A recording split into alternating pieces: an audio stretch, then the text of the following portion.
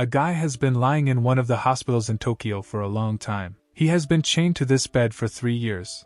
His body is completely motionless, and only his mind is still functioning. The guy could neither cry, nor laugh, nor make sounds, only think about what was happening around him. His name was Ben, and his only entertainment was watching the TV that hung on the wall, where only boring sports matches were constantly playing. There were often people in his room, such as his mother, who often shed tears seeing her son slowly die. That night the doctor said disappointing words to her that his illness was progressing very quickly and her son could stop breathing at any moment. The guy was very afraid of his death, but he came to terms with his situation and was already prepared for it. The device that showed his state of health issued a prolonged squeak, which indicated that the patient was no longer breathing, and before his eyes he saw only darkness.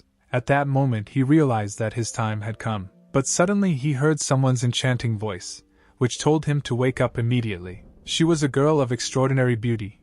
Her hair was thick and bright like the sun, and her body was perfectly shaped. Ben slowly rubbed his eyes, not understanding what was going on here. And then he was horrified, because he could not move because of his illness. But now he could easily move his arm. But his shock was abruptly interrupted by the same girl, calling him the owner, which surprised the guy. She was glad that Ben finally woke up, but the guy was surprised by the picture he saw and asked her who she was, and then the main character fell into a stupor for the second time, because he had just spoken the words out loud himself. But he was interrupted again by the beauty, saying that her name is Jenny and today she is his personal security. Ben didn't understand what was going on here. He was embarrassed that such a girl was sitting on him, who was also dressed revealingly. The main character embarrassedly said that he was already 18 and Jenna was so beautiful that he could get hard. And then he was shocked. Ben's scream rang out throughout the thicket of the forest, and only the deaf could not have heard it. The main character was incredibly surprised that he got hard and felt these painful sensations below. It was all like an enchanting dream. He was supposed to die, but for some reason he ended up here, and besides, his illness, which tormented him all these years, fleetingly disappeared. Jenna was surprised by the guy's reaction, and asked if her owner was okay. Having calmed down, Ben replied that he was fine, and he wondered why the girl called him master. She briefly explained to him who she was and what this place was, as well as who Ben was around these parts. The main character did not understand anything from what was said because the girl said that he was the heir to the Protoss chosen by the Heavenly Lord Kel. Jenna explained that the Protoss is the only surviving place inhabited by humanity. That is, the king of the Protoss is the king of people. The guy grinned and said, waving his hands, that Kel could not have reborn him from another world. This is not scientific and looks like nonsense. Smiling, the girl sharply bit her finger to make her bleed. Jenna decisively said that since the owner does not believe her, she will provide him with evidence. The smell of her blood should attract predators in the area, and then Ben, having met them, should understand everything. Suddenly, a loud roar of thousands of souls was heard throughout the thicket. They resembled the growl of a pack of wolves, people, and bears at the same time. Footsteps were heard behind Ben, which barely followed the ground, but at the same time quickly overtook them. The main character turned around and saw a terrible picture. It was a horde of zombies who came here to the smell of blood. Seeing how horrified Ben was, Jenna said that these are the same predators and now they are filling almost the entire earth. Determination was visible on her face. She added that these pale-faced people turned our world into absolute horror. At that moment, Ben believed what he was being told and stood in front of the girl, ordering her to leave. Resolutely, the hero went forward, saying that he would deal with them, because finally he could move his muscles and it was time for him to warm up after many years spent without moving. Jenna asked if he was afraid because there were so many of them. To which Ben replied that of course he was afraid and terrified at the sight of all these zombies. But he was even more afraid of seeing such a beauty die at their hands. The girl felt pleased by the words spoken and a smile appeared on her face. Suddenly she flew into the sky and said to herself that Mr. Kell had chosen a worthy heir. Ben looked again at the flock of zombies. In their eyes he no longer saw anything that would remind him of people, only an animal desire to dine on fresh flesh. Somewhere all his heroism suddenly disappeared, and he thought that since they were corpses they were moving slowly, so the best solution would be to run away from them. But the corpses didn't think so. They were quite nimble because their hunger gave them strength. Suddenly everything disappeared somewhere, and Ben heard a divine voice inside himself that told him that he had seen his courage, and that the guy should stop being afraid. Surprised, Ben asked what this place was and who was talking to him. The divine voice spoke to him again and said that this was his inner strength, and they had the same soul. Meanwhile, Jenna, watching the battlefield, thought that if Kel's consciousness really still remained in this world, then it should manifest itself right now. The one and only power, the endless darkness, it must appear at this very moment. Suddenly, a purple light began to leak from the crowd of zombies, which illuminated the gloomy clearing. The zombies surrounding Ben felt that emotion that reminded them that they were human. It was pain. The purple ball that surrounded the main character began to scatter zombies in different directions as if the wind was sweeping away leaves from a tree. In the center of the crowd of zombies, only our hero remained, surrounded by a purple glow. This was his hidden inner strength. Ben looked at his hands, through which energy flowed, and thought that this was the feeling of rebirth. From the corpses that the guy scattered, all that remained were purple particles, which were incredibly beautiful. In an instant, they all rushed towards him, causing the main character to freeze in horror. But there was no need to be afraid, because every particle gave energy, and the guy felt a sharp surge of strength. The hero felt a feeling of warmth in his body. All this energy is now concentrated in him. Suddenly he heard something moving towards him. These steps were already familiar to him, because it was the same girl. She shouted that there was no need to panic, because this was exactly the master's ability, namely endless darkness. Endless darkness can not only absorb energy around, but also during battle from opponents. The hero was not very happy with what Jenna said. He thought that this world has supernatural powers. Apparently his illness was cured precisely thanks to these forces. Suddenly the girl fell to her knees in front of the guy, and shouted that the Protoss would not last a day without his owner. She confidently told the hero to return to the Protoss and inherit the crown. Ben thought that becoming the king of the Protoss was not the happiness he wanted. After some time, the guy saw dragons in the sky, hovering over the walls of the city. Jenna asked why the owner was not very happy that he should become the king of the Protoss, but she never heard an answer. Ben had a look of exhaustion on his face,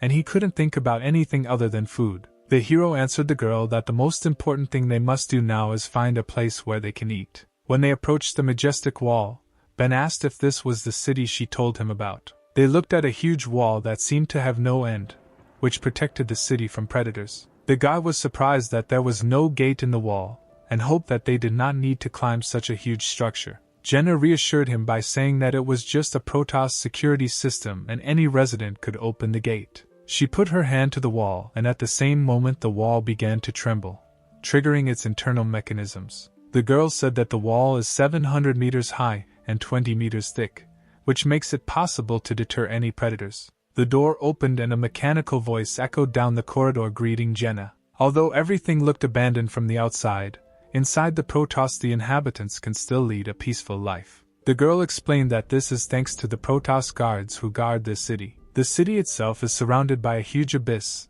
and you can only get into it through 12 entrances guarded by guards. All guards are elite fighters who have passed multi-level selection. According to strength, they are divided into levels from strong to weak, a total of 5 levels S, A, B, C, D. The guy was tired of this story because he was still madly hungry. Suddenly a rude voice called the girl, telling her that she had again violated the ban on leaving the city. It was a C-rank Protoss guard named Ethan. He was indignant that Jenna did not ask him for permission to leave. The girl timidly answered him that he had misunderstood everything and she was just looking for Mr. Kell. Residents behind the girl began to whisper among themselves that she was still looking for the master, calling her stupid. The guard just grinned at what he heard. He said that her master died 3 years ago, and his corpse has not been found for a long time. The whole crowd laughed after the leader, causing only embarrassment to the beautiful girl. She was angry at what she heard because she was already tired of enduring these bullying. She remembered that very day,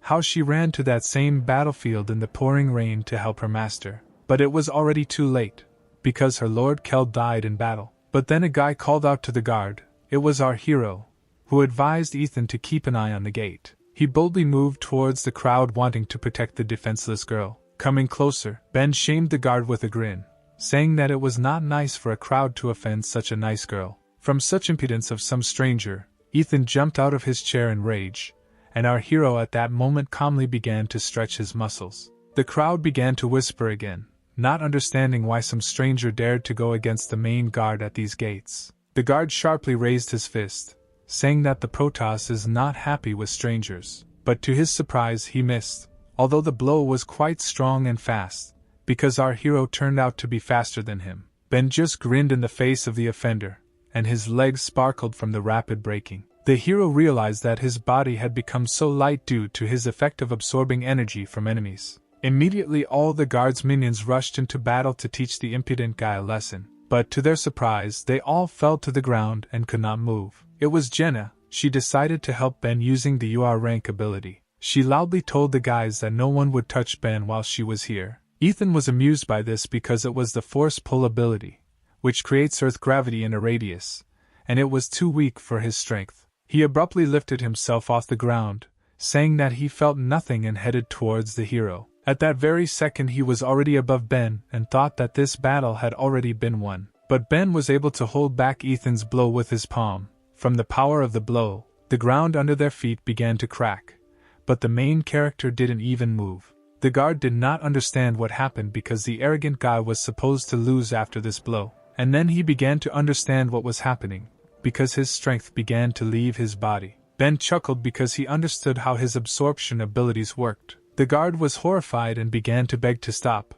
but Ben decided to teach the bully a lesson. Jenna was afraid for her owner, because she did not fully understand what had happened, and began to call him. The entire crowd, including the attackers who watched this fight, was shocked that some stranger was able to stop the guard of this gate. At that moment, a red aura shone around the two guys and suddenly a bang was heard. Meanwhile, somewhere in the Protoss in one of the mansions, a tall man in a red velvet robe was enjoying wine on the balcony when suddenly a girl called out to him. It was an A-rank Protoss guard. She asked if he felt what she felt. Count Dracula, S-rank guardian, looked at her with tired eyes and said that he felt this power, the power of Kel. Ethan fell to the ground exhausted and whispered in fear that it was endless darkness, that same legendary force. The guard was exhausted and looked like a living corpse. In surprise, he asked the stranger who he was. Ben looked at the losing guard and said that he was his daddy. The hero called Jenna, who was happy about her master's victory, and asked if they could eat now because he was dying of hunger.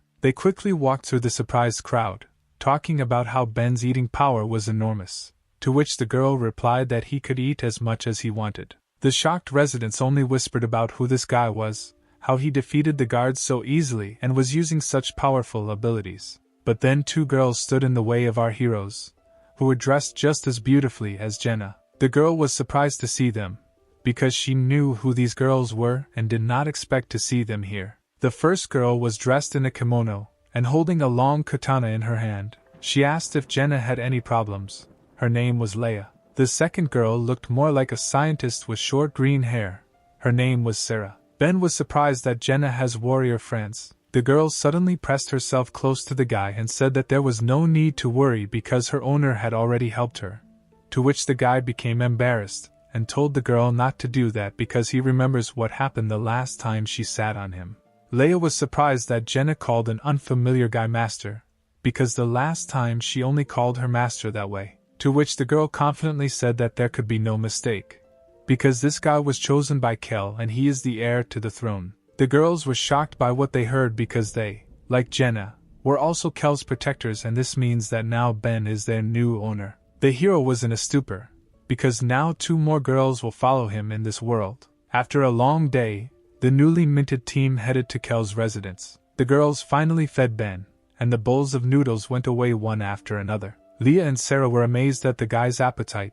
They had not seen anyone so hungry for a long time. Jenna watched Ben's meal with admiration. She still remembered how he stood up for her today. The hero put the last plate on the table and notified everyone that he was full. Ben's new defenders wondered how many years he had not eaten that he could eat so many plates of food, and Jenna asked if the guy liked her dishes. Suddenly Leia abruptly stood up from the table. All this time she was thinking about the guy's abilities and wanted to talk to him about it. She didn't understand how the hero inherited the ability of endless darkness, and who he was. The girl told Ben that if he really is Kel's hope, then there will be no mercy for him, and his life and training will be harsh. Sarah supported her friend and said that being the master of these girls is not as easy as it seems at first glance. After all, the guy will have to fulfill the last wish of Mr. Kell, namely to become the king of the Protoss and destroy all the corpses. Ben was outraged by another reminder that he should become king, because he did not want this.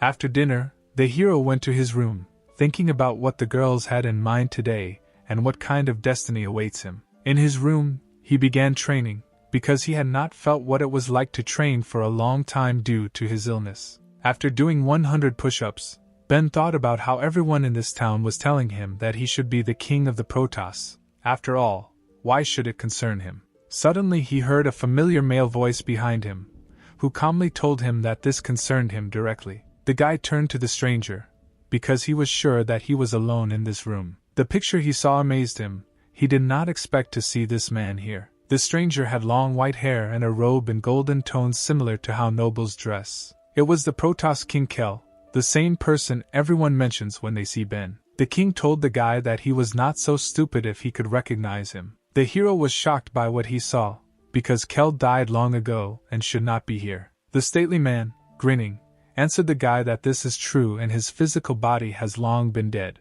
But at the same time, his soul is alive and right now it is in Ben's body. The hero realized that in this case, now it is not a physical body sitting in front of him, but only the ghost of that very king. Kell said that this is so, because now he is completely powerless and can only be in the form of a ghost, and only a hero can see the king, because he is directly connected with him. Ben was indignant at what was said because the man brazenly pulled him out of another world, and also placed his soul into the guy's body without asking. The hero approached the king and was filled with anger. He assumed that the ghost wanted to use his body for his own purposes. Kell's calmness was amazing. Because he didn't even move, he calmed the guy down by answering that he wasn't interested. Immediately the king suddenly disappeared and appeared behind Ben, saying that he did not call him to the Protoss for this. The guy saw that the man was calmly sitting on his bed, and just as calmly he said that he had called him only to make one deal. The king explained that he gave the guy the strongest ability in this world, namely endless darkness. He also allowed the hero to have the endless riches that Kell had, allowed him to have the highest status in this world, also that Ben could become the king of the Protoss. And after he becomes one, he will need to find those who staged a palace coup 3 years ago and killed Kell. After listening to the king's touching story for a long time, the hero replied that he didn't care and wouldn't do it. The man did not expect such an answer, but he reminded the guy that he was in such a position that he could not refuse. Ben decided to have a snack and took a banana from the table, suggesting that since the king called him into this world, it means he definitely has a method to subjugate the guy's will to himself. While he was peeling a banana, he asked Kell to tell him what trump card he had to subdue the hero. The king jumped out of bed and grinned and replied that the guy was smarter than he thought. After all, the man put a seal in the hero's body that can be gotten rid of only after fulfilling his condition. Ben was not happy with what was said, and he asked what kind of seal was installed in his body. Kell explained that this seal is quite cunning, and whenever the hero becomes attracted to a woman, he will feel unbearable pain. It is better to die than to live like this, and if the hero refuses, then his life will be like an unsuitable man. These words struck the guy to the core. His body seemed to be pierced with 1,000 needles. He really didn't expect the Protoss king to blackmail a pawn like that. Ben asked why Kell chose him because he is an ordinary guy, and the king could have chosen a more suitable candidate for revenge. He also suggested that apparently the man could only choose him and not anyone else. Kell was amazed at how the hero guesses everything, because due to an incurable disease, the hero's muscles completely atrophied, and he was like a blank sheet of paper. The guy was best suited for the endless darkness. Ben continued his conversation. He said that he was very grateful that the man gave him a second life. But he is a living person, and not someone's toy for revenge. After listening to the guy, Kell, with a grin on his face, said that at first he greatly underestimated the hero. Meanwhile, someone's silhouette was sitting on the roof of the house directly above Ben's room. It was Leia, who was surprised that the main character was talking to himself in the room. After talking with the ghost, Ben went to bed. He assumed that it was not a fact that the seal really existed, because then he would wake up every morning in pain. Suddenly the door to his room opened and an unfamiliar girl appeared on the threshold, dressed in fishnet tights. She was wearing a rather revealing outfit consisting of a bright jacket, unbuttoned wide open, and a daring collar around her neck. Also part of her outfit was a large minigun which she pointed at Ben's face. Feeling something was wrong, the guy opened his eyes slightly to see what was happening. The picture that he saw shocked him. In front of him stood an angry girl who was ready to kill our hero at that very moment. Ben understood what a sad situation he was in, so he decided to try to talk before it was too late. He asked what the girl wanted to do with him right now. An unknown beauty with pink hair asked him if he had the power of endless darkness. The hero did not understand what to do. He asked the girl to calm down and remove this huge gun, but she was against it, ordering him to shut up. It was Kel's sister, Lucy, who was nicknamed the Little Demon. She said that she was not as naive as Jenny and that the main character used some kind of sneaky trick to take over her brother's power. The guy was struck by the girl's words, and he assumed that since she was the king's sister, she should be his personal guard, like other girls he had met before. Suddenly shots rang out, and the hero tried to dodge them, although it was useless in such a situation. The pillow Ben was lying on now looked like a sieve. From the adrenaline in his body, the guy started screaming at the girl because she could have just killed him. But the girl didn't slow down. She demanded to tell her how he got her brother's power. Otherwise Ben would end up just like this pillow. The guy briefly told the whole story of how he arrived in this world and how he received that legendary power. What Lucy heard made her cry, because she thought her brother was dead, and now she finds out that his soul is still alive in the body of this guy. Ben hissed like a snake and told the girl to be quiet, because if anyone found out that Kel's soul was in his body, the king's enemies would kill the guy. Out of overwhelming emotions, Lucy rushed into the arms of the hero, calling him her new brother. But her sudden outburst of love was stopped by the guy's hand, which confused the girl. But the girl didn't stop and tried to hug Ben, to which the guy told her that he was not her brother and there was no need to cuddle up to him. If Lucy really wants to help the hero, then tomorrow she must take him to one place. Surprised by Ben's answer, Lucy asked what this place was. The next day, the girl sat outside the establishment, which was emitting pink neon light, and told all visitors not to enter if they still wanted to live. It was clear on her face that she was very embarrassed to be here. She promised herself that if the hero dared to order such a thing again, she would turn him into a sieve. There were very beautiful girls inside the establishment who asked the guy if it was his first time coming here. One of the girls, slowly eating fruit, suggested Ben to relax and give free rein to his desires. The hero was surrounded by a crowd of beautiful girls who wanted the guy to pay attention to them, but judging by the expression on his face, he was very reserved. He restrained himself, because he assumed that if he did not succumb to the attraction of girls, then Kel's seal would disappear. He prayed to survive this test, but the girls around him did not slow down. The guy just kept repeating in his head that he had to be persistent and not give in to his emotions. Meanwhile, the girl's passion only intensified. It seems that even the most persistent guy could not resist, and Ben gave in, shouting that he couldn't stand it. A heartbreaking scream was heard from the establishment, filled with pain and despair. The door swung open and Lucy saw Ben quickly leaving. She grinned and sarcastically told the hero that he was a dirty pervert for losing heart in front of the girls. There was only despair on the guy's face. He cursed Kel for putting such a painful mark on him. On the way home, Lucy asked if Ben would take part in the new selection of Protoss guards, to which the guy replied that he did not know what was needed for preparation, and he did not want to look after the gates. The girl explained that in order to become a guard you need to fulfill one condition, and at that moment Ben turned to her. She thought that he was interested in this, but in fact the guy said that he wanted to go to the toilet because he drank a lot of water. The hero went into the nearest alley, because he would not have had time to get home, and then a strange ball similar to a baseball fell in front of him, which at the same time had a mouth with teeth. Ben picked it up, and thought it was some kind of strange toy that looked very unusual. Suddenly, the same ball fell next to him, but of a gigantic size, which scattered all the trash cans in the area. The hero was stunned by such a sight. He did not understand what was happening here. It was a demon devourer, a demonic level predator, who at that moment was about to attack the guy. At the same time, Lucy, who was waiting for Ben, began to speculate on what happened to her brother, and that he decided to make this weakling his heir. Suddenly, from the alley where the guy went, loud screams and noise were heard that were hard not to hear. Lucy decided to see what this boy was doing there that was making so much noise, but what she saw there shocked her. Ben jumped out from around the corner, being chased by a huge demon and trying to eat him.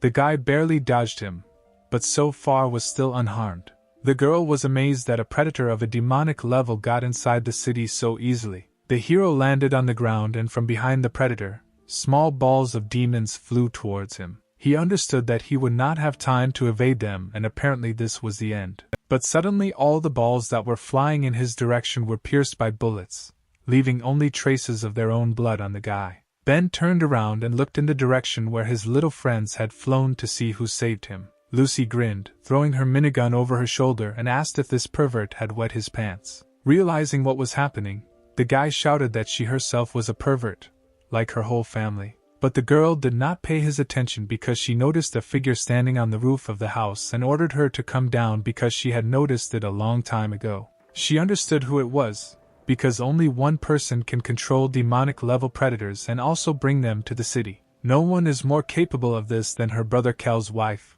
Eliza. Ben was surprised by what was said. He asked Lucy if this girl was the king's wife. The little demon explained that this girl had a Protoss marriage contract on her body, and at the age of 20 she was supposed to become the king's wife. At first, Lucy thought that she would become her little sister, but now it seems that this girl is just a cheap litter. Suddenly the figure on the roof began to move and rushed down towards our heroes. She landed on the demon's back with lightning speed and advised Lucy not to joke like that, because she could not marry such a loser as Kel. At this moment, Ben became very embarrassed because of the beauty he saw that had just appeared in front of him, and his heart, it seems, should jump out of his chest right now from such fast beats. The stranger straightened her charming black hair, and said that she just needs to kill this guy and then the marriage contract will be lost. At that moment, a girl flashed through his head, who was very similar to the king's wife. She told Ben to stay away from her because he was not her type.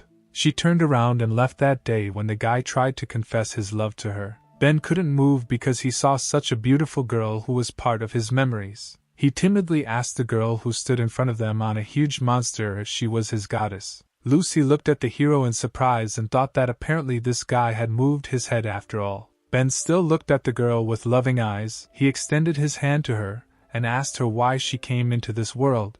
Was it really for him? At the same moment, the hero receives a strong blow to the face from Eliza, who was perplexed by the fact that he calls her a goddess. The guy made several turns before slamming into the wall, because the girl's blow was quite powerful. Lucy was furious that some girl hit her brother. She began to shout at her not to be arrogant, that she was a bride and could think that she was allowed whatever she wanted. To which Eliza replied that she could not marry someone who seeks entertainment in brothels. This did not calm Lucy. She shouted that the guy's life was her brother's last wish, and if Eliza wanted to kill him, she would have to deal with her. Suddenly, a huge mouth of a monster appeared in front of the little demon, which everyone had forgotten about.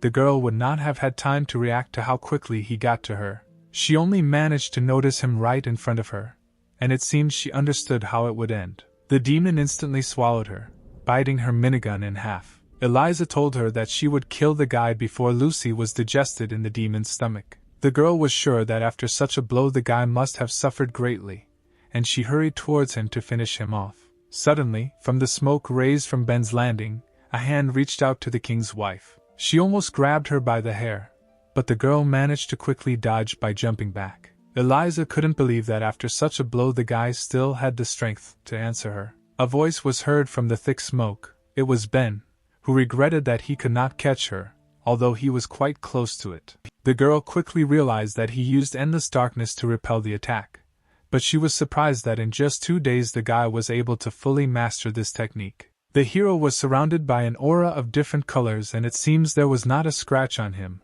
He told the offender that she could not be his goddess, because she had not visited him for all 3 years, and therefore could not come for him into this world. Because of the blow, Ben came to his senses and realized that Eliza and the girl from the past were simply very similar, and only. The girl answered him that since he already has a loved one, then even more so she will not marry him, so today he must die. The guy just grinned when he heard these words, because he hasn't loved her for a long time. Especially if he becomes the king of the Protoss, then many girls will want to be with him, including Eliza.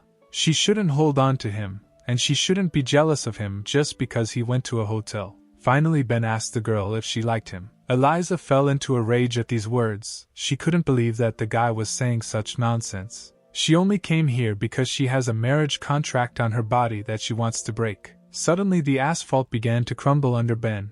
He realized that Eliza had used one of her abilities. Hundreds of demons flew out of the ground, who instantly lifted him into the air and beat him from all sides. Flying up, they turned around and fell down in order to inflict maximum damage on the guy. From the force of the blow there was a loud explosion, and the ground around shook. Eliza was sure that this time she managed to catch him. She said after the hero that it was all over, because her demons would not leave even a bone of him. The girl didn't want to kill him at all. The guy was just unlucky to get to this place and be her target. Suddenly the smoke cleared, and our hero calmly exhaled. A multicolored aura was still visible around him, which protected him. He was sitting at the bottom of the crater that was formed after the impact.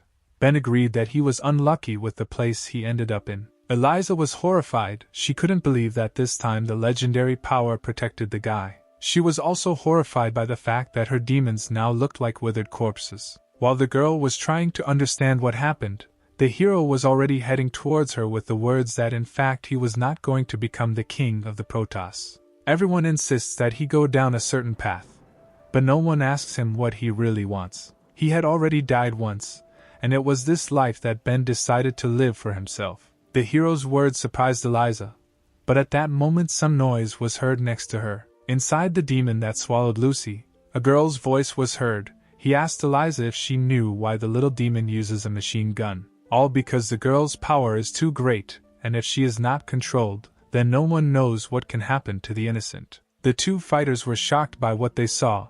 Eliza thought that the compression force of this demon was 2 tons, and she could not open its mouth. Appearing, Lucy shouted that it was a rank R power. Changing her cells, her power becomes limitless. The girl flew out of the monster's mouth as if from a cannon and headed towards Eliza. If she hits with her blow, it will be fatal. The ground under the feet of the king's wife split into small pieces from the force of Lucy's blow, but Eliza still managed to dodge it. She quickly climbed to the roof of the building, realizing that she had greatly underestimated these two. Ben was amazed at how hot-tempered Lucy could be, although after what she did with the pillow it wasn't surprising. Eliza knew that she wouldn't be able to defeat them at close range, so she decided to use one of her abilities since the two were standing so close to each other. Her eyes became like 2 blue moons, and her face became as tense as possible. Our heroes thought that this girl was running too fast, and they needed to come up with something to catch up with her. A huge blue ball appeared behind Eliza's back, which illuminated the entire surrounding area. This was the Blue Moon ability. Ben and Lucy realized that they could no longer move, and their minds seemed to no longer belong to them. Blue Moon rank SSR strength. Just by looking into Elisa's eyes can control weak predators. But if you use the light of the moon, then her power increases significantly, and she can control people for a short time. Suddenly, behind me, I heard the sound of a blade being taken out of its sheath. Someone was quickly approaching. Eliza only managed to see the shine of the blade in front of her. She understood that she would not have time to dodge. The heroes again felt themselves in their bodies. They could not understand what happened to them. It was Leia. With her sweeping blow she hit the girl and interrupted the use of the ability. Eliza was only able to spit out the blood that formed after the blow.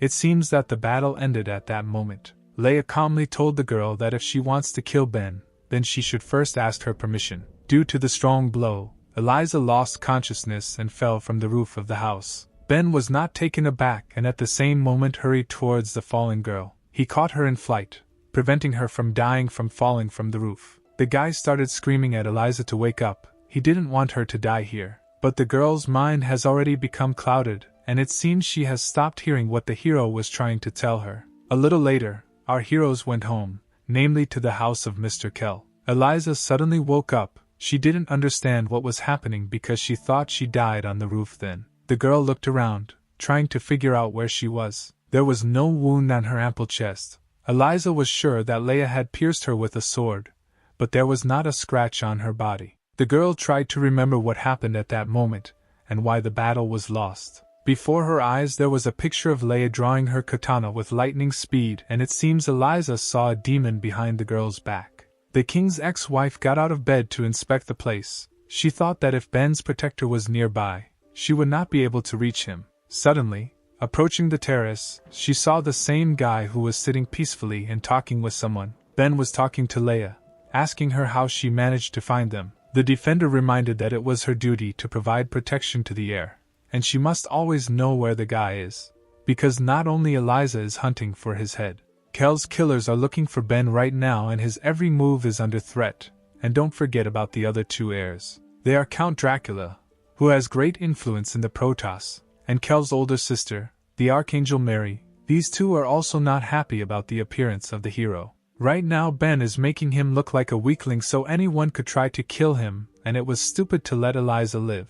Ben chuckled and replied that he couldn't just watch such a beautiful girl die. Eliza remembered how the guy heroically caught her in the air and helped the girl. She couldn't even think that he was capable of such a thing. The blue moon ability had no effect on Leia. She could have easily killed Eliza, but the guy saved her. This touched the girl. Ben still continued his dialogue, saying that he doesn't need a wife for nothing, although he is not going to be the king of the Protoss. That's why he didn't let her die then. Suddenly the door swung open sharply and Eliza came out onto the terrace, who, it seems, was not happy with the guy's words. Ben realized that she heard everything and decided to play dumb, and say that he didn't say anything. Eliza was angry, but at the same time embarrassed. She shouted to the guy that she would not become his wife just because he saved her. Ben, out of shame, didn't know where to go, and the girl firmly declared that she would never marry the guy. The hero was shocked by the girl's straightforwardness, once again receiving such a cruel refusal. It seems that the two forgot that there was a third person on the terrace. Leia loudly called the girl's name. The defender was already preparing for battle, drawing a long and sharp katana from her sheath. She warned Eliza that if she wanted to kill Ben, then this time Leia would not use the hilt of the sword. Now the girl understood why there was no wound on her chest. Last time she was hit not with a blade but with a handle and only lost consciousness from the force of the blow. Eliza was even more horrified by Leia's strength, and understood that if the defender was next to the guy, then the girl would not be able to defeat him. Suddenly the girl flew into the air with lightning speed. Her speed was still as high as during the battle. She loudly shouted the name of some creature, which surprised everyone who was on the terrace at that moment. Suddenly, out of nowhere, a huge bird appeared in the sky, heading towards the house. She instantly appeared above the heroes, and her size was so huge that the shadow of her wings covered the roof of the estate. Ben was afraid that Eliza could summon such creatures. This bird was completely different from the demon that she summoned. While flying, the girl did a deft somersault and landed on the creature's head. She deftly maintained her balance, and now it seemed that she had an advantage over the heroes. It was a huge mythical black bird.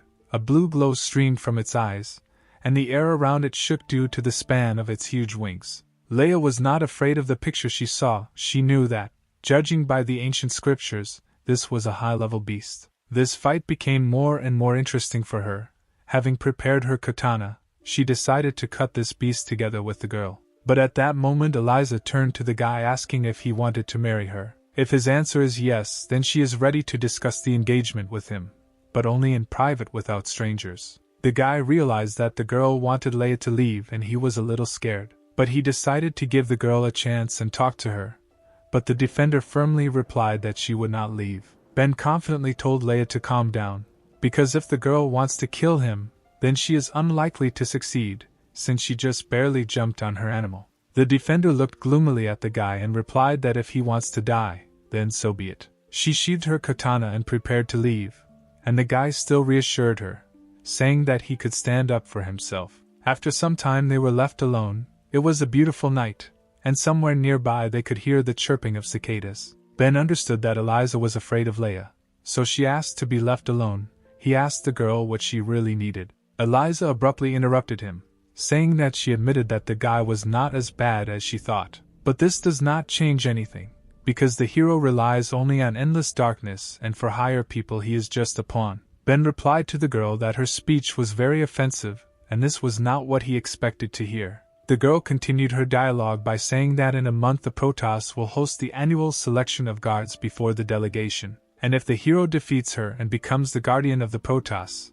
then she will help him ascend the throne. Ben remembered that he had already been told about this selection of guards, but he still did not understand what it was. It was a competition where heroes fight predators and often die at their hands. The qualifying round takes place in 2 stages in order to identify outstanding newcomers who will take the place of the fallen guards. So the Protoss provides itself with guards of 72 people. This allows the Protoss to provide protection and preserve the human race. The guy heard what he needed, namely, that if he wins, then their marriage contract with Eliza will come into force. Eliza sighed and said that it was not enough to become a Protoss guard. One of the conditions was to ascend to the throne, and only then could she marry him. She can only marry a top-ranking guard, a hero who the entire Protoss relies on. Eliza was confused remembering Kel, saying that he was a very handsome and strong man and could Ben be the same. The guy trembled from what he heard, and quietly said that Eliza really loved him. The girl abruptly interrupted him with screams. She did not want Ben to say these words out loud. The hero was very indignant, not understanding how the girl fell in love with such a gray-haired deceiver. He has a face like a weakling. Eliza decided to abruptly change the topic, saying that the guy must remember that if he does not pass the first round, then the competition will end for him, and this means defeat. And defeat for Ben will mean that he will never be able to ascend the throne and marry Eliza. After the story, the girl was sure that the hero would refuse, but the guy was not going to give up. He said that he would willingly join her in these competitions. The days flew by, and the hero trained, and now a month has passed since their conversation. An unknown guy slowly moved towards a crowd of people who were standing near a large building reminiscent of the Colosseum. It was a young fighter with a naked torso and red hair. On his hands hung bracelets around which a purple glow emanated. When he saw the venue for the competition, he was delighted. This place is perfect for the birth of guardians. At the entrance to the selection arena, the guy saw a huge number of applicants who were heading inside. This turned the fighter on more, because all these people looked very strong, and he would finally be able to test his strength. The blood of hell in his body was boiling. The guy's name was Adam, and he was from a small village that was not far from the Protoss. Having walked along the corridor, Adam entered the arena, which caused him even more delight. The Colosseum was truly huge. A mountain towered above it, over which dragons flew. Adam considered this place worthy of his fist. His admiration was interrupted by some guy who landed right at the feet of the fighter. He was thrown back by a handsome guy with glasses who had ashen hair, and his suit was decorated with 2 snowflakes. The handsome stranger told the fallen fighter to take his hands off his suit, to which the guy shouted that he unintentionally hit him. The newcomers watching this were delighted by the spectacle, because the selection had not yet begun, but something interesting was already happening. The fighter, who a couple of minutes ago was lying on the ground, flew sharply towards the offender, saying that he was stronger than him, and was not afraid to fight him. Ash-Hair didn't like the peasant's reaction. His fingers were covered with ice, and it seemed he already understood that the battle had been won. In the blink of an eye, the fighter who rushed so furiously was encased in a large block of ice and could no longer move. He could still think and regretted touching the man, but it was too late. The crowd was shocked by what they saw. They wanted to know who he was and where he came from. One of those who came recognized this ability. It was an elemental level ability of SSR rank, and if he is not mistaken, then only one person can have such abilities and love for purity. Archangel S rank Daniel, who was the son of a noble family nicknamed the Icy Soul Eater. All the girls in the crowd immediately noticed the handsome man and began to confess their love to him. But then someone touched his shoulder again. For the second time that day someone touched him. It was Adam, who noticed that Daniel was a very strong fighter. Everyone was shocked. Did this hillbilly really want to be encased in ice like the last guy? But one of the crowd recognized the peasant. He said that Adam had killed dozens of ghost-level predators last year, and he was a real fighting man. At that moment, the bracelet on the guy's hand began to rotate, and his hand burst into flames. He told Daniel that he also had an SSR rank elemental ability, and wanted him to fight him. The ash-haired man slowly turned to the guy and calmly ordered him to remove his hand. Meanwhile, the girl who was watching this whole performance, who was slowly exhaling smoke from her pipe, decided to intervene. She shouted that apparently all the fighters were full of energy and couldn't wait to fight. But it was too early to start the game because the selection had not yet begun. It was the school judge who guarded the place, a beautiful girl with a magnificent open bust dressed in furs. Adam realized that it was better not to start ahead of time, and said that he just decided to say hello to a friend. Daniel no longer thought about the impudent man, he was only worried about whether today the same guy who inherited endless darkness would have to. The crowd lost their spirit when they saw 2 SSR rank abilities of the newcomers. They understood that they could not cope with this. Night fell and it was time to announce the start of the qualifiers. The director said it was time to start. She was looking forward to the start of the competition. Daniel quietly asked to wait a little longer.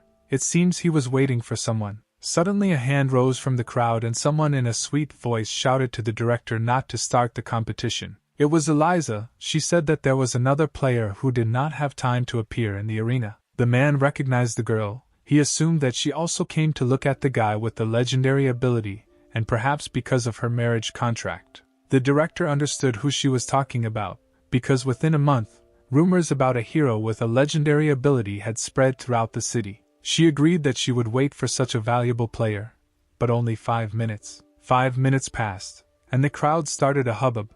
They were talking about how the hero was scared of the competition and that he definitely wouldn't come. The director agreed that the time had already run out, and it was time to start the competition. Daniel's face showed disappointment. He couldn't believe that a hero with such abilities wouldn't really come. Eliza was also upset. She didn't want to believe that Ben had deceived her. Suddenly, steps were heard in the distance from the crowd, slowly heading towards the center of the arena. The girl immediately became prettier when she saw the familiar figure. After all, he kept his promise. It was Ben. Surrounded by his girls and guards, he was dressed like a true king in a black robe covered with fur. He said with confidence that all these guys didn't look very friendly. The whole crowd was furious that he had appeared in the arena. Some were furious that everyone was waiting for the guy. Some were afraid of his strength.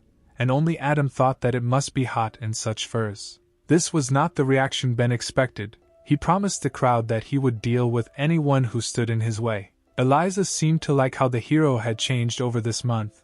He looked like such a confident man. The roar of the crowd was stopped by a loud kick. It was the director who told everyone to shut up. Now that everyone is assembled, she decided to declare the Guardian Selection Conference open. Swinging her pipe, she quickly hit something in the air. In this place everything sparkled, and it seemed that space began to tear apart. A huge portal formed at the site of the impact, announcing that the competition had begun. The crowd was shocked, because before there were no space portals at the qualifiers.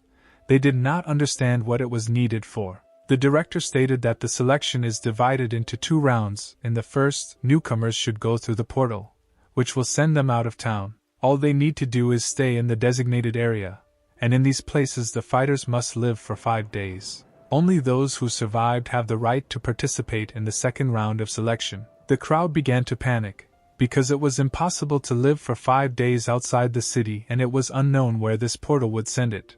Perhaps straight to the lair of the monsters. The director stated that the duty of the guards is to protect the city, and if newcomers are afraid, they can refrain from participating and try next year. Hands immediately reached out from the crowd. Many did not want to take part in this and decided to try next time. Some time passed before there were anyone interested in the arena. Many left this place without trying. Now that only the brave remained, the director asked who would decide to go first. Ben, without thinking twice, said that he would go first. Apparently he had some kind of plan. Eliza and Daniel were surprised by what was said. The girl understood that the guy was up to something. Ben really had a plan. He decided that if he went first, he would have time to explore the area. This would give him an advantage over others and he should not miss it. Suddenly someone grabbed his black robe, wanting to attract attention. It was Jenna. She was worried about the guy and told him that she had a bad feeling and he shouldn't go first. Ben hastened to calm the girl down and told her that he would meet with them after the first stage. After these words, the hero quickly walked towards the mystical portal. Without hesitation, he entered the portal, which it is not known where it will take him. Coming out of the portal, in his eyes there was only horror from what he saw. In front of him was a huge 3-eyed monster that resembled an octopus. At that moment Ben realized that he was not very lucky after all. It was a ghostly predator who flew into a rage because some person had invaded his lair. His size was so huge that it seemed he could break through a building with one tentacle. The monster directed one of these tentacles at the hero in order to punish the insolent person in one blow. Ben did not have time to dodge.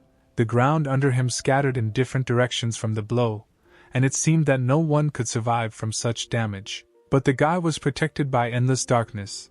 He easily raised his tentacle and said that he was incredibly lucky that he teleported immediately to such an enemy. It's a pity he doesn't have time for this battle, because he had an appointment. In rage, the predator sent 3 more of its tentacles towards the guy to finish what he started. But Ben deftly dodged the blow, even though the attack was quite fast. He landed on one of the tentacles to quickly reach the enemy's weak spot. While Ben was running along the tentacle, the monster thought that the hero had pretty good abilities for an ordinary person. But the guy had already approached the enemy's weak point. He understood that he needed to finish off the predator quickly, otherwise other fighters could discover his location. Meanwhile, in the arena everything was peaceful and calm, and no one knew what was happening on the other side of the portal. The little demon was worried that Ben might not be able to cope because the rules had been changed, and now no one could guarantee that nothing would happen to him.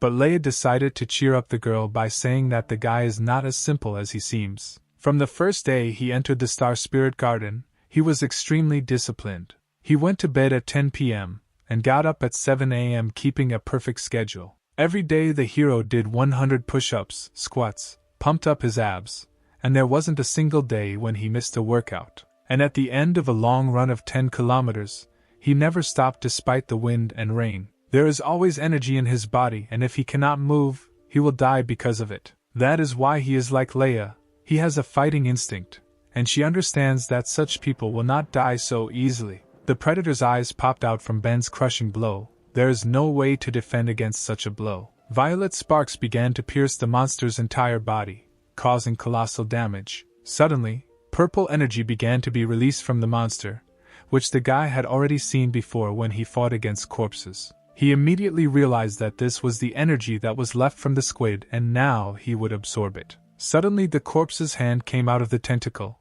which seemed impossible because the predator was defeated. Following the hand, a zombie appeared, which gradually crawled out. When it came halfway out of his mouth and eyes, green smoke began to come out, which gradually scattered. This fog began to spread throughout the area.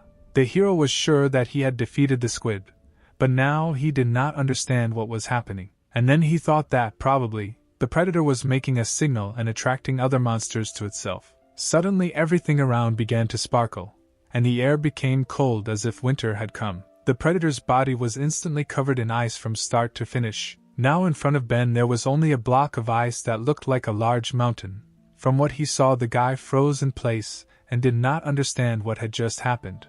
An unfamiliar figure spoke behind him and the hero turned to see who was there. The figure said that the predator asked for help from his kind. It was Daniel. He explained that it was originally a humanoid predator, but when people eat too much they become like this. Ben was indignant that the stranger not only spied on him, but also stole his trophy. Adjusting his glasses, the nobleman replied that if he had not helped the guy, he would now be surrounded by predators and the hero should be grateful to him. The guy didn't listen to Daniel and turned around and said that he didn't have time to fight him, because he needed to find the person with whom he had an appointment. Suddenly the air became cold again, and snowflakes appeared around the hero. The guy had already seen this attack a couple of minutes ago. Ben asked the stranger what he was going to do, covering himself with his aura of endless darkness. Daniel told the guy that the rules are that everyone needs to live here for 5 days, which means that the rules allow participants to eliminate competitors. Ben turned to him,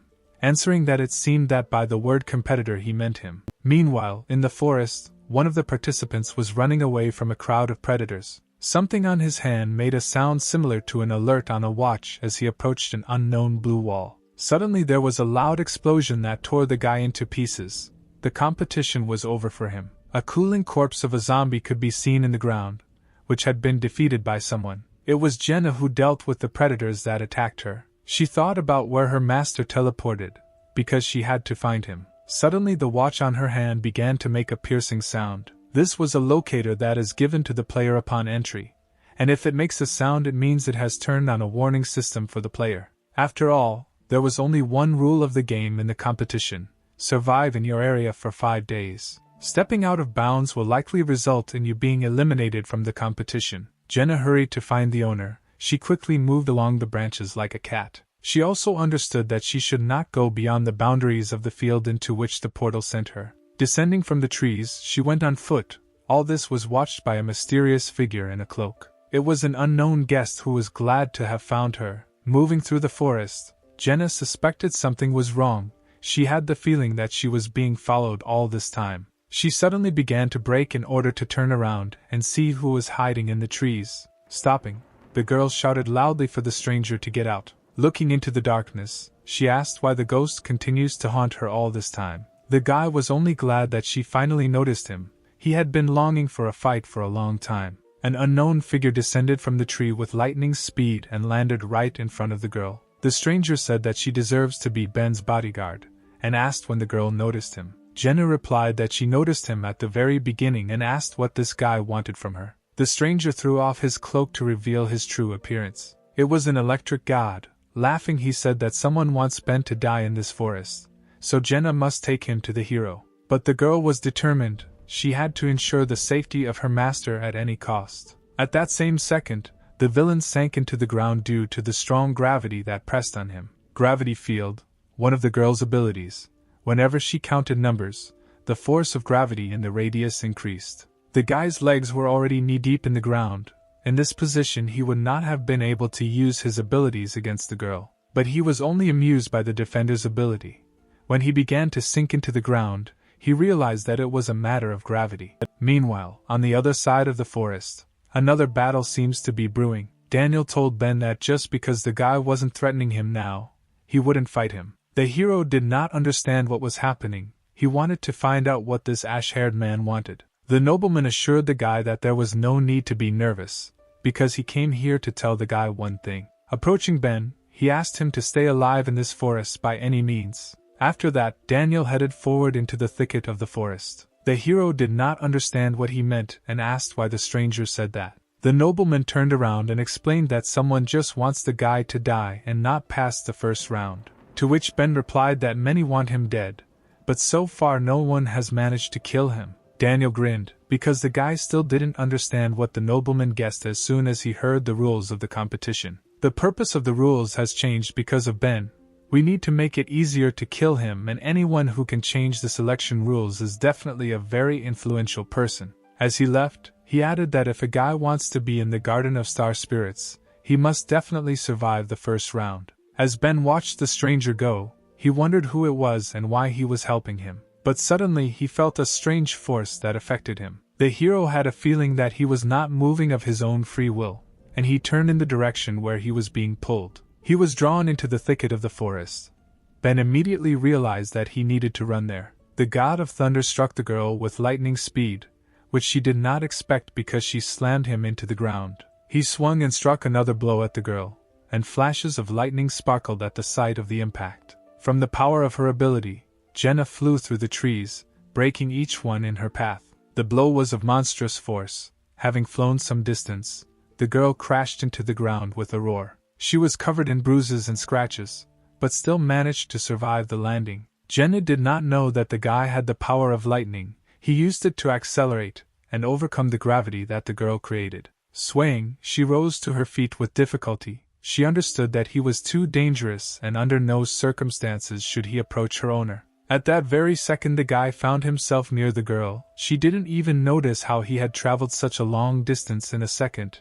His speed was truly amazing. From behind his back, he began to take out a knife, which was also filled with lightning, like its owner. Laughing, he said that if Jenna didn't lead him to Ben, he would find him himself, along with the girl's corpse on his shoulder. But the defender did not lose her confidence. She replied that the stranger would not dare to touch a hair on her master's head. At the same time, on the other side of the forest, someone was running forward at such a speed that you could only see the dust from his tracks. 3 guys noticed the runner and realized that this was the same guy everyone was talking about. They were teleported together, which means the 3 of them can cope against one warrior. But then one of the fighters was surprised that the runner did not stop, but ran at great speed straight towards them. Ben ran so fast that he didn't even notice the 3 newcomers and blew them away like pins in a bowling alley. He didn't stop because he had a feeling that Jenna was in danger. The girl was completely beaten and could barely stand on her feet. She had wounds all over her body. She only told herself that she was here to help her master and should not give up. The thunder god only mocked that such a beautiful girl should die because of such a short-lived master. He raised his blade above the girl's head to deal her the final blow. When suddenly he felt something tremble behind him, and moved towards him.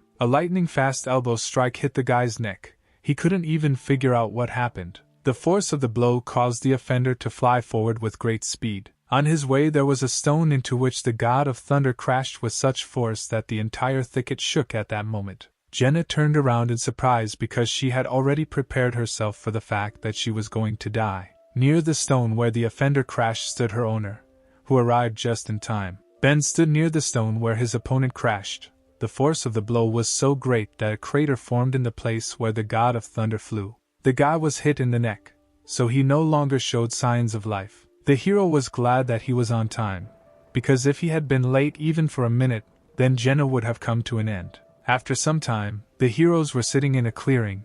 The guy apologized to the girl for the fact that because of him she went to these competitions. Jenna reassured the guy. She was sorry that she, as a guard, could not protect her master, and he himself had to protect her. She was also surprised how he could find her in such a large forest. Ben said that he felt that the girl was in danger, and even sensed where she was. The girl was amazed that her owner had such an ability. Although he did not have such an ability, these were just sensations. Meanwhile, in the place where the battle ended, strange things began to happen. The DNA in the body of the defeated warrior began to rearrange itself, and by some miracle he began to come to life. Dead a minute ago, the body began to move little by little, trying to come to its senses. A strong wind blew and Jenna coughed. Her wounds were very deep.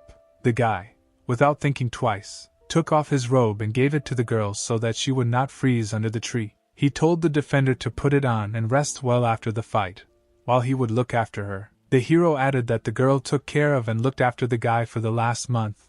Now it's his turn to take care of her. These words touched her very much, and despite the severe wounds, a sweet smile shone on her face. It got dark outside. The girl fell asleep recovering from the battle, and the guy, as promised, sat and guarded her. Not far from their small camp, strange tentacles began to stir. They stuck into the ground in order to attack our heroes unnoticed. Emerging behind Ben, they headed straight towards him in order to kill him before he understood anything. But with a quick movement of his hand, the hero grabbed the tentacles and tore them apart, stopping the enemy's attack. He realized long ago that the god of thunder was pretending to be dead, because if he died, then Ben would begin to absorb his life energy. The guy explained that he would really be dead from such a blow to the neck, but he was injected with a drug that turns him into a predator, so it's not so easy to kill him. The striker also thought that the hero had absorbed the power of the gate guard, whom he fought earlier, and he had been training hard for the last month. Perhaps Ben could reach level B. Suddenly the god of thunder began to curl up and an ominous aura mixed with lightning discharges began to emanate around him. Heaps of other tentacles that were on his arms suddenly burst out from his back, and the color of his skin changed to gray like that of corpses. Ben did not expect to see such a spectacle. What was happening to this guy and who he began to turn into, he also did not understand. It was the highest form of the thunder god, the strong body of a predator and SSR rank lightning. He laughed hysterically, shouting that the hero was going to die, because the predator was at the top of Class B. But Ben didn't listen to the offender for long and immediately hit him in the face, ordering him to shut up. From the force of the blow, the god of thunder flew towards the forest, but Ben moved to where the guy was flying in order to finish him off. He slammed him into the ground with all his might, holding his face with his hand. Due to the speed of the impact, the ground under the guy broke, forming another crater. This time, energy began to be released from him, which the hero was ready to absorb in order to gain the ability of a fighter. Enraged, he stood over the enemy saying that if the thunder god is the best in Class B, then the hero is the top of Class B. But the enemy did not listen to the guy. He only thought that the most terrible ability in the endless darkness is that it sucks energy and abilities from the opponent. He did not understand how Ben was able to master such power in just a month. Life flashed before his eyes. He remembered a man in protective overalls who warned that the drug was experimental, and did the guy really want to inject himself with it? The future god of thunder was chained to the wall. His heartbeat was monitored by doctors so that the experiment was successful. Through severe pain, he grinned and told them to continue because the guy could stand it. After the experiment, the gray-haired old man explained to the guy that he received the strong body of a predator, but the fusion of cells was insufficient, and he never received any second ability. He was disappointed in this, because despite the fact that the soldier survived, the experiment was a failure. The unknown man continued to say that in order to create an artificial predator body with double strength, they are still missing one thing. This is Ben's body, the dark infinity crystal. Preparing for the blow and concentrating energy in his hand, the hero asked the enemy how he managed to take the form of a predator and remain sane. He also wanted to find out who the guy's boss was and what their goal was. But the warrior, resigned to defeat, refused to tell Ben the truth. He just said that according to his calculations, the hero cannot be his opponent, and he is very curious why he is so much stronger than expected. Ben only replied that he simply had an extraordinary talent. It seems that the conversation was over. But suddenly the clouds thickened and rain began to fall from the sky, signaling that a thunderstorm was about to begin. The guy was surprised by this phenomenon. He realized that today God is on his side. Feeling a surge of strength, the predator asked Ben if he knew why lightning strikes when it rains. But the hero did not listen to him. He was preparing to strike the final blow by asking what the guy's last words would be. A crack of lightning was heard in the sky. At that moment the god of thunder attracted the natural elements to himself, directing his strike. Suspecting that something was about to happen, Jenna headed to her owner. She shouted to her master that it was dangerous, and that he should leave. There was a roar and a huge bolt of lightning struck from the sky, directed towards where Ben stood. The lightning didn't hit him because something pushed him away, and he fell to the ground without being hurt. A crater formed in the place where the lightning struck. If the hero had been there, then his endless darkness would not have saved him. The dust raised by the impact began to clear, and Ben began to come to his senses. At that moment he realized what had happened, and saw a terrible picture that plunged him into horror. He saw Jenna in the place where lightning struck. The girl defended her master by throwing him back and taking the blow on herself. Unfortunately, after that she showed no signs of life. The god of thunder was already heading towards the hero, saying that the girl ruined his plan because she was ready to die for her master. The lightning gave him enough energy to recover. It seems even the heavens helped him in this battle. Ben flew into a rage. An aura of endless darkness began to surround him. He could not believe that Jenna gave her life for him. The hero jumped to the offender with lightning speed, shouting that he would kill him. The god of thunder was not afraid of the guy, but only directed his electric tentacles in his direction to protect himself. The tentacles pierced Ben's body. Blood began to appear from all parts of the body. But the guy did not feel pain because he was intoxicated with rage. He was getting closer and closer to the enemy, and the tentacles were piercing parts of his body more and more. The predator thought the guy was crazy for still trying to hit him despite the tentacle attack. Ben reached his target, and his blow, in which he put all his strength into, flew right into the face. With the force of the blow, the hero slammed the predator into the ground.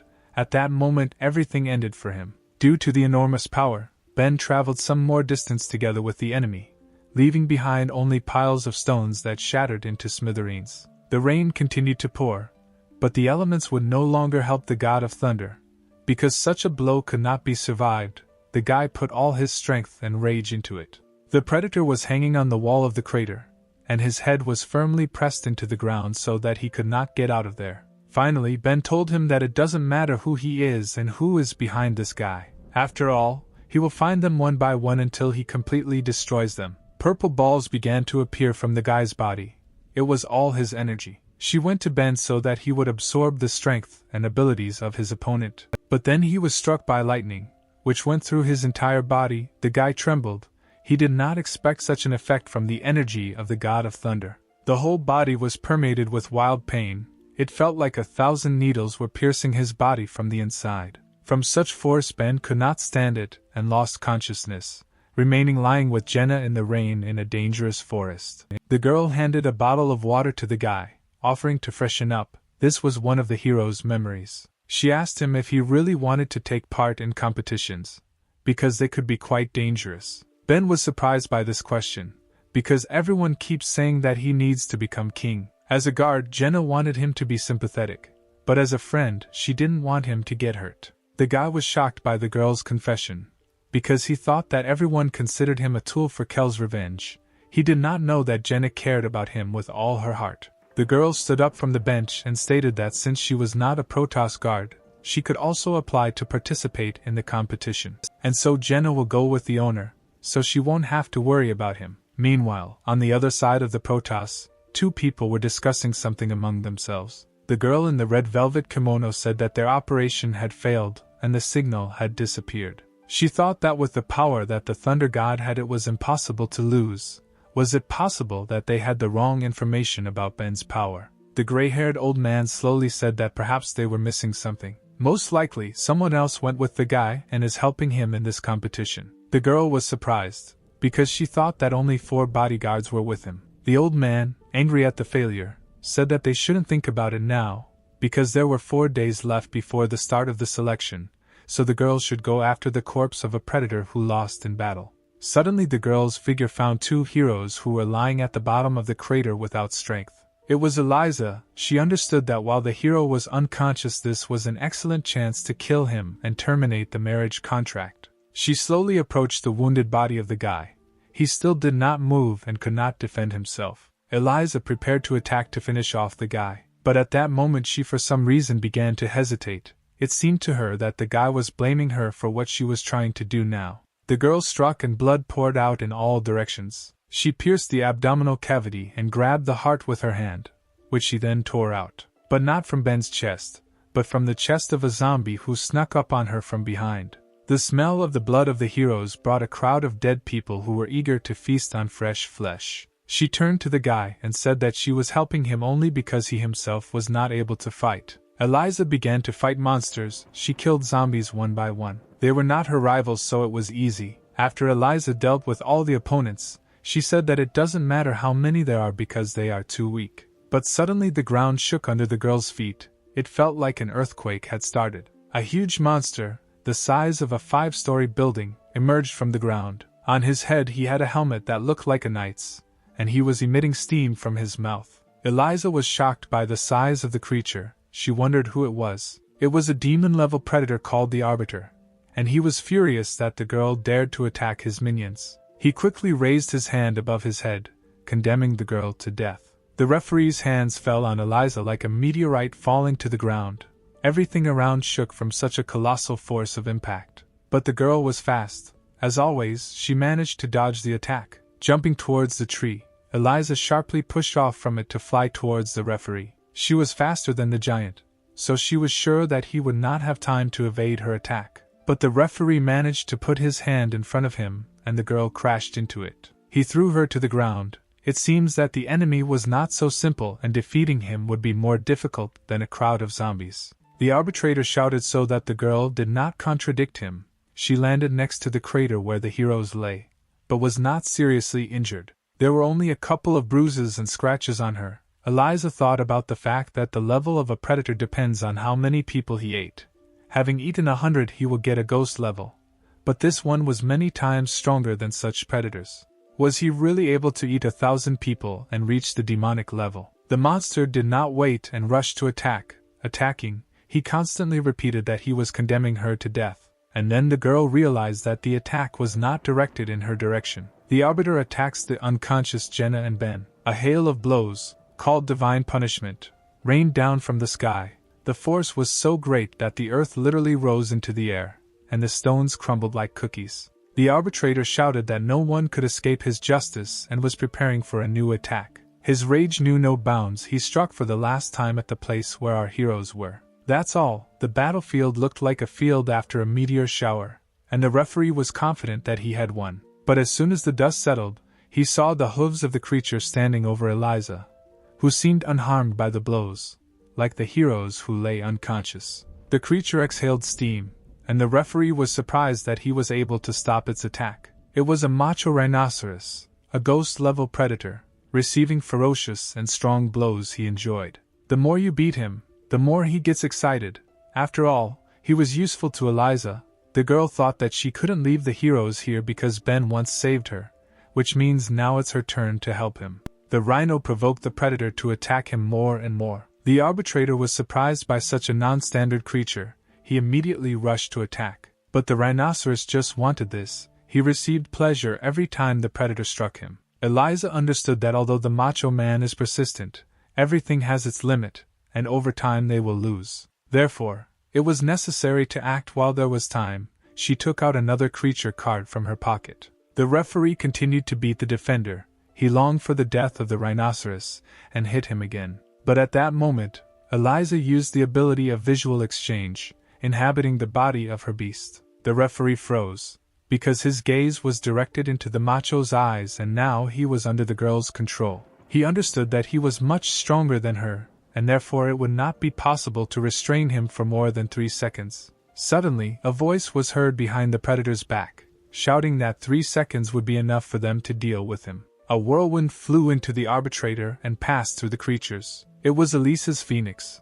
which she summoned while the monster struck at the rhinoceros. He was not ready for this. Now there was a huge hole in his chest, because of which he lost his balance and his strength. The referee fell to the ground with a crash without showing any signs of life. The girl was glad that they won. It seemed that after such a wound the monster would not be able to continue the fight. But the phoenix warned that it was too early to rejoice, because the predator just fell, but did not die yet.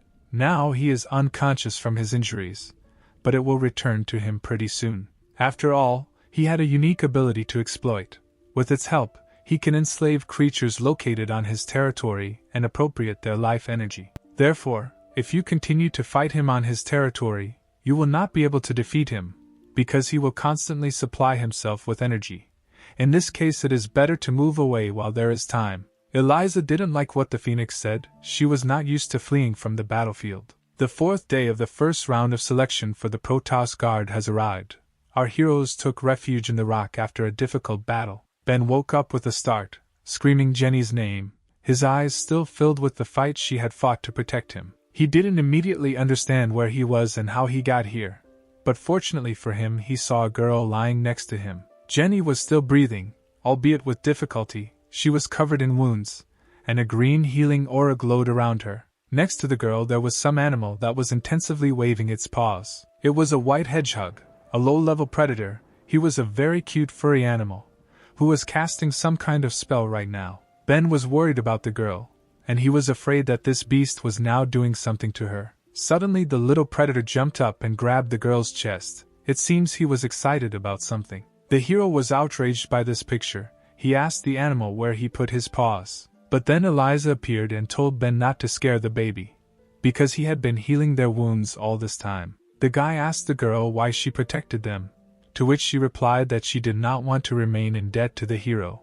If she saw them being devoured by predators, she would have nightmares. Ben was concerned about Jenny's condition. He asked if she could be cured, to which Eliza replied that she very much doubted it. People don't usually live with these types of injuries, but her pulse is fine. The wounds are very serious, and even if she recovers, she will not live long. Pain and resentment crept into Ben's heart, because the girl suffered because she protected him. He quickly jumped to his feet, and the air around him became electric. He asked Eliza if she could help him for Jenny's sake. He was filled with rage. He wanted to find those who did this to the girl. A month earlier, Kel told the guy that Ben had little time to train, but the king would tell everything he knew about his ability. Training will take place in this room instead of sleep.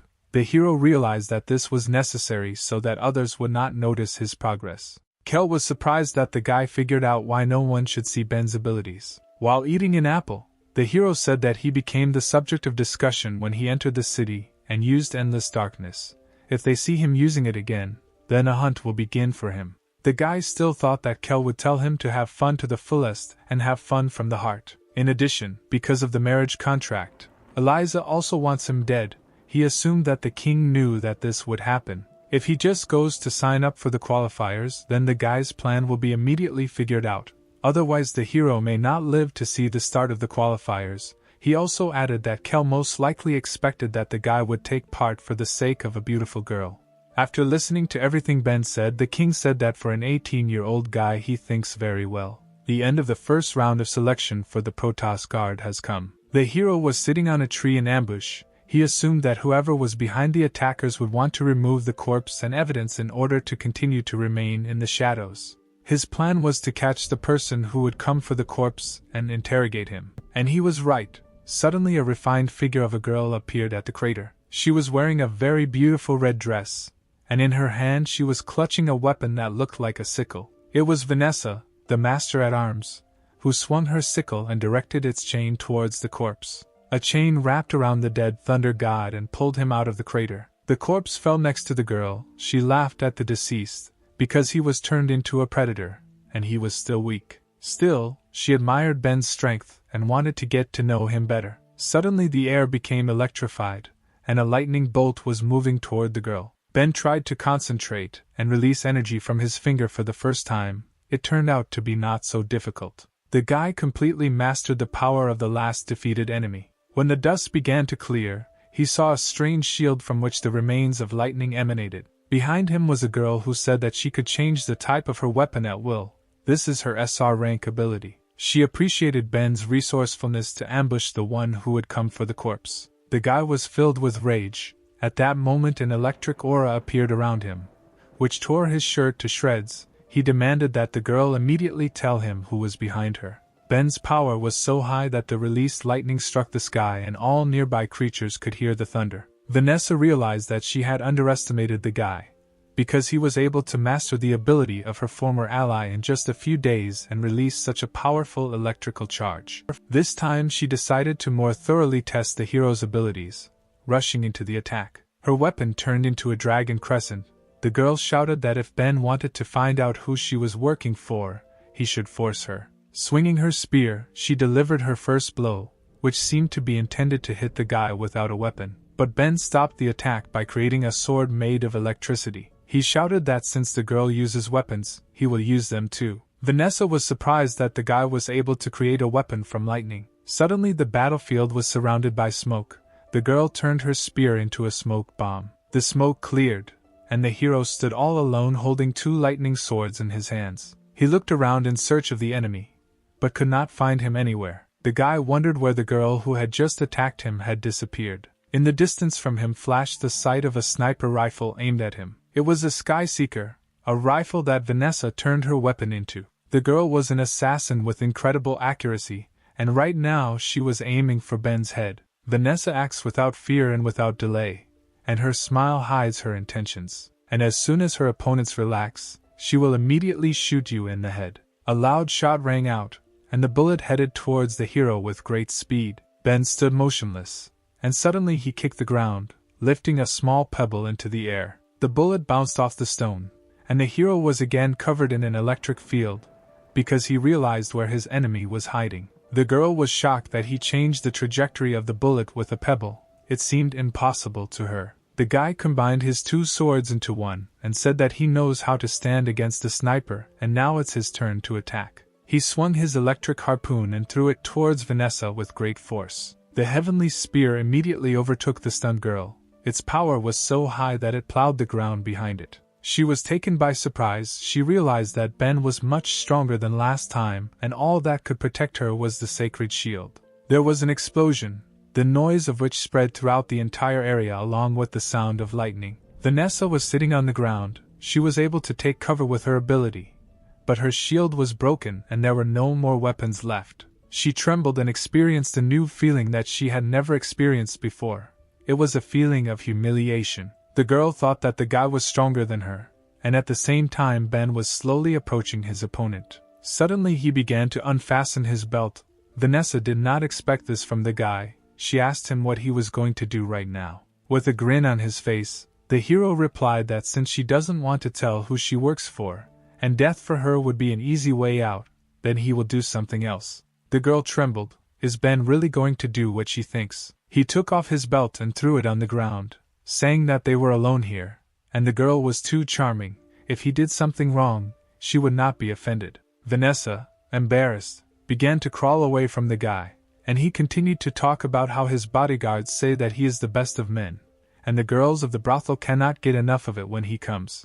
Various vulgar thoughts flashed through the girl's head about what would happen now. Vanessa thought that today she would not only be offended by her defeat, but would also be defamed. She was very embarrassed. The picture she presented did not make her happy. The girl screamed when Ben began to unbutton his pants. Out of despair, she agreed to tell who she works for as long as the hero doesn't come near. She works for a mysterious old man, the Dean of the Academy of Sciences, Mr. Herbert. The guy was surprised by the answer.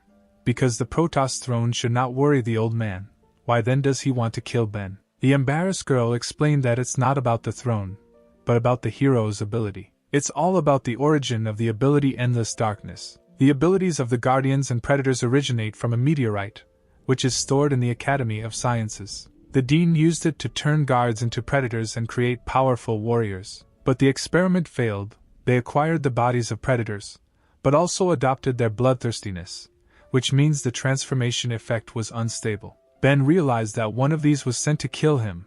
Now it is not surprising that he lost. The girl replied that the experiment was unsuccessful not because of this, but because the power of the meteorite was imperfect and the guards were unable to gain abilities. The hero assumed that since the Dean was hunting him, it meant that Ben's ability could make the force perfect. Vanessa confirmed his guess. The Dean found two cores in the meteorite, a core of light and darkness. The ability of light is radiation, and the ability of darkness is absorption, and if they are combined, the meteorite will gain full power. The endless darkness that is in Ben is the core of darkness. With this core, the Dean will be able to create an artificial predator with a strong ability. Ben asked why all this was needed. The girl replied that in order to strengthen the Protoss Guard and resist the many predators outside the city. The guy did not expect to hear such nonsense. He could not believe that the girl believed this lie. After listening to the story, Ben stood up and buttoned up his pants. He said that he had a friend at the academy, and he had to make sure of Vanessa's words. The girl was surprised that the hero simply leaves and is not going to kill her despite the fact that she is a witness. The hero noticed Vanessa's look and asked why she was against his leaving.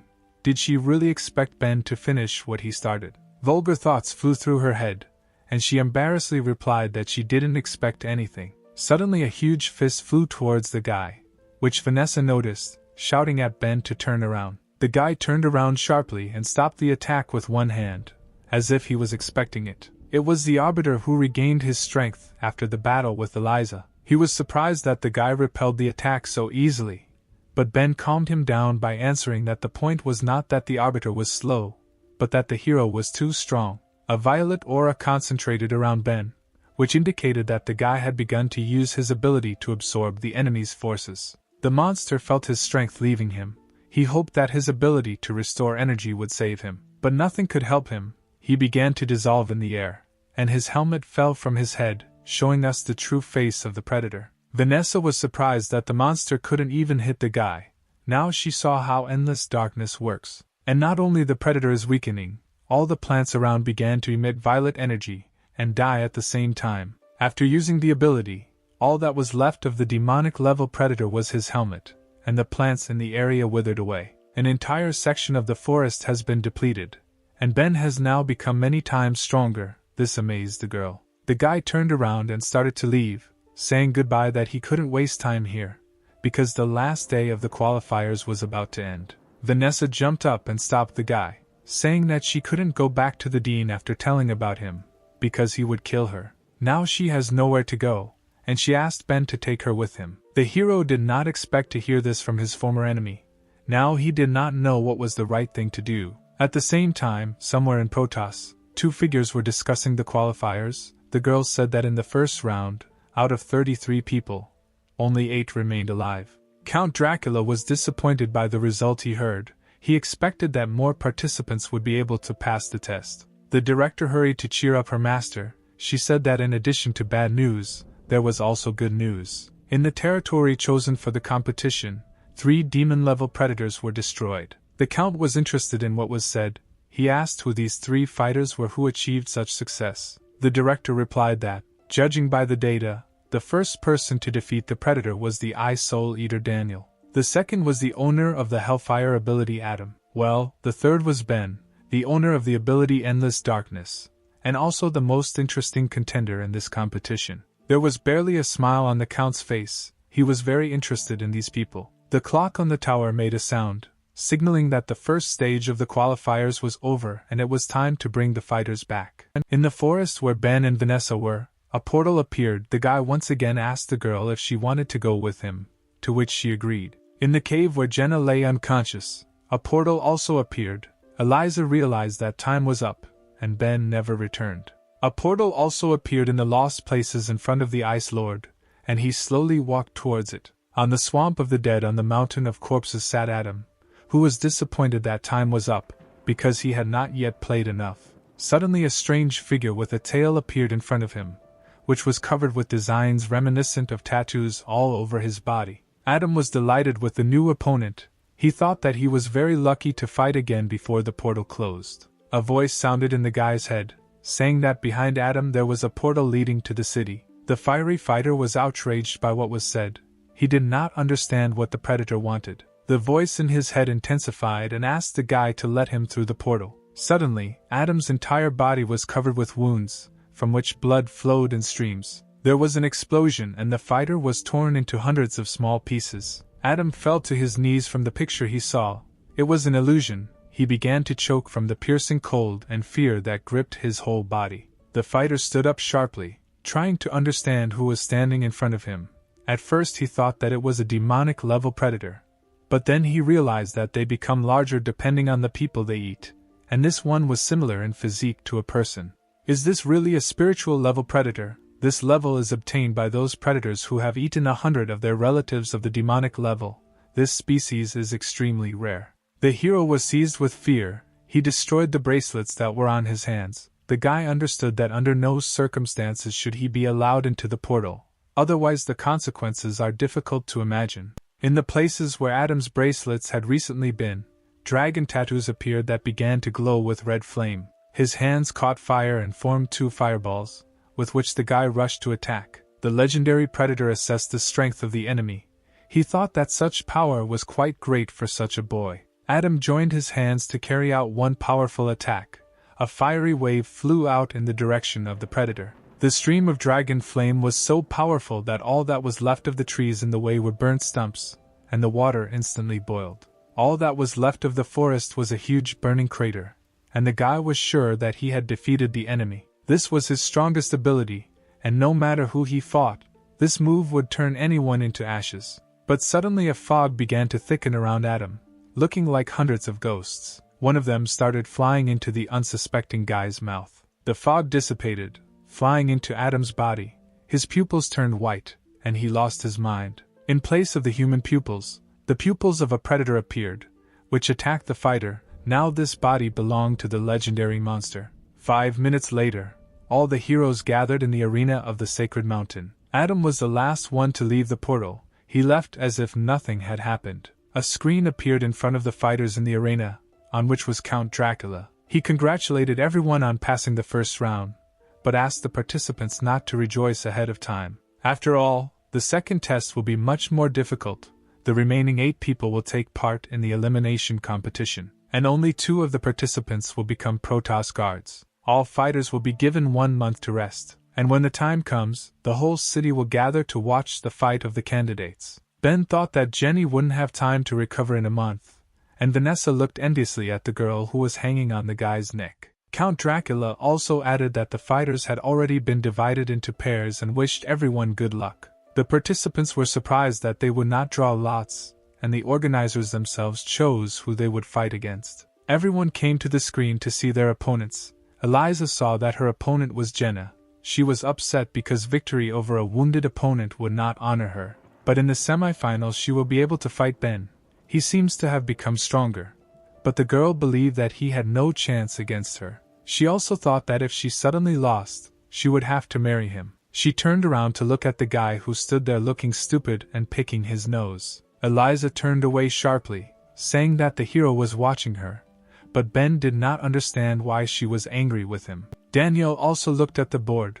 His opponent was Adam. Looking towards the guy, he thought that he had a strong opponent. However, the fighter's energy is now not the same as before. The predator in Adam's body turned around, sensing a strange aura that came from the far corner of the building. This aroma was calling to him, and the source of this aura was far beyond the arena. Adam went outside. The monster inside him thought that he had been wandering for exactly 10 years. He traveled to every corner of the continent, but this aura was nowhere to be found. The only place where the predator has not been is Protoss, the surviving city which he could not get into due to a huge wall and defenders. The predator felt that he was really here, the source of the origin of his brothers and all abilities. Gift of Light, a meteorite that fell to Earth long ago, and is now in the Academy of Sciences. If the monster can obtain it, then he will finally surpass the spiritual level. He will achieve perfection and then the whole world will obey him. After several days of completion of the qualifiers,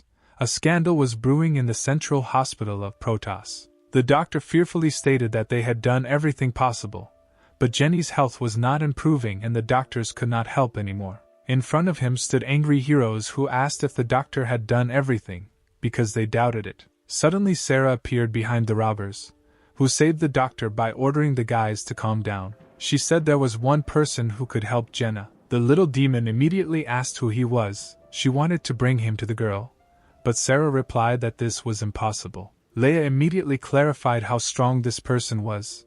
They were already ready to move out. Lucy was disappointed that some doctor could be stronger than her. Sarah explained that this person is not a doctor, he is an S-rank guard, and also the strongest person in the Protoss at the moment. The power of his mind is perfect, and if he agrees to cure Jenny, she will surely be healed. It's just a pity that he retired many years ago and disappeared without a trace. They tried to find him, but to no avail. Vanessa interrupted the crowd's conversation, saying that he is a master of mind flow control. His age is 56 years old, and his height is 188 centimeters. His ability is the most common N rank, but he perfected it and became a master. After Kel's death, he could have controlled the Protoss, but he was never interested in power. He voluntarily gave up the right to rule the city, so the right to rule passed to Count Dracula, the next most powerful guard. Now he lives on the top of a snowy mountain away from everyone. Sarah was surprised by this information. How could the girl know it?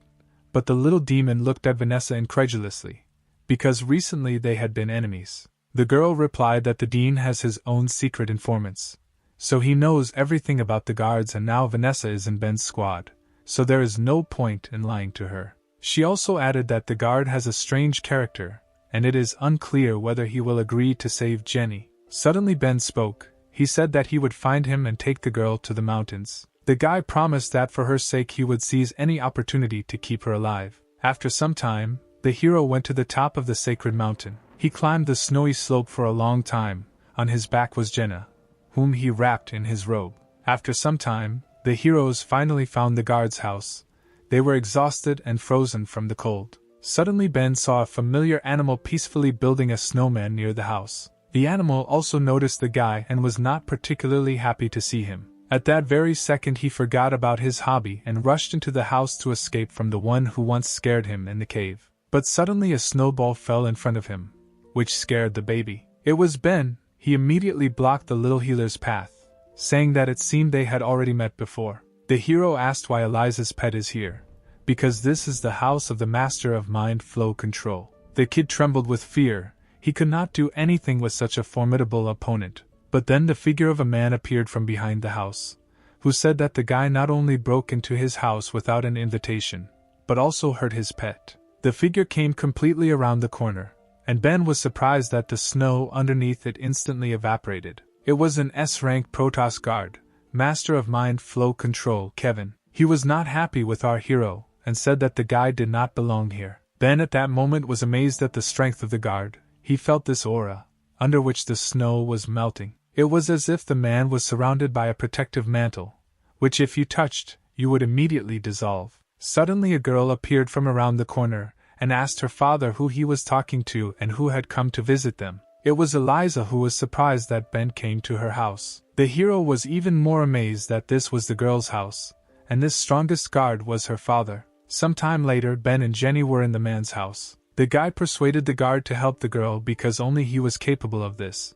Eliza watched this whole performance. She could not believe that Ben had come all this way for Jenny. The guy firmly stated that he would pay any price to save his girlfriend. Tired of listening to the hero's story, Kevin calmly replied that he refused to help him. Eliza grinned. She did not expect to hear a different answer from her father. Ben didn't stop. He wanted to know the reason for the refusal.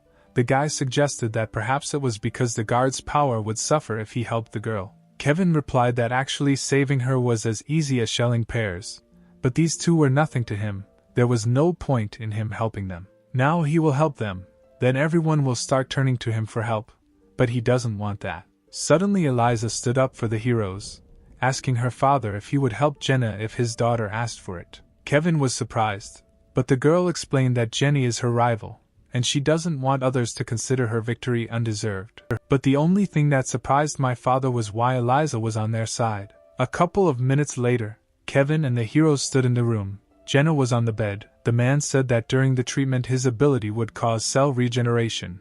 Because of this the girl's temperature would rise, so she needed to be undressed. Ben immediately blushed. Images of Jenny without clothes flashed through his thoughts. A couple of minutes later the girl was completely undressed. She was charming, but still unconscious. The master concentrated energy in his finger and directed it towards the girl. He ordered her to obey and touched her head. At that moment, the girl began to come to her senses, and a green healing aura appeared around her. The guard had a strange feeling. At that moment he felt that the girl was gifted. After a few minutes of treatment, Jenna began to come to her senses. Ben prayed that Kevin could help the girl, and Eliza kept an eye on the guy so that he wouldn't peek. Jenna started sweating and started moving her eyes and jaw. It looked like she was in pain, but she wasn't. The girl came to her senses and began to open her eyes. She felt that she was very hot, but at the same time very light. And then she saw herself completely naked, and she didn't know who did it. She screamed with all her might to the whole house. If not for the storm, her scream would have been heard in the city. Jenna asked what they did to her, and why she wasn't wearing clothes, but Kevin decided to move away from the girl just in case. Squeezing his eyes shut, the master said that Jenna was probably feeling better. Confused Ben, who tried his best not to look, thanked the guard for his help. The heroes went to their rooms. Eliza showed Ben where he would spend the night, and the guy could finally rest. He turned to the girl and thanked her for helping to persuade her father to cure Jenna. Eliza didn't understand why the guy was so tense for the sake of some bodyguard. She asked him about it. Even she can't climb the mountain without the help of a phoenix. And Ben walked this way on foot, carrying the girl on his back. If a storm started he could easily die. For her sake, the guy risked his future place on the throne. Eliza asked if it was worth it, to which the guy replied that it was worth it. He explained that Jenna is not just a bodyguard, she is his friend.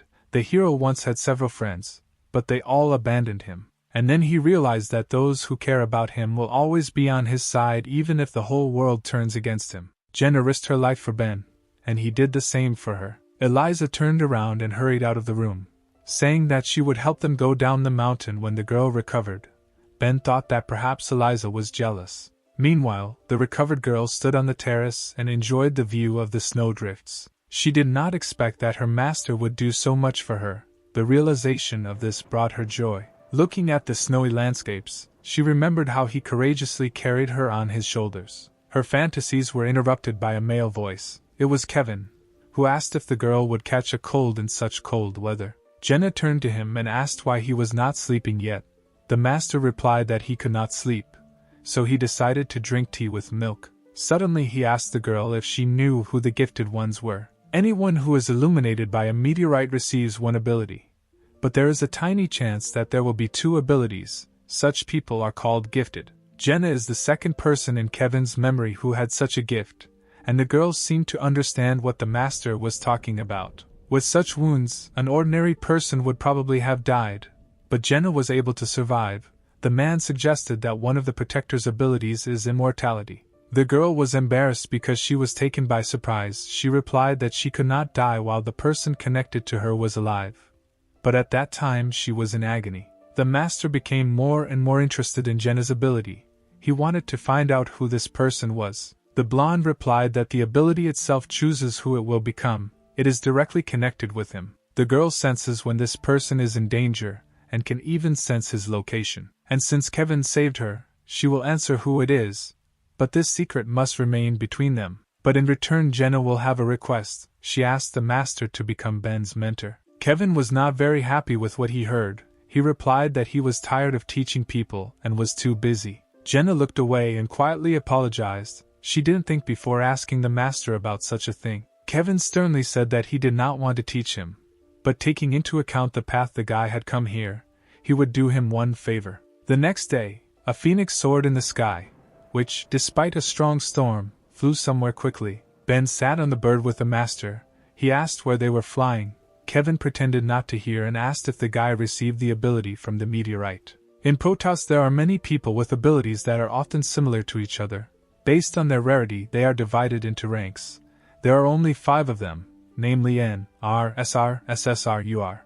Ben has two abilities, UR rank Endless Darkness and SSR rank Thunderclap, but they are not the guy's innate abilities. So today the hero will gain his own ability. Ben realized that they were heading to the Academy of Sciences right now, just in time to find out more about the Dean. After some time, the hero and Kevin flew to the doors of the Academy of Sciences, but then they were met by security, who ordered them to stop and say for what purpose they wanted to visit this place. The master sighed and said that he had not been in society for a long time, since people no longer recognize him. One of the guards shouted that if the two men did not need anything, then they should get out of here. The academy was not a place for ordinary walks. Suddenly he took off from the ground and rushed into the air. The guard could not understand what happened to him. Their body did not obey and the entire squad began to levitate in the air as if there was no gravity under them. Their minds were with them, but their bodies were not. One of the guards was surprised that the man did nothing to lift them into the air. He just looked at them and didn't move. Ben was also amazed by this skill, because Kevin did not use any skills, but just stood. But the guy understood what was going on. He felt the aura that he saw when he first came to the master's house. The power of the mind filled the space as if alive. It is not surprising that the snow did not touch it. Suddenly an old man appeared on the threshold, who recognized this unique aura, because it can only belong to one person. It was the dean, who was surprised to see Kevin here, because the man had not been interested in anything related to the city for a long time. The master replied to the old man that his friend had not yet awakened his ability, and he thought that the dean could help with this. Kevin looked at Ben and ordered him to say hello to the dean of the Academy of Sciences. The old man was surprised that the hero, a friend of the strongest Protoss guard, he wondered how he could find him if the master lives far from everyone. The blind man understood that the boy killed the god of thunder and kidnapped Vanessa.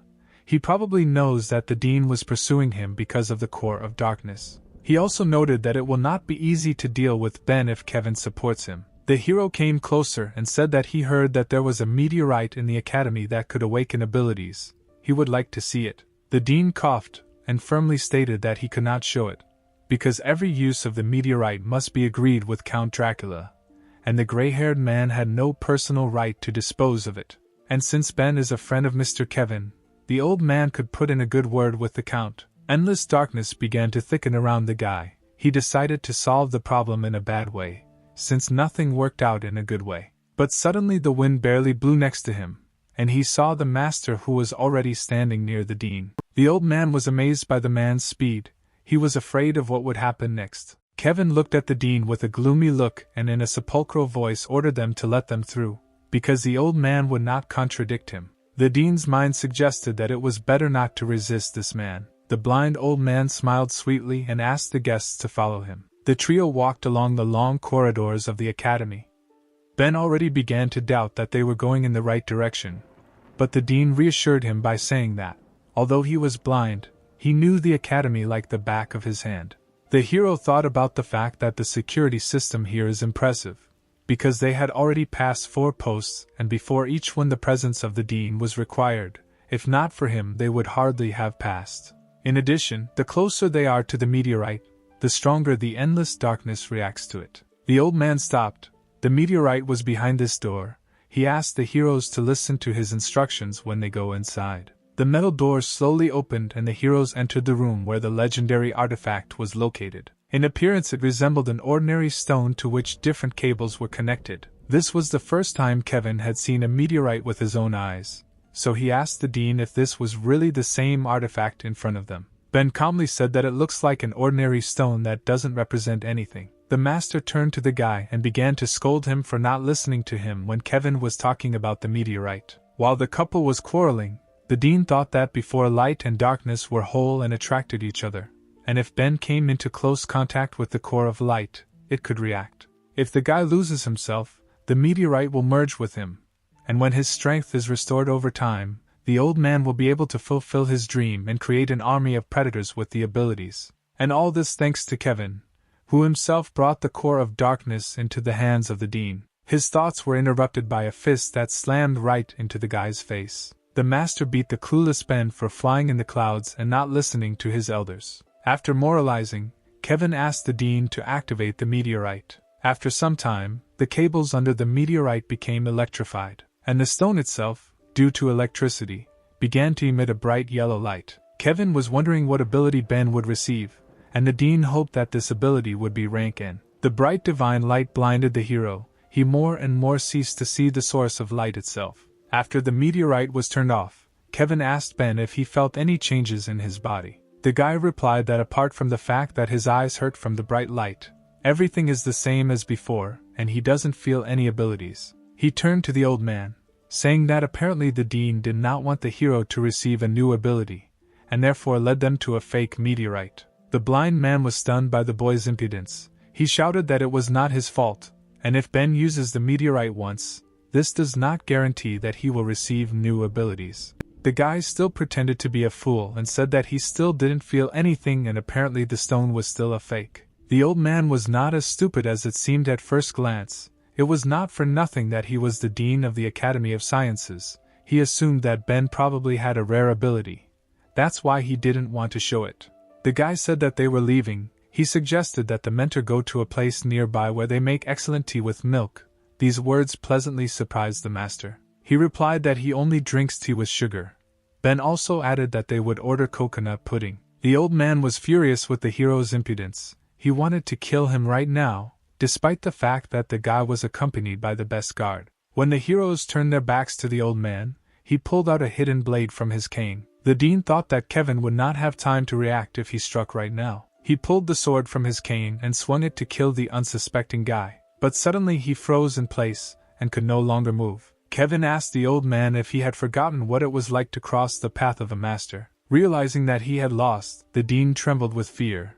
He knew that the guard was very strong, but he did not think that he would be so strong. Having apologized, the old man put his sword back in its scabbard and decided not to detain the guests any longer. Ben was horrified by how much rage he saw in Kevin's eyes. He understood that if the dean had not retreated, he would now be dead. Kevin looks harmless, but he hides a huge amount of power. So this is what he is, the strongest man of the Protoss. After the incident at the academy, our heroes were heading home on a huge phoenix. Kevin drank his favorite milk tea, which Ben promised him. The guy was surprised how the master drank a whole glass of tea in one gulp. After all, he really loves this drink. The guard turned to the hero and said that now they were alone and Ben could show the ability that the meteorite had endowed him with. Kevin quickly saw through the guy. The hero didn't want to show off his new ability in front of the dean, so he fooled him. The ability had just awakened and Ben didn't know if he'd be able to show it, because he'd never used it before and he didn't know what it did. Kevin waved his fingers and told the guy to stand still and not move. He decided to penetrate his mind and see for himself what kind of ability the boy had. The master concentrated to find the place where it was hidden. Inside the guy's mind, he saw hundreds of demonic eyes that were watching him. Kevin suggested that the place where Ben's ability is hidden is connected to an evil spirit. The ability to control evil spirits is extremely rare, but what rank it is depends only on the rank of the spirit. Suddenly he noticed an ominous creature that was watching him. The master turned around and saw that the monster was huge. The man demanded that the spirit tell him his name and show himself to him. The monster was of colossal size. His voice echoed throughout the entire space, and his name was Asur. Ben was already tired of standing in one place and not moving. He was looking forward to the master finishing his ritual. Opening his eyes, Kevin said that the boy was very lucky. Ben was delighted with these words and suggested that the meteorite had given him the ability of the gift of light. The master just grinned, because this ability is the treasure of the Protoss. But the guy's ability is also extremely rare. It is not only strong, but also associated with evil spirits. So Kevin lingered in the guy's mind and taught the demon a lesson. This ability has an SSR rank and is called Azura Spirit. Ben was disappointed by the simple name of his new skill, to which the master replied that it was a cool name. He also added that this spirit is extremely strong.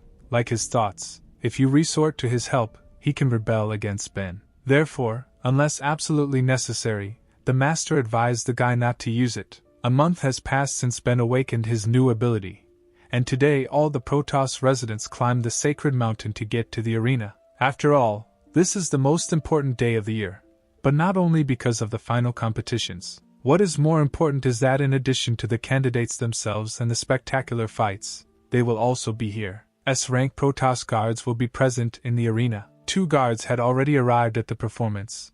It was Count Dracula and the director of the competition. The audience was happy to see such people live, because before that they had only seen them on TV. The director asked why the Count arrived so early. After all, he is the most important person in the Protoss, and it is common for him to be a little late. The Lord drank blood-colored wine, the same as his robe. He answered the girl that he did not like to wait. It reminded him of waiting for the moon to appear from the clouds. Suddenly the Count heard something move above him. He immediately realized that someone was sitting on top, because it is difficult to remain motionless while sitting on a canopy. The fabric began to boil like boiling blood and the Count's crown appeared from it. Going upstairs, he noticed Kevin and said that he expected to see him here despite the fact that such events were not interesting to the old master. The Count suggested that this was probably due to the fact that his daughter took part in competitions. Kevin was still calm and answered the bishop that this was not entirely true. There's just a tea discount today, and they also have a giant pearl milk tea. The man suggested that the Count try it, but he refrained, answering that sugar accelerates aging. Kevin was indignant and advised to live for today, because the Count and the master were the same age, but the ruler looks younger because he takes care of his appearance. Suddenly the men heard the clicking of heels. It seemed that someone was approaching the arena. It was a woman dressed in a red dress with a large neckline, and pearls sparkled around her neck. Coming closer, she asked what her old comrades were chatting about, and it seemed the headmistress was not happy about the lady's appearance. It was the leader of the Milky Way faction, Archangel Mary, and she was wondering if the warriors were discussing who, besides her son, would become the new protector of the Protoss. Smiling evilly, Principal May asked if the woman was confident in her son, because it was unknown how her presence would affect him. Mary said that she was his mother, and her presence would not harm her son, to which May sarcastically replied that she once left him with his father, and he was unlikely to be happy to see her. The Count and Kevin, watching the spectacle, simultaneously wondered why these women always quarrel. Mary got really angry and ordered the headmistress to keep her mouth shut. After all, May is no one to her, and she doesn't dare judge her. The girls exchanged gloomy glances that showed hatred for each other, after which May replied that she simply decided to remind her of what she had done. They raised a cry to the entire Colosseum. One said that the director had so much to do that he couldn't get a promotion to S rank. The second asked what was wrong with that, and was Mary really proud of her rank. The men just listened peacefully to these cries and were silent. One of the spectators asked her friend why these two were arguing, to which she replied that she only knew the rumors that were circulating about Mary. They say she abandoned her child and seriously ill husband to become the leader of some faction. Many in the city call her corrupt. Besides, she doesn't seem to have any abilities, and she got S rank with the help of Kel. The girl felt sorry for Daniel, because he is so handsome, but has such a cruel mother. Suddenly, behind them, the voice of a guy was heard, who heard only the word beautiful in their conversation. It was Michael, an S-rank guard, the personification of the 7 sins. He asked the girls if they were talking about him. Suddenly the girl was hit in the head by a heart that came from a handsome man. At the same moment, she felt her heart beat faster, and she became hotter. She was overcome by passion, and unnecessary thoughts began to arise in her head, which made the girl feel embarrassed. The girl's friend did not understand what was happening, and it seems that the spectators sitting nearby also noticed that something strange was happening. And the guy just smiled, thinking that the girl was still very lustful. Suddenly a woman's voice behind him told him to stop bullying the girl. He turned around, seeing his old friend, and asked if she wanted to feel real pleasure. The heart that made the previous girl beat in agony crashed into the face of an unknown woman and broke without having any effect. It was Kathleen, a paladin guard of S rank, the sweetest girl with purple hair. She was clutching a sword in her hands, and was dressed in knightly armor. She told the guy that his charms wouldn't work on her. Yet again he tries, but still doesn't understand it. Disappointed, the guy turned around and snapped his fingers, canceling the effect of his love spell to free the girl.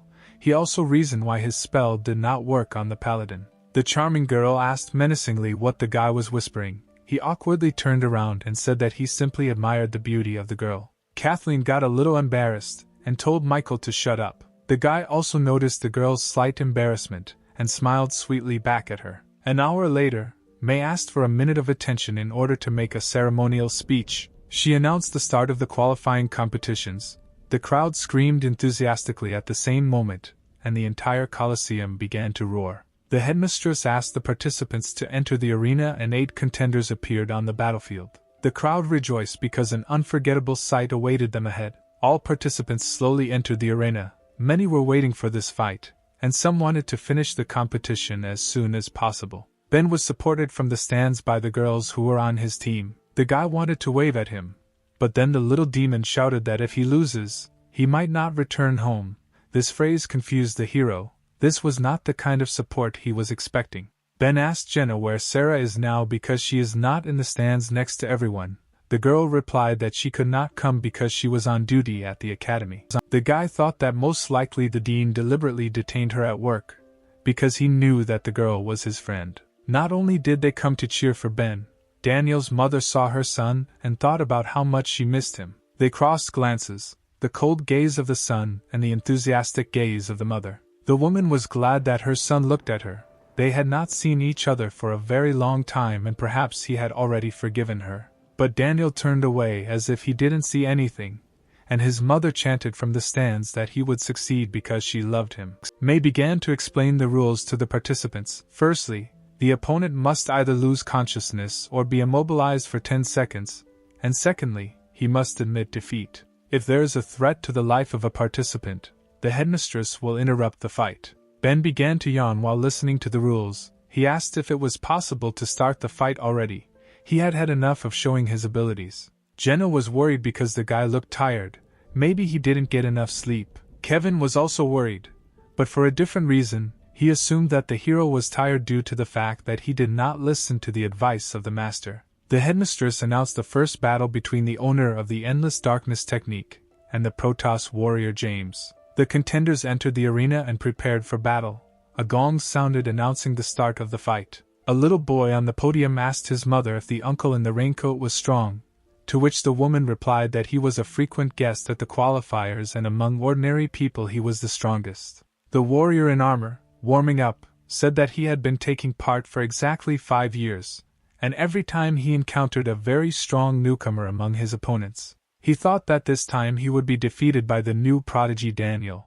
But strangely enough the gods sent him Ben as his opponent. The hero fell asleep while walking, and the warrior speaking to him stated that his ability would overcome endless darkness. At this moment Ben's eyes glowed purple and he replied that this time he would not use infinite darkness. James was indignant at the guy's impudence, and replied that he was not afraid of being absorbed, and besides, Ben's hero ability was quite recent. Therefore, he was the first to decide to launch an attack, shouting to the hero that he could not cope with him because the warrior was already battle-hardened. And suddenly James disappeared. He moved so fast that he was invisible. Some spectators were amazed, while others had already seen this ability. It was called Flying Dragon. The guy ran around Ben at such a speed that it was impossible for a normal eye to follow him. There are 2 ways to absorb energy into endless darkness, either when the enemy is dead or unconscious, or he needs to be caught. But James was so fast that it seemed impossible to catch him, so he was sure that victory would be his. Ben didn't even watch his opponent, he just stood and yawned in the middle of the arena. James stopped behind the guy and realized that this was the best moment to attack. Suddenly the hero turned around and 1,000 eyes appeared around him, looking straight into the warrior's soul. The guy jumped away without striking. From the outside it seemed that he simply retreated. His whole body was covered with sweat. It was an animal fear of the abyss that he saw with his own eyes. The spectators were shocked. They did not understand why the battle-hardened warrior retreated and succumbed to the newcomer. There was only fear in James's eyes. He saw something that filled him with only horror. For just a moment he was surrounded by 1,000 eyes that pierced right through him. The guy thought that he was imagining it. The hero looked weak and therefore the warrior did not understand why he had such fear of his strength. Ben grinned and asked why he gave up. The crowd started howling. They began to shout that the warrior should not be afraid, and most of them came here to see how he would become a guard. James knew that if he gave up, his image as a brave man would be destroyed and all his fans would turn against him. So he decided to take a chance and use his trump card. He wanted to leave it for Daniel, but first he had to win this fight. Ben was tired of waiting. He realized that he was much stronger than his opponent. All this time the guy was provoking the enemy to attack. James got angry and only replied that the hero would not even have time to blink an eye before the warrior would defeat him. He moved from his place with such speed that only jumps were visible in the arena. This ability was called supersonic bounces. The downside of this skill was that the stones began to crumble if you overdid it, but the technique was excellent. He aimed his blow towards the hero, and was sure that now he would not be able to dodge. Ben turned around and stopped the enemy's attack with one blow, telling him that he was tired of waiting for the warrior to jump. Broken to dust, James only thought that this was the 6th time he had lost to a newcomer. Stunned spectators looked at the spectacle and did not understand what had happened. Ben defeated the warrior with one blow and did not even use endless darkness. This battle seemed to be won without a chance. Flashing his smile, the hero said that it was all because he reached B rank last month. The director declared Ben the winner and he, yawning, headed towards the exit of the arena. Kevin watched the guy and realized that although the hero doesn't show it, he is very depressed. This is an indicator that Azura will soon rebel. Still, the guy could not resist the temptation to show off his new ability. A few minutes later the arena was empty. The little demon was reading the schedule of future fights. The next fight was between Jenna and the owner's fiancée Eliza. Two of the contenders watched the beautiful girls from the stands and chatted with each other. The warrior with the sword asked his opponent who he thought had the best chance of winning, to which the guy with the mohawk replied that it's hard to say, but both girls have equal chances. Eliza told her opponent not to cut her any slack just because her father helped Jenna. The girl agreed and replied that now she would fight at full strength. After all, she is the guard of the future king, but often she did not give it her all. She looked at the stands, where Ben was supporting the girl with a smile on his face and wishing her luck in the fight. Jenna reminded herself that the hero always bravely rushed into battle when they were in danger, helped her when she was in trouble, defended her when the girl could not fend for herself, and was the one who carried her to the top of the mountain when she needed there was help.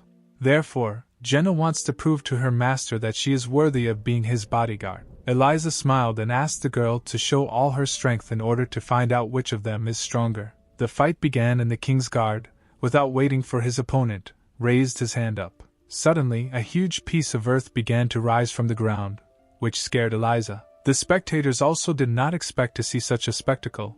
They looked in surprise at the slowly rising stone from the ground. The king's bride was dumbfounded that Jenna could do such a thing. The girl lifted almost all the earth from the arena into the sky. Ben was worried about his guard, because lifting such a huge piece of earth was beyond her capabilities, and most likely she would not be able to cope with it. Kevin calmly sipped his tea and thought about Jenna's strength. He understood that this was her maximum, and apparently she decided to finish the fight with one blow so that Ben could see her victory. But he was confident that Eliza could withstand such a blow. The bride also understood that the girl had put all her strength into this technique, and even though the area of land was huge, she would have time to dodge. Jenna levitated in the air while controlling the earth, and at that moment she increased gravity 100 times. Eliza felt as if the whole building was pressing on her. This did not allow her to move anymore. She fell to the ground and understood that the girl had figured out her plan and increased gravity so that she could not move, and admitted defeat until the block fell.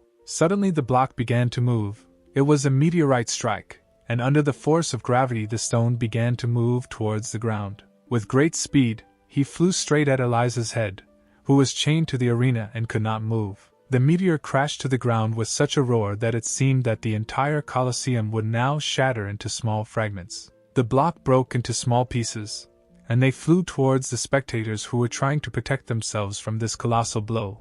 No one believed that the girl survived after this. Ben looked at the sky and worried about Jenna, and Kevin at that moment worried about his daughter. The dust from the impact began to clear, and all the spectators could not believe their eyes when they saw the silhouette of the king's bride.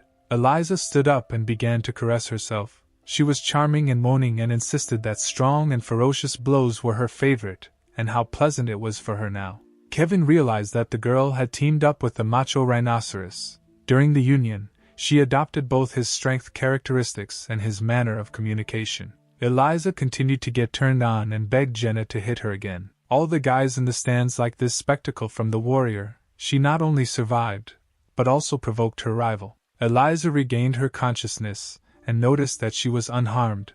The girl did not expect to see such a stunning blow. She also did not expect that gravity would return to normal right before the impact. Otherwise the rhinoceros would not have saved her.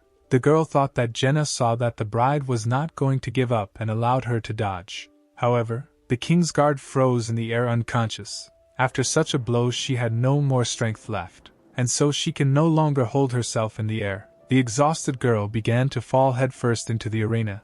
At that moment she could not help herself. The spectators were stunned.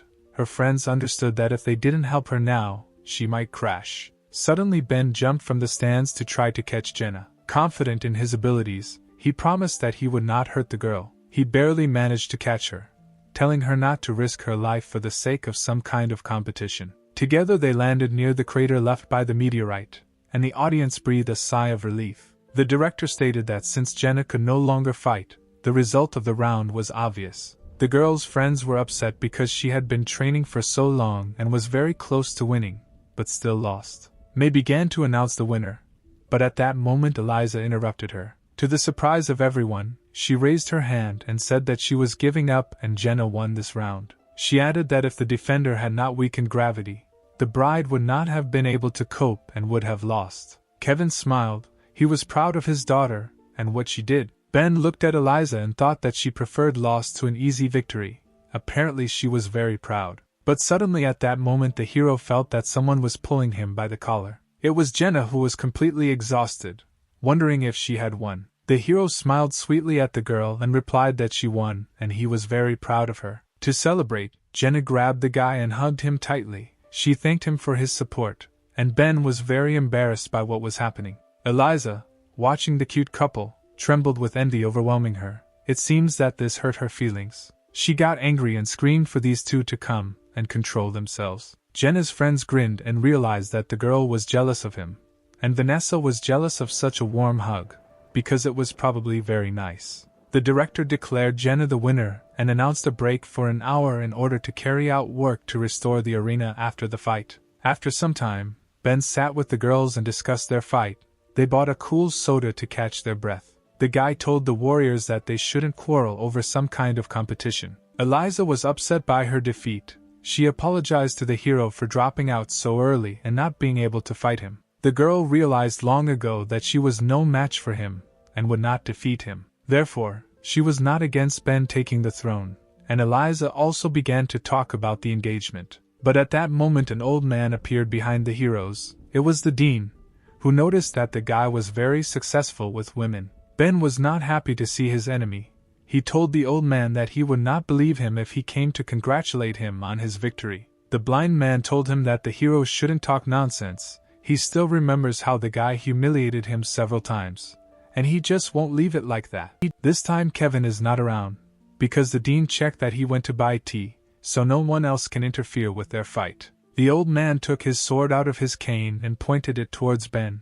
He was sure that this time no one would protect the guy. The warriors got angry because of Dean Lee's impudence. Eliza began to say that the old man allowed himself too much. According to the contract, she was Ben's fiancée and would not let him be offended. Jenna supported her. Our hero noticed that the dean had chosen a bad place for the battle, because if he were killed in front of the audience, Lee would disgrace the Protoss guards. He asked if the blind man was confident in his decision, because Count Dracula would bring him to justice. To which the old man replied that the Count is not the king of Protoss, he is just a deputy, and it is not for him to judge him. Suddenly Lee's energy changed. At that moment the guy realized that the old man had decided to go on the attack. Pointing his sword at the enemy, the dean shouted that the guy was too young to teach him. Lee tried to attack, but at that second the heroes heard the sound of crossed swords. Something prevented him from doing so. The vile old man was surprised that someone put a block. At first he thought it was the paladin Kathleen, but then he remembered that he was not inferior to her in fencing, and she also had no reason to stop him. Of all the Protoss swordsmen besides Kathleen, Dean couldn't think of anyone who could stop his attack. It was Leia. She made it just in time, drawing her katana halfway out of its sheath and blocking the old man's attack. Lee knew this girl, because he studied information about her, but he did not think that she was so strong. Following Leia, the footsteps of other defenders were heard. The little demon was delighted with the guests, because they had been looking for him for a long time. The pink-haired girl told the old man that they would not let Ben be offended. At that moment, someone called the dean. He recognized this voice, the voice of his subordinate. Vanessa turned to him saying that this time she would not be on his side, because for the sake of his selfish plans he had destroyed many innocent lives. 3 defenders stood up as a wall in front of the guy and promised that the old man would not kill him until they died. Eliza and Jenna also did not want to stand aside and also promised to protect Ben. The hero was surprised by the resilience of the girls. At that moment he realized that after a long time he had real friends. Flowing into a rage, Lee shouted that all these girls would die in vain because they were no match for him, and he was not afraid of anyone. Suddenly, someone's heavy hand fell on the blind man's shoulder, and a trembling ran through his body. In his head, he analyzed that such a silent step and a touch that made his heart stop could belong to only one person. The dean was trembling, but was able to turn to the stranger. He knew that it could only be him. Someone who loves tea with milk and never leaves his drink for a second. Kevin, the strongest man in the Protoss, who asked the old man if he really wasn't afraid of anyone. He looked at Lee with a menacing look and advised him to watch his words. Meanwhile, in a small forest outside the arena, a little boy was calling out to his brother. It was Liam, Adam's brother. He was wondering where the guy had been for a whole month because the kid couldn't find him.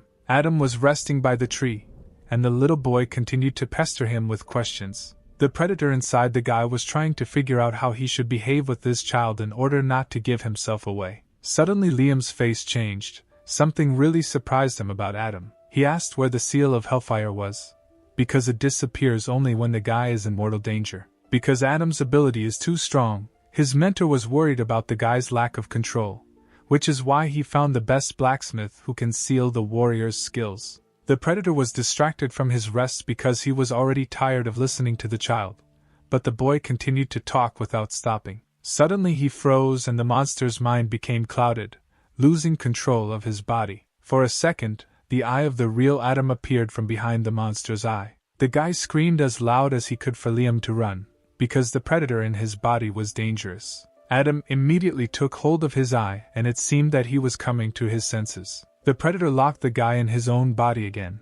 Now control belonged to him. The child was scared. He realized that this was not his brother, whom he knew. Liam asked who was now in Adam's body. There was a scream, and the clearing was filled with blood. These were the last words that he uttered in his life. Meanwhile, renovation work was completed at the arena, which meant that the competition could continue. Kevin suggested that the dean watch the fights together and not disturb the youth, to which he replied that he was blind and would not see them. The master looked gloomily at the old man again and ordered him to watch the fights. Lee immediately agreed. The director announced that the fight would take place between the head of the Iroquois, Mason, and the owner of Hellfire, Adam. Mason said that he was not afraid of the guy. He heard that many wanted to see Adam fight, but the head of the Iroquois also considered himself a strong contender. After all, everyone would like to have his ability. It is one of the most amazing R-rank abilities.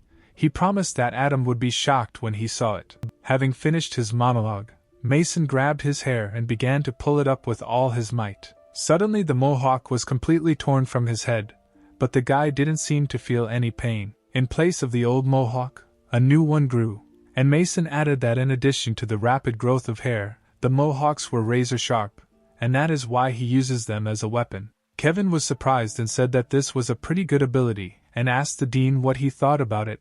The old man was not happy. Mason shouted, announcing that the fight had begun, as he would now use his deadly ability. A dry squall. At that same second, hundreds of Iroquois, which looked like boomerangs, flew towards Adam. Suddenly the arena became hotter. The predator directed a barrage of fire towards the enemy. The leader of the Iroquois was covered in burns, and his unique ability burned away along with his victory. Adam looked at his enemy and calmly answered him that he was talking too much. Mason raised his hand and declared that he was giving up, his mohawk now resembling a scraggly bush. The spectators were shocked. This year the fights were very spectacular. Almost all of them ended with one blow. The director declared the owner of Hellfire, Adam, the winner of this competition. The next battle will take place between the Soul Eater Daniel and the owner of the Wind Sword, William. After the announcement of the next fighters, May glanced at the stands. She was surprised that Mary was nowhere to be found, and her son was about to fight. With the sweetest smile, the woman suggested that her son go out to dinner after the competition, because they had not spent time together for so long, and besides, she had already booked a table in one good establishment. Mary exhaled. She was rehearsing her speech, which she did not like. The woman knew that Daniel was entering the arena right now, and this was a good opportunity to talk to him. She was still worried that he was angry with her, but Mary did not know that the guy was standing nearby behind the wall. He silently clutched a piece of paper in his hand, which he stared at intently, and the woman was still worried because her son was about to appear. All this time Daniel was looking at the photograph where he was depicted as a child sitting on his father's neck, and next to him was his smiling mother. Looking into the corridor, the guy decided to come up and just say hello, because it's not very difficult. Suddenly, someone slapped Mary on the butt, and she jumped up in surprise. The woman blushed with excitement and embarrassment. She thought that her son had done it. An unfamiliar man began to lecture Mary that she only thinks about the ungrateful child, because he does not want to pay attention to her, and she does not need to spend so much time on him. It was the eldest son of the head of the Milky Way faction, Benjamin. The woman was furious at the guy's impudence, and replied that he was still too young and had no right to talk to her like that. Mary turned to the impudent man and whispered like a snake that even though Benjamin's father was her boss, this did not make her a guy's toy. The boss's son was not even afraid, but only slowly puffed on his cigar. Exhaling smoke, he said that in just a couple of years his old man would die and the woman should be more polite to him if she did not want to lose her job.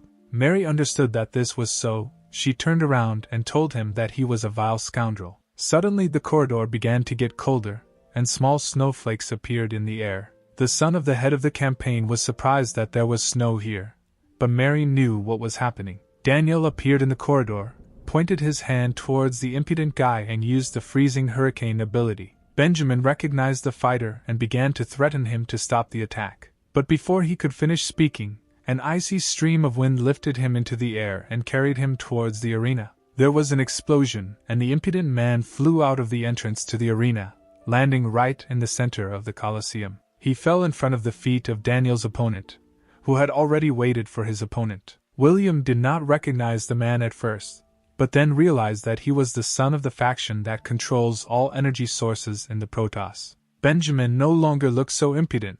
Now he looked like a pathetic coward who had been beaten a little. Daniel slowly walked towards the entrance to the arena, and at that moment Mary called him. Embarrassed, she told her son that she didn't expect him to stand up for her, which means he still loves his mother. The guy was silent for a while and replied that this was not true. Benjamin just stopped him from passing. After these words, the guy continued on his way. He entered the arena, where the audience was already waiting for him. The audience shouted his name. The handsome man was the son of an S-rank guard and the nephew of the former king. Everyone was already waiting for his fight. The girls in the stands wanted to see him most of all, because they thought the guy was very handsome and many were in love with him. William thought that Daniel was popular with the ladies. He was strong and handsome, but still infuriated the swordsman, who had already figured out how to defeat his opponent. William raised his hand and told the judge that he had a complaint. The guy pointed at Benjamin and accused Daniel of beating an innocent spectator. Such behavior is a violation of the principles of the guards who protect their people. Therefore, he demanded that the judges disqualify Daniel due to a violation of the rules. The girls in the stands were furious. They considered the swordsman unscrupulous because he decided to cheat instead of fighting honestly. William grinned. It didn't matter to him what the public was shouting, because half of the costs of maintaining the internship were covered by Benjamin's campaign, and Count Dracula would not dare turn a blind eye to this for the sake of some fighter. The viceroy bowed his head and said that he did not see Daniel beating the guy.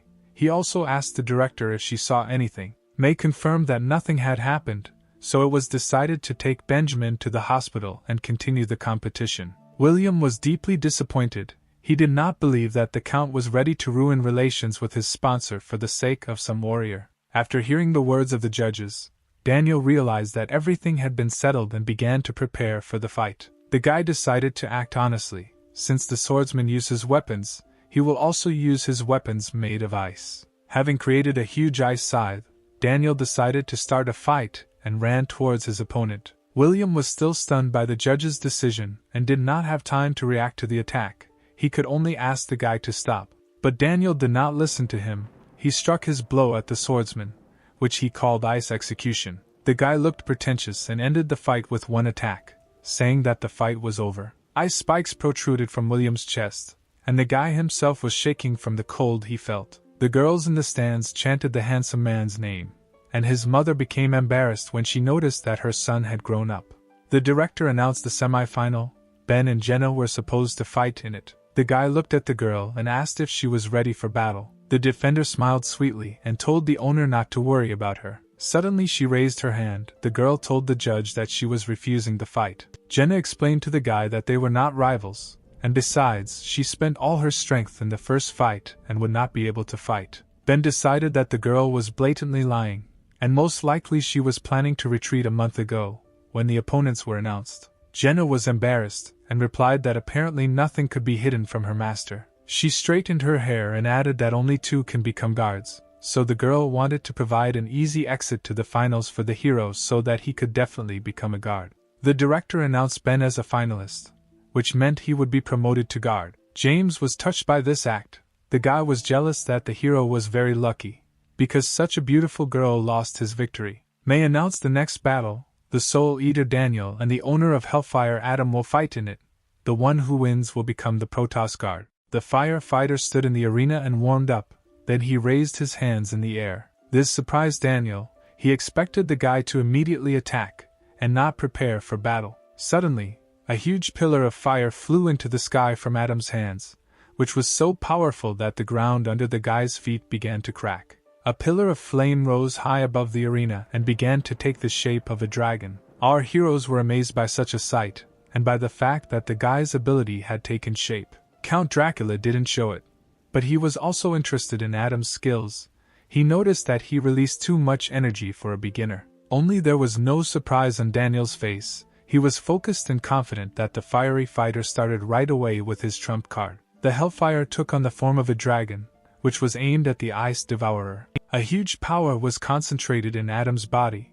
The Predator began to wonder why the guy sealed it. The battle began, and a huge fire dragon opened its mouth, and a red-hot ball of fire began to form in it. The spectators were intrigued. They did not expect to see such power and were afraid that the fire would spread to them. May was also amazed by the guy's strength. She asked her master if she should stop the fight, because the audience could get hurt, to which the Count refused. From the mouth of the fire dragon, a column of flame burst out, which was supposed to burn Daniel. The guy was not afraid of Adam's power, because he knew that he himself was quite strong. The Ice Eater raised his hand, and at that same second a high ice barrier rose in front of him. 2 opposing elements collided. The dragon's flame crashed into the ice wall. From such a powerful hellish flame, the barrier began to melt until it completely disappeared. The Predator in Adam's body grinned. He knew that such a wall would not stop his attack. There was a monstrous explosion, the Colosseum shook, and flames covered the entire field. Frightened spectators tried to protect themselves from the flames that flew towards them. After the attack, the smoke cleared. Daniel coughed, but was still alive, which surprised the Predator. All the clothes on the guy's body were burned. The nobleman said that such a blow could not cope with his barrier. But besides this, Adam did not take into account 2 more things. Firstly, because of the barrier, the firefighter could not see everything that was happening on the field. Adam was surprised. It seems that he began to guess that this was not the real Daniel in front of him. And secondly, thanks to the barrier, the nobleman was able to reach the enemy. Daniel launched a sweeping blow with his scythe, but the Predator dodged, saying that he had underestimated his opponent. His fist was hot, and he was ready to attack. This time the handsome man would not leave. Adam shouted that this would all end and dealt a fiery blow to Daniel. The guy managed to dodge and land on the arena without much harm. Daniel spat out blood. A burn was visible on his face, yet the fiery fighter was able to slightly wound the enemy. Seeing this picture, Mary realized that things were bad, because her son was very proud and the fact that he was hit was unthinkable for him. Now Daniel was furious, his vision clouded, and he was preparing for a new attack. Steam was coming out of the guy's mouth. He only quietly whispered that Adam wouldn't just leave here now. The noble swung his weapon and struck a chilling blow from a distance. A huge blade-like block was moving across the entire earth in the direction of Adam. But for the Predator it was nothing. He caught the blade with his own hands right when it was supposed to hit him. From the fire that was concentrated in the guy's hands, the blade cracked and burst. Daniel was in shock. He did not believe that someone could stop his scythe with their bare hands. The noble knew that only an S-rank guard could do this. But the predator was worried about something completely different. He understood that right now he was using his own powers to stop the attack. He needed to be more careful because there were guards everywhere, and they might notice something was wrong. Kevin watched the fight with interest. He wanted to find out more about Adam. The monster was preparing to attack.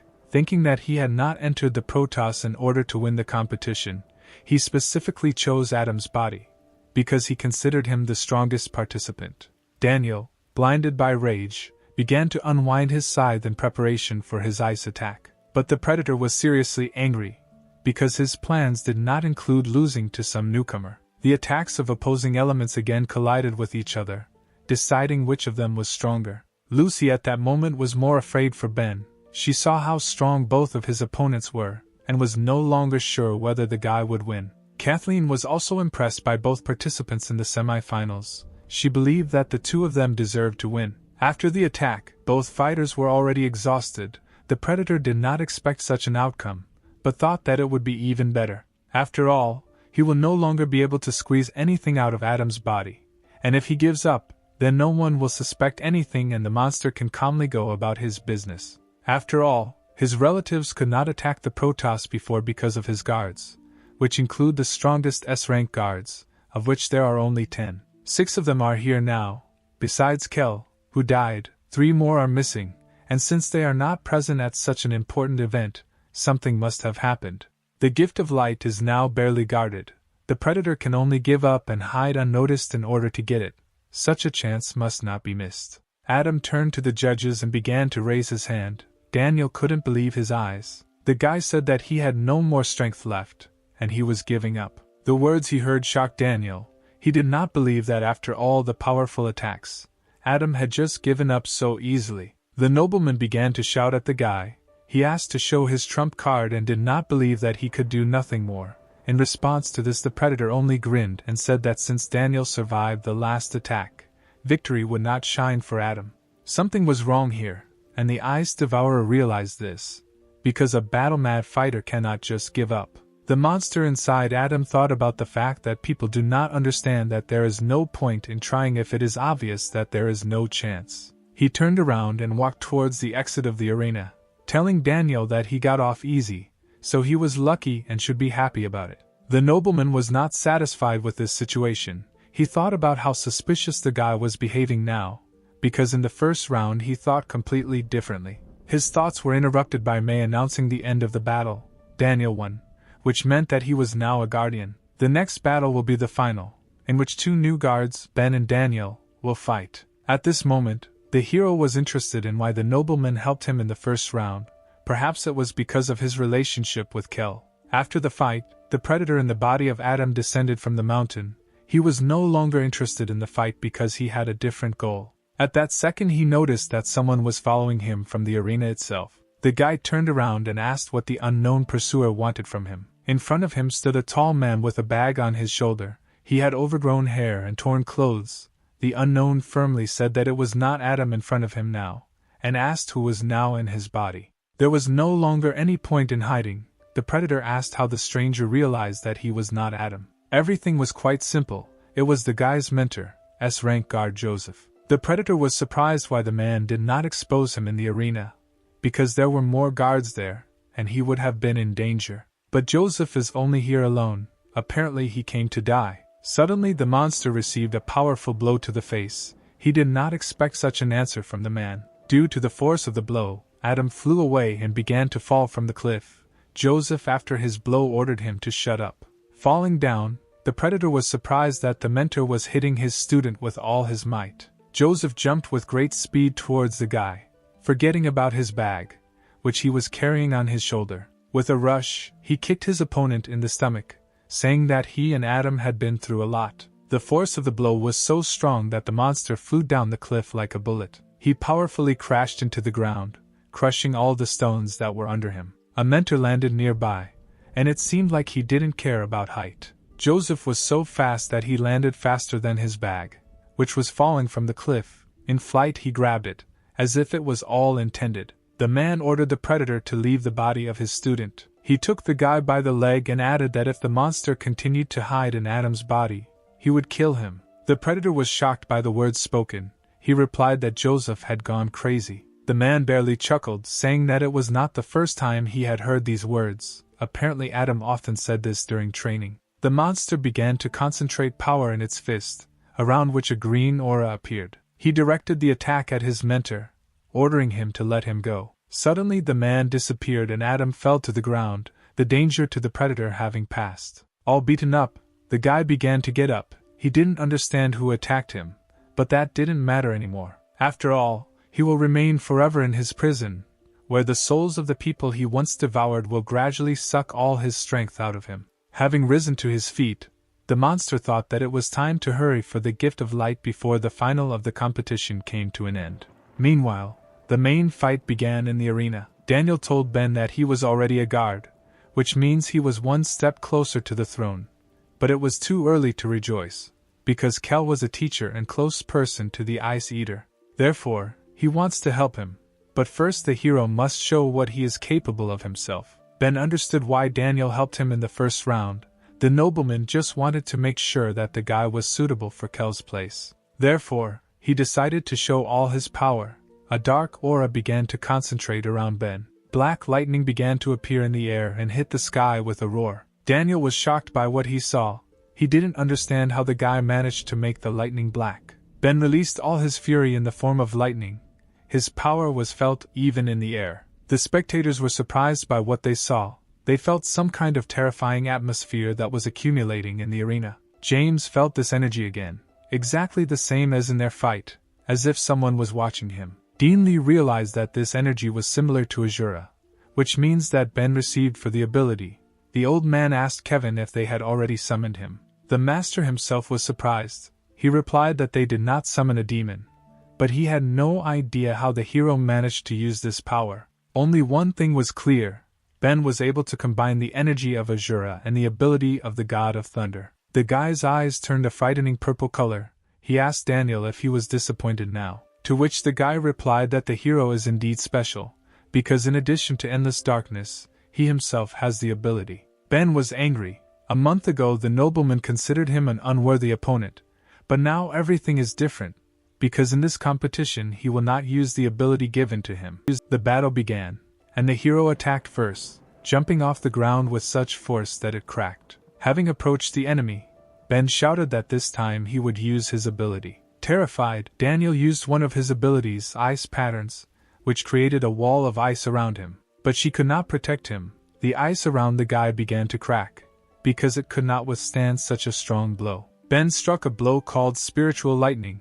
The force was so great that Daniel's barrier could not withstand it, and burst. The guy flew away from his opponent, and thought that Ben was not so strong in the first round, and besides, it was still unclear what the effect of his technique was other than a feeling of severe anxiety. He drew attention to his cheek, from which blood was coming, yet the hero was able to touch him. Suddenly, at the sight of his wound, Daniel felt a strange sensation as if he was being pulled inside. 1,000 eyes appeared around him. He did not understand what was happening because he was consumed by fear. Vanessa asked why Ben stopped.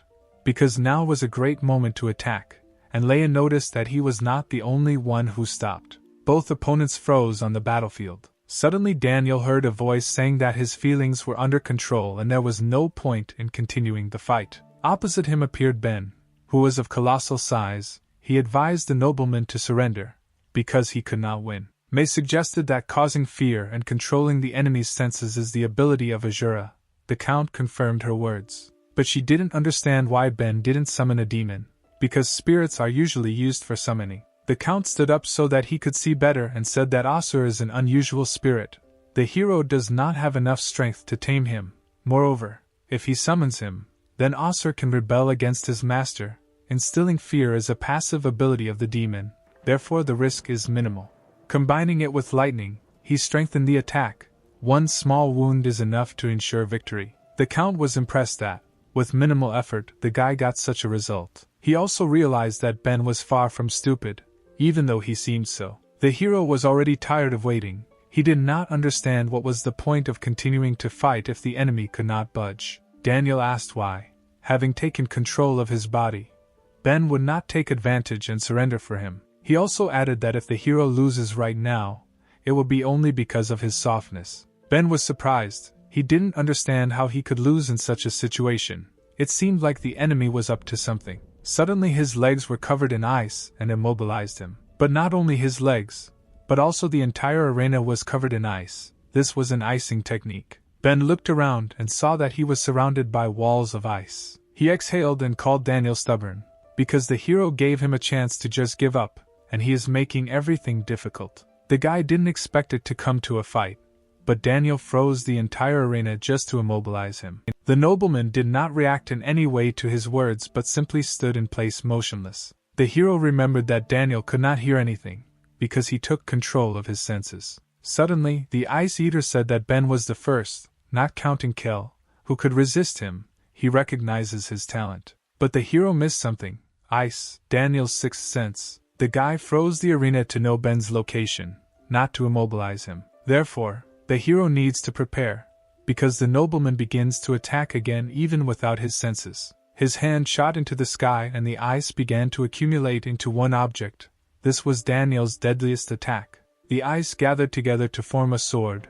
It was the ice sword Excalibur. Mary was worried, because her son had already received the position of guard. Why then take the risk and use this ability? Jenna was also worried, but for her owner, she was afraid that the guy would get hurt. The spectators were delighted to see the legendary sword. It was enormous in size, and its cold chilled to the bones, lowering the temperature throughout the Colosseum. Ben was happy with what he saw. He underestimated Daniel and, it seems, everything was only getting more interesting. The ice around the hero's feet burst. Such an attack could not hold him back for long because he was still covered in black lightning. Ben stated that since the nobleman fights at full strength, he will not give in and began to form a black ball in his hand. After some time, the ball increased in size and looked like a huge black cloud of energy that was ready to explode. Without thinking twice, Ben launched the ball at his opponent to check which of them was stronger. Daniel also did not stand aside and aimed Excalibur at the hero. The spiritual realm and the legendary sword collided with each other. Both guys wanted to find out which of them was the strongest with this particular attack. But their strengths were equal, which meant that both could suffer. Even Count Dracula and Kevin were surprised by what they saw. The sphere and the sword began to crack. None of them wanted to give in, and it was not clear which of the guys was stronger. There was an explosion and it was unclear who won. The spectators were amazed at such the power of the skills, but suddenly something appeared in the sky. Violet energy began to gather into small balls, signaling that Ben would now absorb the energy with the help of endless darkness. Meanwhile, outside the Protoss arena, a girl with green hair was watching the fight on a screen. It was Sarah, locked in the academy. She greedily ate popcorn and reasoned that if the guy wins, his rating will be very high. Suddenly the girl felt a strong push that almost threw her out of her chair. Because of the push, Sarah spilled popcorn all over herself, and was very unhappy about it. But what happened? The girl thought it was like an earthquake. Suddenly, behind the glass, she saw the killed guards and a guy with red hair who looked like one of the participants in the competition. Adam walked forward, not noticing the enemies. He felt that his goal was very close. Suddenly he stopped. The guy realized that the fragment was behind this door. Moving closer to the door, he swung his fist to knock it down. His strength was so high that the metal door with one blow shrank like a sheet of paper. The barrier was destroyed, and the predator was in the room with the meteorite. Adam was happy that he had finally achieved his most cherished dream. His goal is the gift of light. With its help the predator will finally be able to surpass the spiritual level and become the crown of evolution. Suddenly, the footsteps of some stranger were heard behind the guy's back. It was one of the B-rank Protoss guards who attacked Adam, saying that he was denied access to this room. The predator saw the blade of the sword that appeared in front of his face. He was surprised by the man's impudence. Adam instantly grabbed the man by the face and slammed him into the wall. He was infuriated that this weakling was distracting him at such an exciting moment. The power of the blow was such that the mark of the guy's hand remained forever on the face of the dead defender. Sarah watched all this through the cameras. She was horrified that the fighter killed the B-rank defender with one blow. She understood that the unknown person came for the meteorite. Even the commander-in-chief could not stop him, which means the girls should not try. Sarah only got a job here to get Ben to the dean, and she didn't want to risk her life for the old man's business. She was scared, so she decided to hide and pretend she didn't see anything. Meanwhile, in the arena, the warriors began to recover from the explosion of the sphere and sword. Daniel felt his senses return, but he didn't know why. Because the fight time had run out or because Ben had let go of control. But then he saw a familiar aura in the sky, which he had seen before. He got angry and accused Ben of using endless darkness even though he promised to fight without it. The hero was ashamed. He explained that this ability is passive and he himself can barely restrain it. So, as compensation, he returned Daniel's feelings to keep things fair. Mary decided to leave the arena. She was angry at Ben's invincible power. The woman understood that after the destruction of the sword, her son no longer had a chance to win. She knew that endless darkness does not obey the will of the owner and absorbs energy on its own, so the hero not only won the fight, but also became stronger, and Daniel weakened. At this point, she considered the fight over and left, because she did not want to see her son lose. Suddenly, the heroes heard a strange sound that was like a roar. It could be heard throughout the city. Count Dracula and Director May were shocked. They seemed to understand what had happened. The dean asked Kevin in a trembling voice where the sound came from. Kevin replied that it sounded like the sound was coming from the old man's academy. A huge pillar of light was coming out of the roof of the academy, and it seemed like right now everything was going according to the Predator's plan. He understood that S-rank guards were about to arrive, but unfortunately it would be too late. After all, what he was looking for was in his hands, the gift of light, the greatest treasure of the Protoss, which the monster had been looking for 10 years. Without thinking twice, he began to absorb what looked like a small fragment, but which contained enormous energy. Suddenly, someone's hands formed a strange sign aimed directly at the fragment. It was Sarah who used the grapple on the gift of light and sealed it. At that same second, the small fragment dissolved in the air as if it had not been there. Adam did not understand where his gift had gone. At the very last moment it disappeared. He became very angry and looked at the silhouette that stood at the entrance to the room. The guy was outraged that at such a moment the girl simply teleported the gift of light, and besides, he did not understand how she could survive, because he killed everyone in his path. She replied that she did not want to interfere in something that was not her own business, but as a resident of Protoss, she could not stand by indifferently to the murder and theft of the greatest treasure. So Sarah decided to fight and not let the Predator get him. The girl's words angered him more and more. He once again asked where she teleported the fragment, but Sarah brazenly told Adam that it was none of his business. Suddenly, tentacles flew out of the guy's hands. This was no longer the ability of Adam, but of the Predator himself, which was called Hellish Chains. The girl was surprised by the attack, because the guy did not use such a technique at the competition. The tentacles grabbed the girl by all parts of her body. She realized that there was something wrong with Adam's energy. It was not like human energy. In a second, she was completely at the mercy of the monster, which completely enveloped her body with its vile tentacles. The Predator said that he would give the girl exactly 5 seconds, and if she did not tell where the core was, she would die of suffocation. Sarah replied that his threats would not change anything, because she understood what she was getting into, and besides, if the monster kills her, she will never know where the fragment is. The girl placed a seal on the gift of light before teleporting it, a barrier blocking its connection with the outside world, and if the Predator kills her, he may forget about searching for the treasure. Adam himself noticed that he no longer felt the presence of the core, so he decided to torture the girl, since he couldn't kill her. The grip of the tentacles intensified, twisting the girl's arms, legs and neck. She screamed in pain, but had no intention of giving up. Adam once again asked the girl where she was hiding the fragment, while continuing to torture her. The girl just laughed in the monster's face, answering that he was where he would never be able to find him. Leia was already running towards the academy, because she knew that her friend was there now. She accelerated her pace because she was worried about the girl, but at the same time she understood that everything would be alright since Sarah was on duty. Dean Lee also joined the chase, but he was not worried about the girl, but about his priceless treasure. Suddenly Leia heard a strange squeak behind her. She turned her head to see what was there. Behind her flew hundreds of bats, the faithful companions of Count Dracula. Leia saw that the Viceroy himself and 2 S-rank guards had also arrived to help. Apparently something serious happened. After these words, all the heroes rushed to the academy. A few minutes later, Leia landed at the entrance to the Academy of Sciences. The torn corpses of the guards lay around her. She looked around the place in preparation for battle, but Sarah's corpse was not there. Suddenly she heard the dean's cry. It seemed that he had found the battle site. He trembled and constantly repeated the same words about the gift of light, that he was his.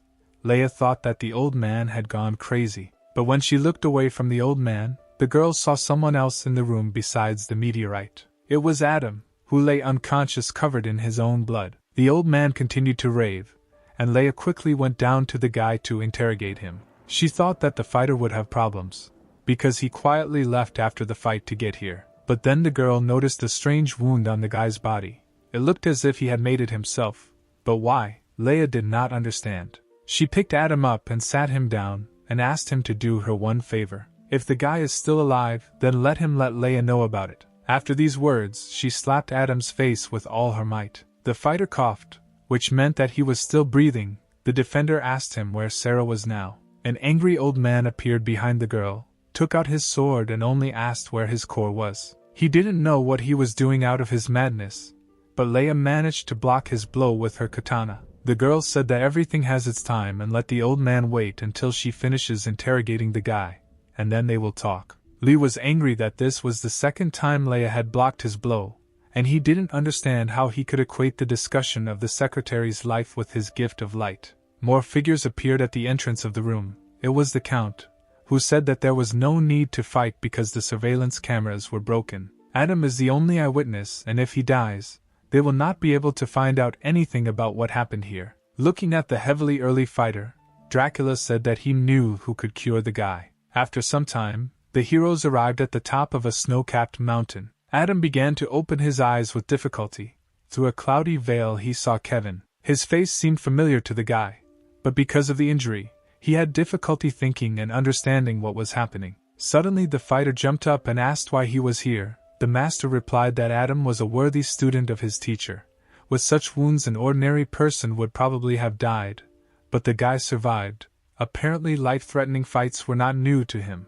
Moving with difficulty, the warrior turned to get out of bed. He knew that he had no time to lie down because the predator had sealed his teacher. But suddenly a wild pain ran through his body, reminiscent of lightning that passed from head to toe. Adam fell out of bed and blamed himself that it was his fault that he could not defeat this creature.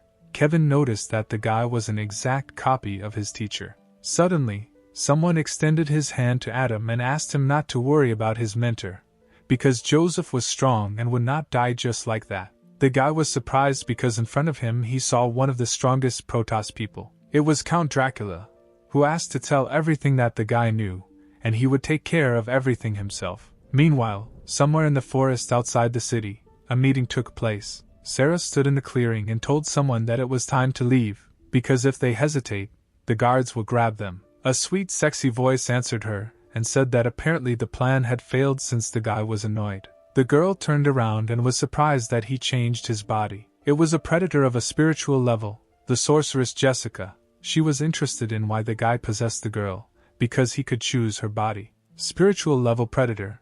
Dark King Steve replied that this body is the only one who knows the location of the gift of light, so she could not be left there. Steve turned around and ordered the sorceress to leave, because they had very little time left. Suddenly, some rustling was heard in the bushes. Someone called the monsters and asked him to wait. The hairy hand of a creature appeared from behind the tree, hurrying to meet him. It was a Way Ghost-level predator. The monster was worried that his allies decided to abandon him, and then he would get lost and not find them. Meanwhile, in Kevin's hut, the heroes discussed the incident at the Academy of Sciences. Adam told Count Dracula all about a ghost-level predator that can inhabit other bodies. The governor had not met one for a long time, but, unfortunately, he could not leave the city because power was now in his hands. Therefore, he entrusted the task of rescuing Sarah to the paladin Kathleen and the S-rank guard Michael. The Count ordered the girl to be returned safe and sound, and the predator to be killed. The paladin jumped up and swore with her life that she would complete this task. Michael finished reading his book and with a grin on his face said that he understood the assignment. Suddenly the door to the room swung open and Ben appeared in the doorway. He responsibly stated that he was also joining the task. Leia supported him and also wanted to help. Sarah was the hero's bodyguard, so the guy considered saving the girl his duty. Leia straightened her hair and stated that Sarah was her friend so she would not leave her in trouble. Kevin was not happy with Ben's statement. Eliza was the guy's fiancée, and the master was afraid that his entire family would be guards and would always have to be watched. The old man was not happy either. He told the hero that his opponent was a predator on a spiritual level, and the guy would not be able to defeat him. Ben answered the old man that all the dean's thoughts are only about the core, and apparently he is not at all interested in the girl's life. Kathleen told the guy that this task was not so difficult, and she could handle it herself. There was no need to risk her life again. Kevin stood up for Ben and said that there was no need to suppress the guy's enthusiasm once again. Besides, the hero had become a guard and such an outing would be training for him. He turned to the Count and asked if he was against it. The Viceroy was embarrassed and replied that no, which means it was decided that Ben and Leia would go with the guards. Dracula was frightened by Kevin's gaze. He thought that the master was angry with him, and in order to make amends he would need to send the man a discount coupon to the tea house. Then the Viceroy turned to Ben. He proclaimed that because of the rush, they would do without the Guardian initiation ceremonies. So now the Count names the guy the Guardian and Protector of the Protoss. It also assigns the hero a rank. He will be in the 7th squad. Adam thought about the fact that he did not expect Ben to be able to defeat Daniel. The hero was happy about his dedication and the fact that he could go on a mission. The city door opened and 4 guards set out on a mission. The fighters had to work as a team and save Sarah and the Gift of Light. During the investigation, it was revealed that the enemy was heading this way, and the team rushed in pursuit. The road was familiar to Ben. After the first round, he studied the map of the area. In addition to the territory marked not explored, there was another one marked entry prohibited. Anyone who entered this territory alive did not return. This place was called the Cemetery of the Guards. Kathleen was surprised that the hero was able to remember this unremarkable road, because the map shows thousands of paths. Michael told the hero that he was a very interesting person, since he went to study the map in his free time. Ben replied that this was a habit from a past life. But now they need to catch up with the enemy because he is trying to hide from them. Meanwhile, the trio of predators walked through the forest. Wei became bored because he was promised that there would be fights, and that is why he went with them. Jessica notified her allies that, judging by the signal traps, there were 4 enemies, and they would soon catch up with them. But after a couple of seconds she realized that there were 5 opponents. Wei was pleased with this news. He asked permission to detain them, because the monkey was already tired of the fight. Steve turned around and replied that Jessica would take care of the enemies. That's all, because the predator will have another more important task for Wei. After some time, the monkey listened to his master, and he did not like the plan. Wei got angry when he heard the suggestion and said that Steve was just using him. The Dark King replied that he needed to quickly find out information about the location of the Gift of Light, so the monkey would have to carry it so that he could concentrate his energy on the search. They walked forward. Steve told Wei that when they get to the guard's cemetery they will be safe. Meanwhile, the pursuing heroes stopped because Ben noticed something. It was an ambush, and right now a huge boulder was flying towards the hero. Leia was already running to help the guy, saying that she would deal with the obstacle. The girl delivered 30 blows with her blade in a few seconds. The stone shattered into fragments, and did not cause any damage to the heroes.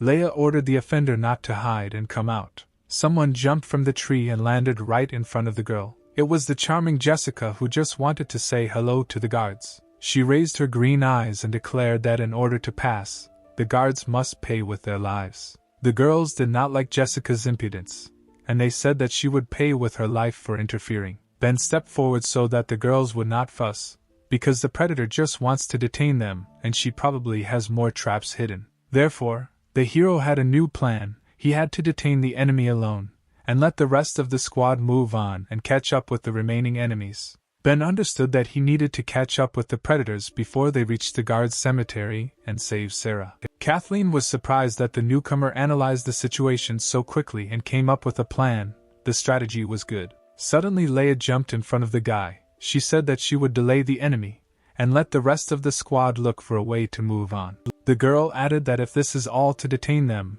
then it is better that heroes stronger than her continue on their way. Leia also noticed that the predator was 1 against 4, but was completely calm. Apparently she was very dangerous. The girl waved her sword over the demoness head, preparing to strike. She did not want Ben to risk his life in this battle. Leia launched a series of consecutive strikes with her katana, attempting to distract Jessica. The predator was not the least bit afraid. She calmly sent her hare to attack the girl. The two heroines collided with each other. No one wanted to give in, but it was unclear whether Leia would be able to hold off such a strong opponent for a long time. The rest of the squad did not stand and watch the battle for long.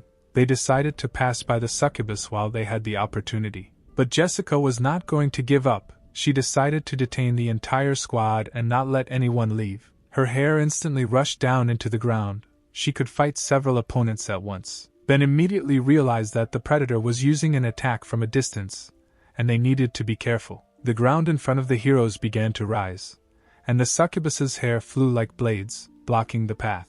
Kathleen's sword began to glow yellow, rushing forward and shouting that she would deal with the obstacle. A huge divine ray of light hit the hair from the sword, tearing the hair into shreds. Jessica did not expect such strength. She could not believe that the girl was able to cope with her bonds. At that moment, the heroes jumped over the demon and found themselves behind her. Ben landed and realized that they had managed to break through. The squad headed forward, leaving Jessica and Leia behind to fight. The hero promised that he would under no circumstances die and would return Sarah and Leia home. The succubus was upset that the heroes tore her hair, but she was more infuriated that the three of them were able to escape. She pointed at Leia and shouted that if she lost Steve's love because of this, it would be the Protector's fault. Suddenly the ground shook and green footsteps could barely be seen on the surface. Someone very quickly rushed past the girls, leaving them behind. The speed was so high that Leia didn't even understand who it could be. She assumed it was Dean Lee,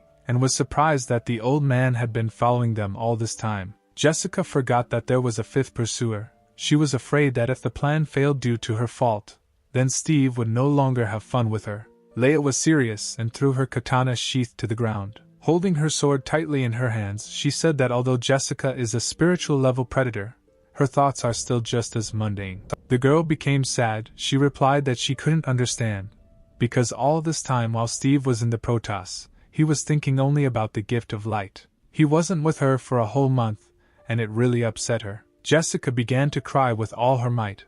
Leia could not know how bad she felt without him. Due to the loud crying, waves of sound emanated from the succubus, which scared away all the birds in the area. Leia was not at all moved, but only noticed that Jessica was screaming like a cat at night. But suddenly she felt that something strange was happening to her body. It was not just a scream.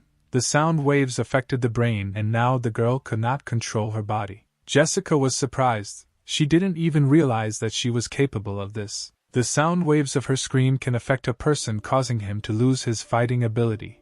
Taking advantage of the moment, the succubus went on the attack. She pointed her hair at Leia, telling her to feel how love stabs her heart. Hundreds of hairs flew towards the girl, which at the base looked like sharpened swords. Leia couldn't believe that she would die here on her knees. There was a scream and the clearing was filled with blood. Meanwhile, the hero and team were close to catching up with the enemy. The silhouette of Wei appeared in front of them, who knew that Jessica could not be relied upon. She had missed the three. He was sitting on a tree stump. In his hands was a huge club. The monkey was sure that he could deal with everyone with one blow. Michael grinned and said that his favorite animal was the monkey, so he would fight with it. Suddenly, another primate appeared behind him, preparing to attack. The guy realized that there were several monkeys. The predator's club crashed into the ground. It was unclear whether the guard had time to evade. Wei rejoiced at his victory. He could clone himself many times, and his copies had the same strength as the original. Suddenly his joyful look changed to surprise, because he did not expect what he saw. Michael held his staff with one hand. He ordered the remaining members of the squad to leave, because he could hurt them. His eyes turned red inside the guy. One of the 7 deadly sins woke up. Michael's face changed. From a smiling guy he turned into an angry man. It was a sin of anger. Michael's body released such powerful energy that the trees around him rose into the air. The monkeys were shocked by what they saw. Their anger was awakened and they were ready to fight. The guy said that he would deal with the predators himself, and then catch up with the team. Ben was shocked, because Michael seemed to have become a different person. Kathleen explained that 7 personalities live in the guy's body, so this is not surprising. Wei was even a little scared.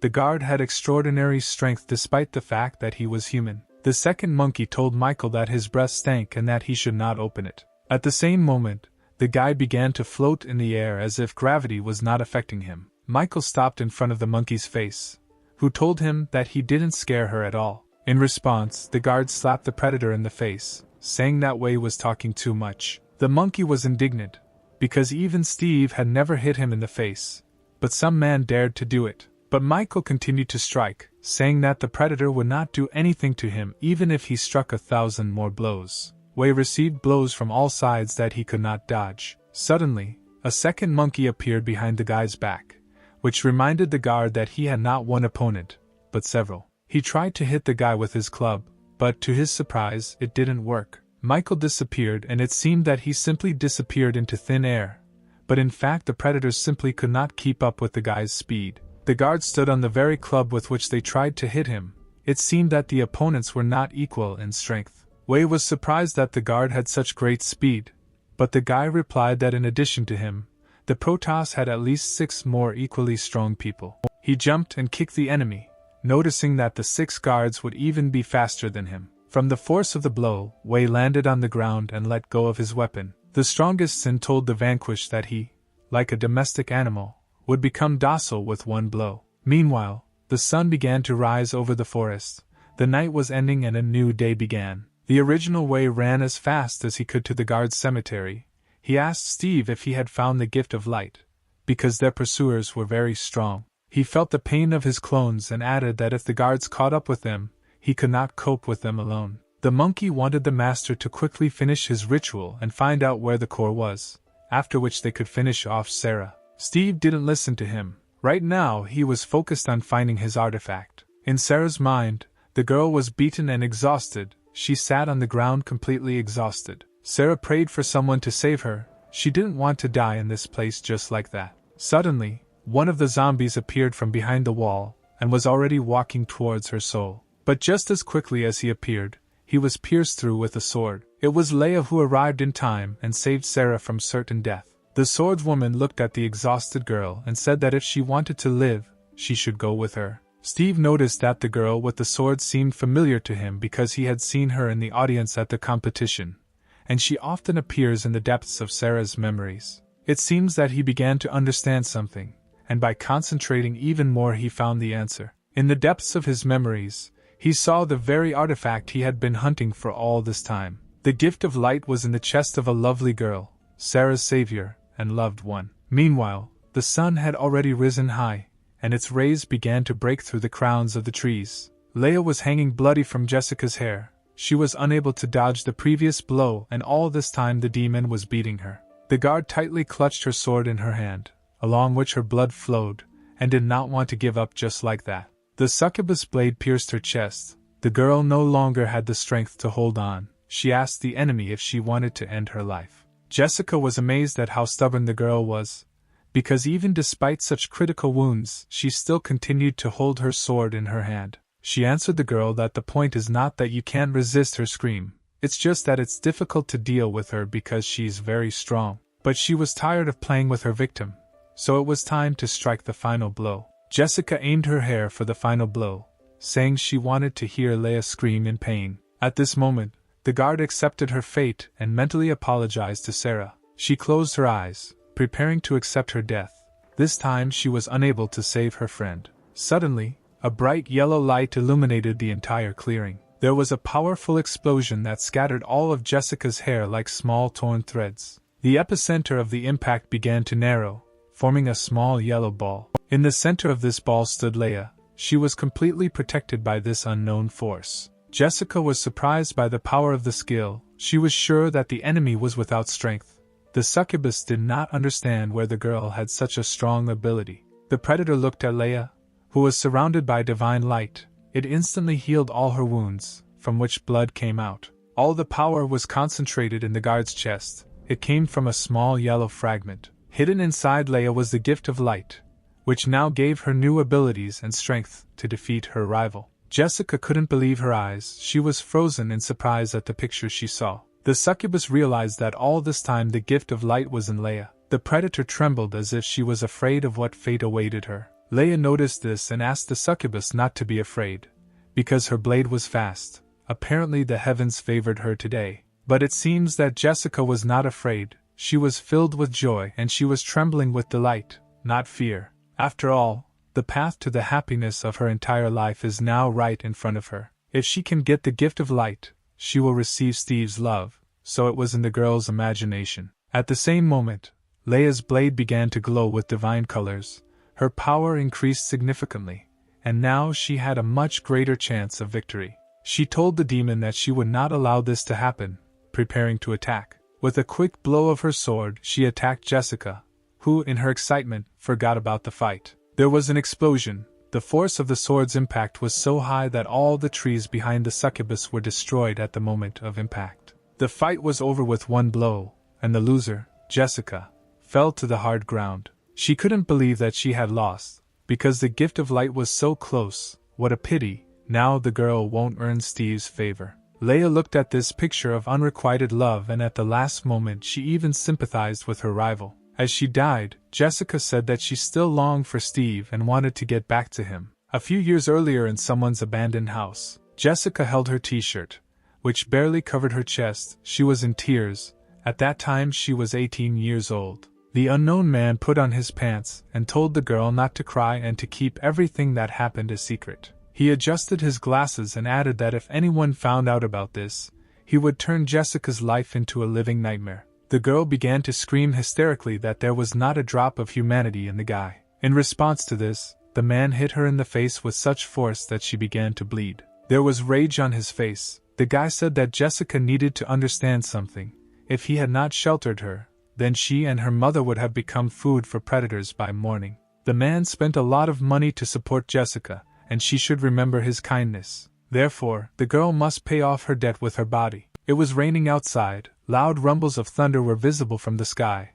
At this time it is good to stay at home and not go out anywhere. But in this weather, Jessica stood on the roof of a multi-story building. All her feelings and emotions disappeared, and even the cold rain was not a hindrance for her. She wanted to end her torment. In her head the voice of an exhausted girl told her to take a step into the abyss. Just one step and it will all be over. She will no longer have to endure bullying. The beauty stood up on her tiptoes and had no doubt about her choice. She spread her arms to the sides and began to say goodbye to this unhappy world. Jessica thought that if there was an afterlife, then she hoped that at least she would be treated well there. Suddenly, just before the jump, someone spoke behind the girl. An unknown person said that death is not a solution. It was Steve who said that only power can change something. The girl was scared when she saw the predator, but she had nothing to lose. Steve asked the girl to come up and become his subordinate. If she decides to be with him, then the Dark King will grant her a power that is unknown to ordinary mortals. At that moment, he bit the young girl's innocent neck, giving her some of his powers. Some time later, in the same house where the girl felt only pain and suffering, a man sat on the floor and trembled with fear. Jessica looked at him with contempt and said that didn't the guy want the girl to pay him back? Now is a great chance to repay the debt. The man was scared as a kitten and begged not to take his words seriously. He grabbed Jessica's leg and insisted that he knew that he was wrong. He begged her not to kill him because the guy could find other younger people for the girl to eat. But unfortunately for him, the newly made predator did not like human flesh. For the first time, she used her hair in the form of blades, pointing them at the offender. There was a piercing scream filled with pain and the man's blood splashed onto the wall. He died without immediately even feeling the pain that Jessica felt all this time. She didn't feel sorry for him, but only that for the sake of someone like him, the girl gave up her human essence. As Jessica staggered towards the exit, she wondered if it was worth it. Having finished the fight, Leia turned around and decided to catch up with her friends. But suddenly the hair of the defeated rival began to envelop her legs, trying to stop her. Leia turned around and was surprised that Jessica did not die after such a powerful blow, but simply sat there and thought.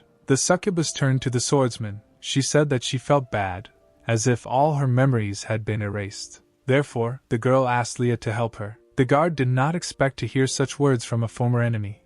It was unclear whether it was true, or the demon lied to take revenge. Meanwhile, in another part of the forest, two predators continued their path to shelter. Wei wondered what kind of power the gift of light had since Steve was persistently trying to get it. Exhaling, the predator replied that the monkey would not understand him until he himself reached the limit of his strength. Steve went through a lot to reach the peak of his spiritual level, and now he feels so lonely from the realization that there is nothing left to strive for, It seemed to him that there was no one stronger than him in the world. But he was wrong. Once he managed to lose to one opponent, a young guy from the human race. Wei was shocked by the story.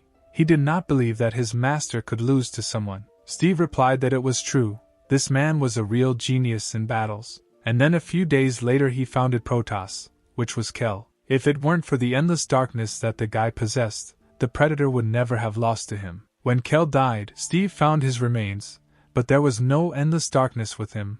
This became a big problem for the Predator, and therefore, if he can obtain the gift of light, he will change beyond recognition. With its help, Steve will be able to resist the power of endless darkness, go beyond his limits, and finally overcome the spiritual level. Wei listened to this story and began to understand a little of his master's desire. If Steve can get the gift of light, he will become the strongest in the whole world. After some time, the team of predators came to the border of the guards' cemetery. It was right in front of them, yet they managed to make it before the guards appeared. Wei said that they need to leave a note for Jessica so that she knows where to look for them. Steve jumped off his comrade's shoulder and replied that there was no need to do this, because Jessica will not come. When Steve asked her to detain the guards, he understood that the girl would not be able to resist them. Wei was shocked by what he heard. He didn't expect that his master was planning to leave her from the very beginning, because Jessica said that the three of them were family. That Steve only coldly replied that if in exchange for her he received the gift of light, then her sacrifice was not in vain. In addition, family is a word from the human world, and predators do not need families. Having finished the dialogue, he turned and ordered to follow him.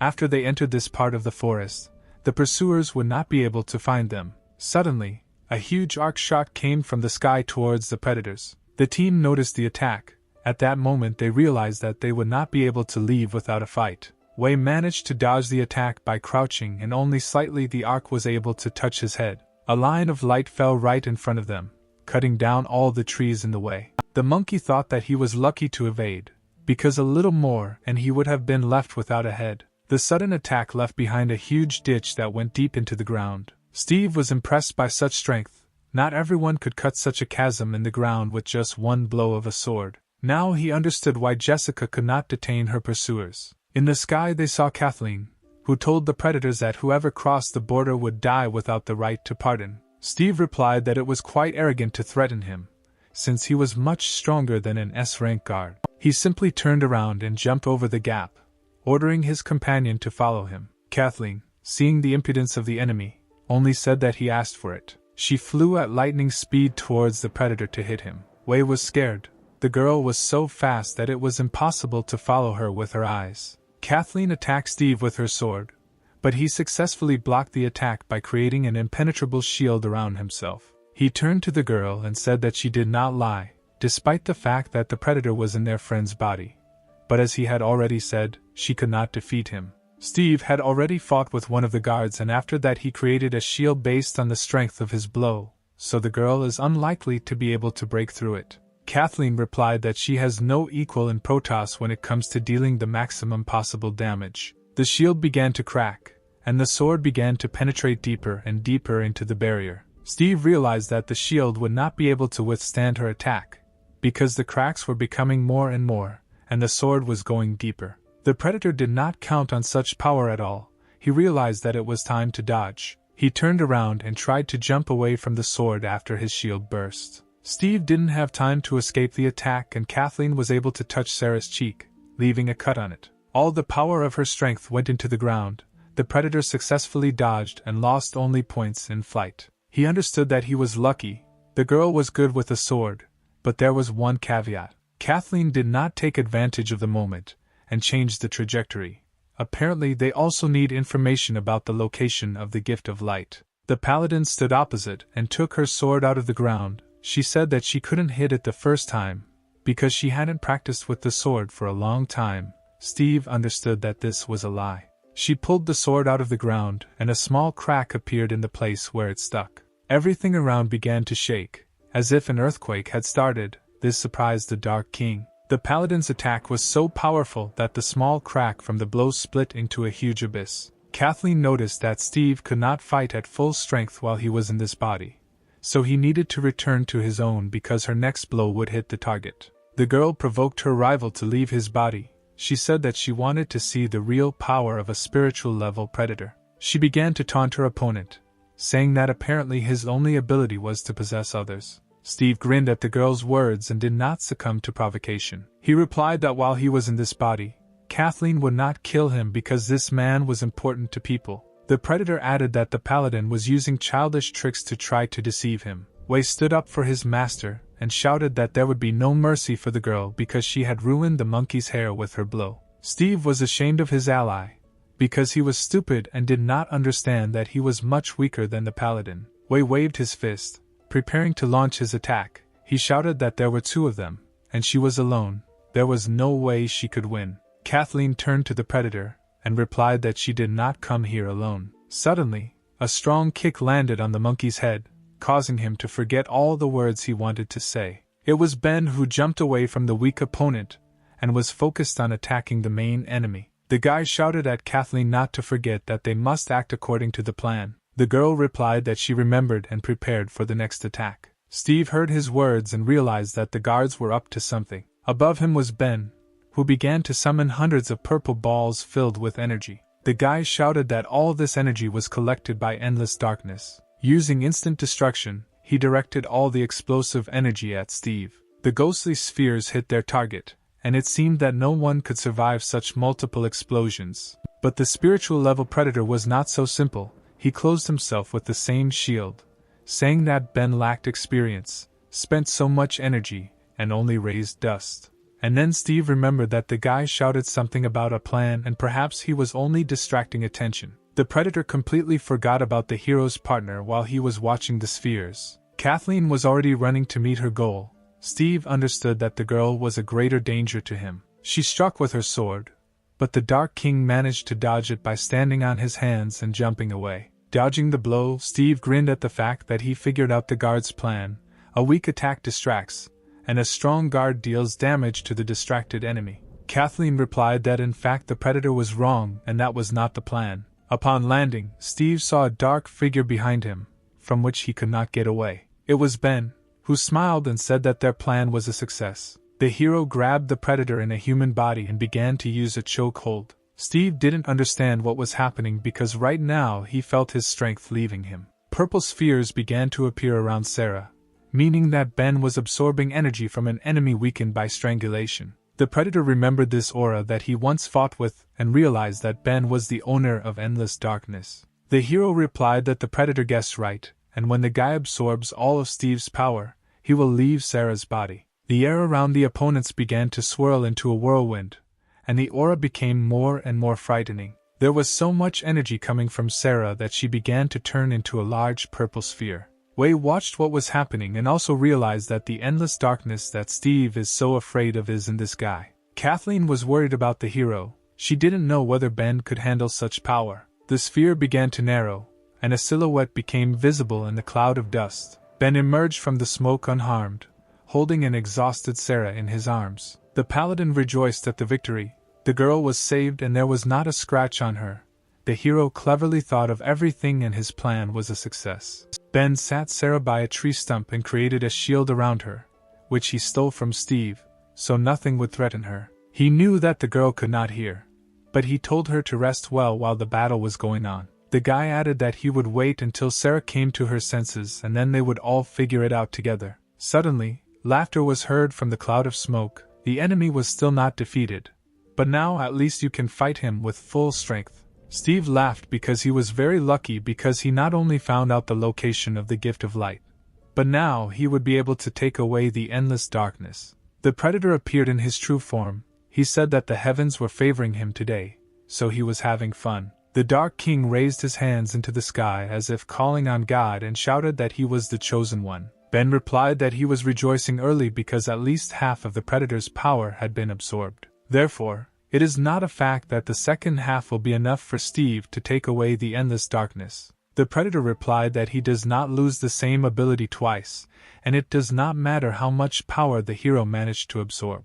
He turned to his ally and asked Wei to tell him what his master's real appearance was. The monkey smiled and replied that Steve is the lord of the underworld and therefore he can control the souls of the kingdom of shadows. In fact, they did not come here to escape persecution. The Guardian's Cemetery is Steve's underworld prison. Many souls are enslaved here, and they are the source of his replenished strength. That is why in this place the Predator becomes invincible. Kathleen noted that they had underestimated their enemy. But Ben was not frightened by these words. He said that since this happened, they had only one thing left to do: deal with the Predator and complete their mission. Meanwhile, somewhere in the depths of the guard's cemetery, Joseph walked leisurely through the forest holding his bag on his shoulder.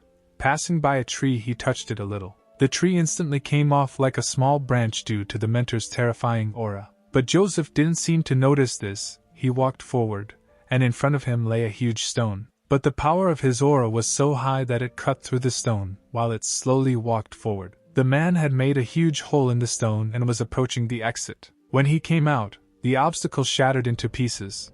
But Joseph did not react to this either.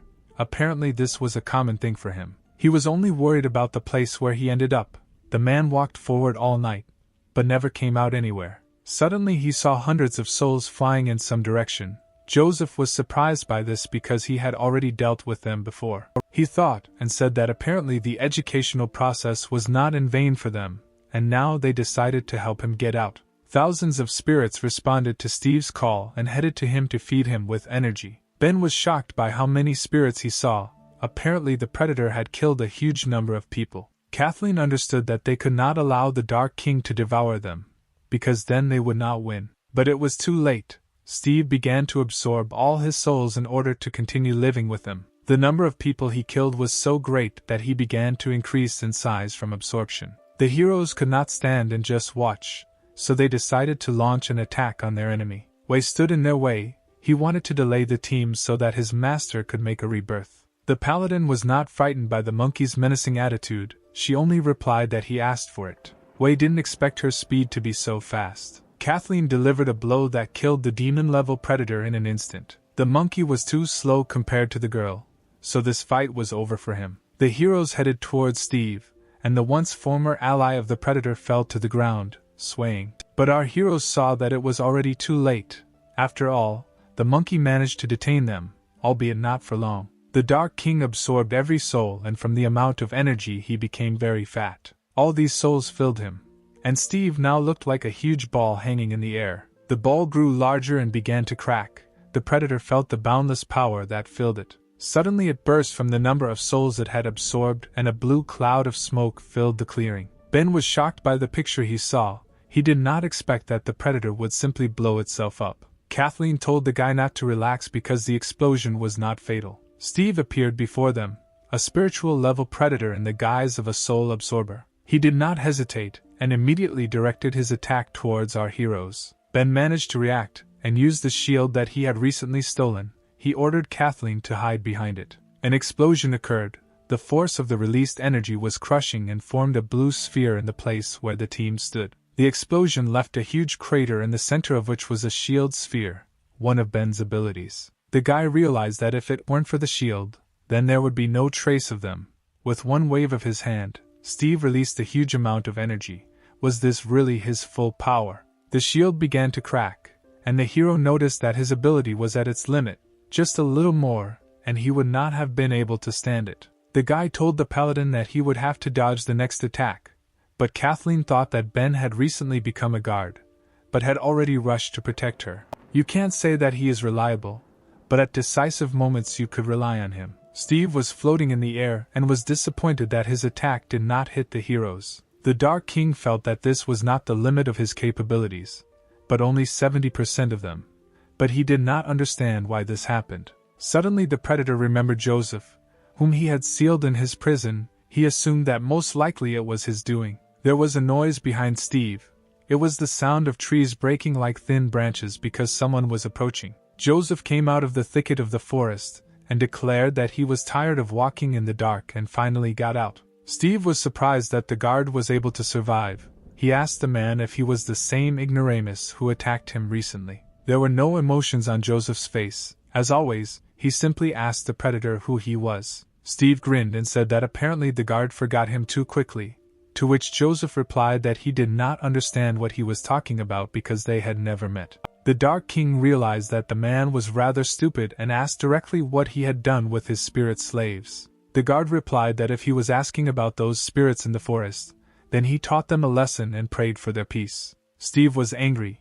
He did not expect that by locking the guard in prison he would lose so many souls that he had been collecting for years. Out of rage, he jumped into the air in order to attack the one who ruined all his plans. The speed of the Dark King was great, and Joseph did not have time to dodge his attack. Steve struck his opponent in the face with his hand, causing him to fly to the side. The man fell to the ground, but he never let go of his mysterious bag. Apparently there was something valuable to him there. Steve said that even though he now has 70% of his strength, this will be more than enough for the guards. Joseph rose to his feet as if nothing had happened. This was not the first time he had been hit by an enemy. The man told the predator that he had a rather weak blow, and if he took his time, he would show him what strength is. But alas, maybe another time they will fight, because now Joseph was in a hurry to the protas, to reveal the identity of the one who harmed his student. A team of heroes immediately arrived and said that for this there is no need to go to the protas because the one the man needs is here. Ben pointed his finger at Steve and said that he not only used Adam's body, but also inflicted a fatal wound on him. Fortunately, Kevin managed to save the guy. Joseph pondered the words spoken to him and decided what to do next. He turned to Steve and asked if they had met outside the arena. The predator replied that it was so, although the man did not immediately understand who he was. The Dark King grinned, noting that it was not surprising that Joseph did not understand anything, because his head was empty. After these words, a bag instantly flew at Steve, which Joseph had not let go of his hands all this time. The predator stopped him with his hand and immediately his nose was struck by the disgusting smell that came from the bag. He asked the man what was lying there. Joseph delivered a powerful blow to Steve's stomach and replied that the bag contained his change of underwear. Then he hit the predator again, but this time with his foot in the face. The force of the blows sent the Dark King flying into the air. While flying, he thought about how a person could have such a crushing force of blows. Joseph began to become covered in a crimson fog. He stood and concentrated in order to awaken his power. The guardian screamed as he released his energy. This was the path of a despot, a fighting spirit stance. The strength was so high that his rage could be seen in the pulsating muscles. He shouted that only he could beat his student. After these words, he headed towards Steve, deciding to finish the battle without allowing the enemy to land. His aura, which was flying around, began to turn into the form of a dragon and flew straight towards the predator at great speed. Steve realized that the power of such a blow should not be underestimated since she took the form of a dragon. He put his hand in front of him and shouted that he would hold all this power. Ben was shocked by the strength of the S-rank guard.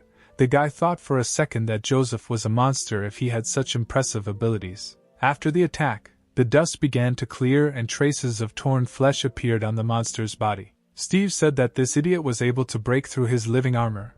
It will be difficult to restore it because it is armor made of human souls that can block up to 3 fatal blows. The predator became seriously angry and began to gather his energy, shouting that the guard was greatly infuriating him. The man grinned and answered the enemy that it was mutual. Meanwhile, calm reigned at the top of the sacred mountain and morning began. The alarm clock rang for the umpteenth time.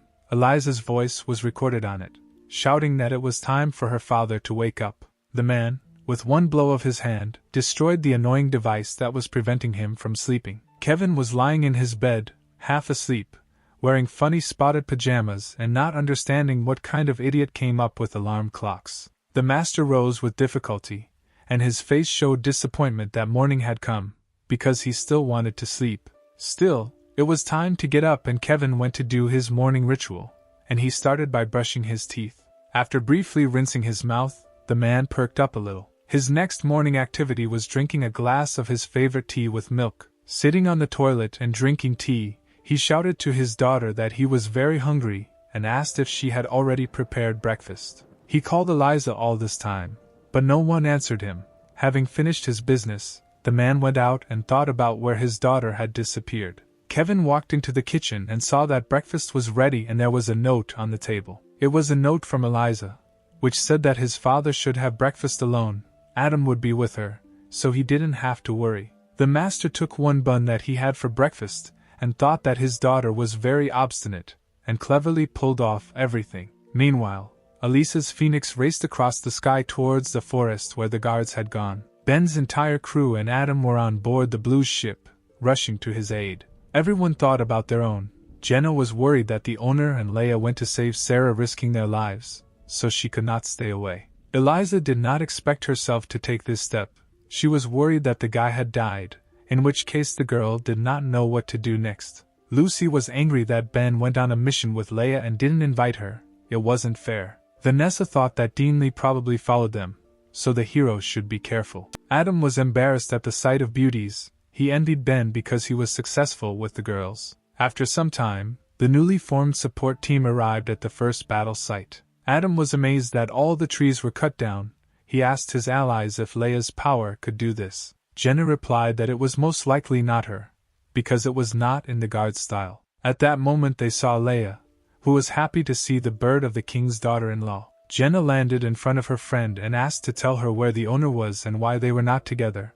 Leia replied that it was all because she was detained here. Jessica appeared behind the girls, who had been following Ben's guard all this time. Leia asked why the girl was pursuing her. Because she spared her life, showing leniency. Jessica replied that she was no longer interested in fighting and it was because of her that she became like this. So now Leia is responsible for the succubus. Jenna was wary, because in appearance the girl looked like a predator, but a completely different aura emanated from her. Leia replied that Jessica was actually a predator, but after she defeated her, she did not die and is now following on her heels. Apparently it's all about the stone that is in the swordswoman's chest. Because of it the succubus lost her memory. Eliza descended from the phoenix.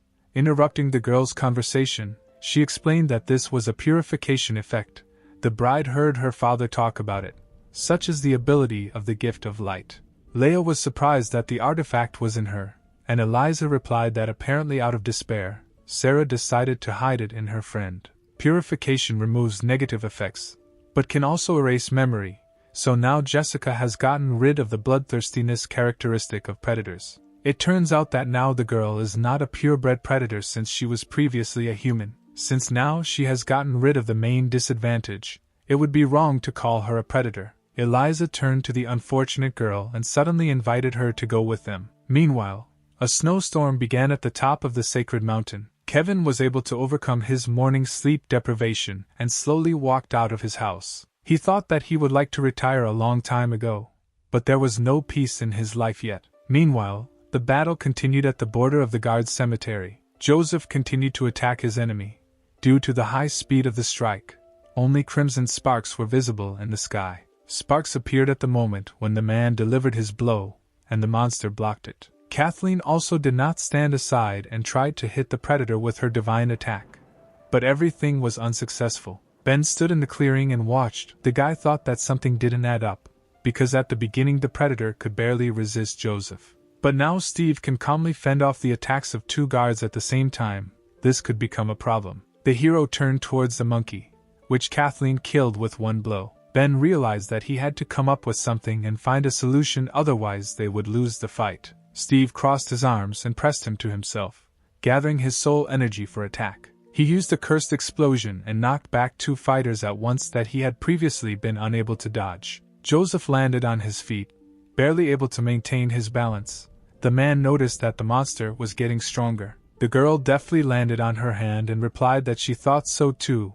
This was the first time she had encountered something like this. Steve provoked his enemies by saying that the guards must be wondering why his strength was increasing. The whole point is that there is a difference between genders. He is a predator, and it is inherent in nature that people are no match for him. Suddenly, someone shouted that the monster was lying, and in fact it was not so. Ben realized what was happening. Steve had absorbed a huge number of souls, but it took time before their energy was absorbed. If the part has been learned so far, the more the battle goes on, the more the monster will change. Steve answered the guy that he was not stupid and he was interested in how he could guess about the predator's ability. Ben replied that he guessed because he himself had a demonic ability. Suddenly, two copies of the guy appeared behind Steve, preparing to strike. The monster released its energy with one wave of its hand and destroyed the two Bens. He asked the guy if Wei's cloning technique was that same demonic ability. After these words, the monster directed its beam of souls at the hero standing in the clearing. The beam pierced through Ben's stomach, burning all his organs from the inside. The two S-rank guards were shocked by what they saw. They did not expect the hero to die such a death. Steve pulled the guy towards him and said that he had to absorb Wei's soul, and since the hero was in such a hurry to die, he could help him with this. But the seemingly half-dead Ben raised his head and told the monster that where did he get the idea that this was the original. A copy of the hero disappeared into the air, stunning his enemy. Steve turned around, but it was too late. He realized that the guy had fooled him. Ben was already behind the monster, and at that moment, he used his grab ability. Everything around him dissolved, and Steve found himself in an impenetrable abyss filled with thousands of eyes. He was furious because he did not understand why he could not move and why eyes were looking at him everywhere, from which fear arose. The guards also saw this abyss of fear. Joseph thought it was a mirage, but Kathleen replied that it was not so. She explained that these are the eyes of Azura. They say he is able to immobilize the enemy with fear. The girl did not even imagine that Ben had such power. The guy told the monster that he had never used this power, but Steve forced him to resort to it, because if he was not killed, others would suffer. He gathered all the demonic energy and ordered his power to appear. Suddenly, his clothes began to be torn to shreds, and a purple aura appeared from behind his back, taking shape. These were Azura's 6 arms, which were much larger in size than Ben himself. Steve couldn't believe his instincts. Suddenly the thirst for killing the hero became stronger than that of predators. This was impossible for a person. An imperceptible fatigue appeared in Ben's eyes, and he ordered the predator to get out of the dungeon. At that moment, one of Azura's hands struck the monster's face, which could not move. Ben slammed his opponent into the ground, pushing him out of the abyss of fear. Steve felt hellish pain, but at the same time he realized that he was no longer under control and could move. The blow was so strong that it removed another layer of spiritual armor. Now the monster could only die once. He was furious that a pathetic man could do this to him. Steve shouted that he would kill Ben, but in response to this, he received a fist blow that finished off the enemy. Ben shouted that this is not the end and Steve better take care of himself. A flurry of blows fell on the monster, which continued to beat him to the point of exhaustion. The predator tried to block the attack, but Azura's strength was much greater than his. Under a flurry of blows, souls began to fly out of Steve's body, fleeing. Kathleen was surprised that the souls of the dead fighters were leaving the monster. They feared Azura much more than the Dark King. After the attack, the monster rose to its feet. It had a huge number of wounds and abrasions, but they all immediately disappeared, because the hero also destroyed the last of the layers of the spiritual shield. Ben shouted that he needed to attack immediately because now the monster could be defeated. Joseph, without thinking twice, gathered his strength into the last attack. Even without words, it was clear to him that he needed to help the hero. The man used a tiger volley. A huge saber-toothed tiger made of energy rushed towards Steve. Kathleen also did not stand aside. She said that right now the Dark King Steve will pay for what he did. The girl instantly rushed towards the enemy and cut through his body, leaving behind only the blood of the monster. 2 guards attacked simultaneously, leaving no chance for the monster to win. Kathleen exhaled and announced that the verdict had been reached and the fight was over. Joseph took revenge for his student and said that Steve crossed the wrong person's path. The dust from the blows cleared and the blood of the monster could be seen dripping onto the ground. His leg and arm were severed. His body was cut in half, but he struggled to stay on his feet. All because he did not want to give up, because the gifts of light and darkness were right in front of him. But the predator understood that he had lost in this battle. He fell into the crater, saying that he would not retreat so easily, after which he no longer showed signs of life. Ben was covered in sweat due to using too much energy.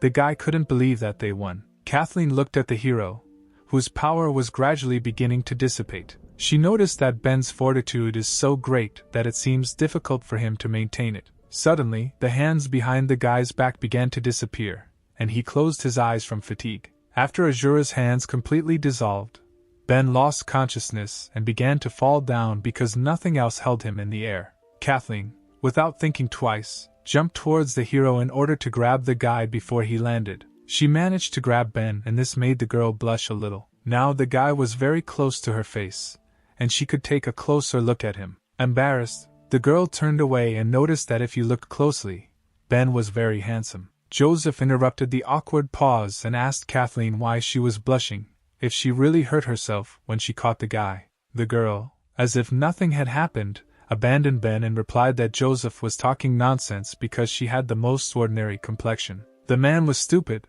but not that stupid. He noticed that Kathleen couldn't lie at all. Ben woke up from hitting the ground. He realized that he had apparently lost consciousness since controlling Azura's power requires a lot of energy. It seemed that the battle was over, but the hero had a strange feeling. The guy did not understand what could be the matter. And then he finally realized a terrible thing that no one noticed. The endless darkness was not activated, which means Steve is still alive. Ben shouted to the guards to finish him off quickly. The monster opened its eyes, which were directed to the place where Ben was sitting. The guardians were too late, and Steve delivered his final blow, the beam of which emanated from his mouth at the enemy, because of whom he lost. Ben did not have time to react, and only noticed how the beam of power was directed directly at him. The energy went straight into Ben's mouth, and went deep into his body. Horrified, Kathleen realized that things were bad and she needed to be more careful with such a difficult opponent. Steve exhaled for the last time to take over Ben's body and gain endless darkness. He laughed. His delight knew no bounds, because in the guy's body there was endless darkness and Azura, as well as other abilities that the hero absorbed. Ben's eyes changed to Steve's yellow pupils and the worst happened. The predator took possession of the hero's body. Kathleen raised her sword and began to gather divine power. She advised Steve to get out of the guy's body, otherwise he would taste the power of her blow again. Steve just grinned. It was the best body he had ever had, and now he was not afraid of Kathleen's sword. The girl was disappointed because she also understood that she could not cope with the power of endless darkness and Azura. But suddenly Joseph came out to fight. He told Kathleen to control herself. The man had more experience in such matters, and he would sort everything out. The paladin looked at Adam's mentor in disbelief and asked what he planned to do. Joseph rushed to the attack and was already preparing his fist, answering that he planned to simply smash his enemy. But his fist was easily stopped by one of Azura's hands, despite all the power of the guard. Joseph shouted that since Steve blocked his left fist, then he would get his right one. But this attack was easily blocked. The monster replied that now the guard's fists were of no use, because Joseph cannot defeat Azura relying only on physical strength. But suddenly the man attacked Ben's head using his despot way. Smoke came out of the guy's forehead at the place where the blow was struck. Azura's hands began to disappear, and he himself fell to the ground. Joseph said that he most likely would not defeat Steve with his fists now. But the monster did not take into account that the mentor's head is much stronger than his hands. Ben lay unconscious and now the heroes had no idea what to do next. Kathleen was shocked by Joseph's methods. She did not expect that the mentor would simply hit the guy. The girl asked the man that since he knew a lot about these matters, he should know how to get the predator out of Ben's body. Joseph replied that he had not yet thought about how to do this. The mentor suggested that they could hit the hero again and maybe then Steve would come out of his body. Kathleen was against this. Suddenly a man appeared in the clearing and slowly approached the guards. The guy advised Joseph not to do that because there was no point in it. Michael returned to his comrades, who explained that Steve was in a hopeless situation, so it was unlikely that he would give up his tiny hope because of some blows. Joseph asked the guy what he was proposing, to which Michael replied that there was only one way out in this situation. To destroy Steve once and for all, they need to rely on the strength of Ben himself. The hero and the predator were inside Ben's mind. Steve was surprised that he, the great Dark King, was defeated by a bunch of guards. However, if the monster can defeat the guy in this place, he will have his body forever. Ben grinned. He was not at all afraid of his opponent, and replied that Steve only knew how to talk. The guy struck the predator in the face. There were no abilities here, just the usual solution to a dispute with fists. Attacking his enemy, the hero shouted that he would fight off his body and drive Steve out. Having received the blow, the monster fell on his hands, but was immediately able to push off to counterattack. He swung his leg attacking the guy and shouted that the hero still had milk on his lips. Ben should have been a couple thousand years older before showing off to a predator. The guards stood in the clearing and looked at the guy's motionless body. Kathleen said that Ben had already shown his trump cards and proved that he was quite extraordinary. Without him the team would not have completed this task so easily. But the girl was worried because now the hero had to deal with a spiritual level predator, and the guards could not help him. Michael smiled in his usual manner and replied that they had to find out who was spiritually stronger, and the team could only wait for him to wake up.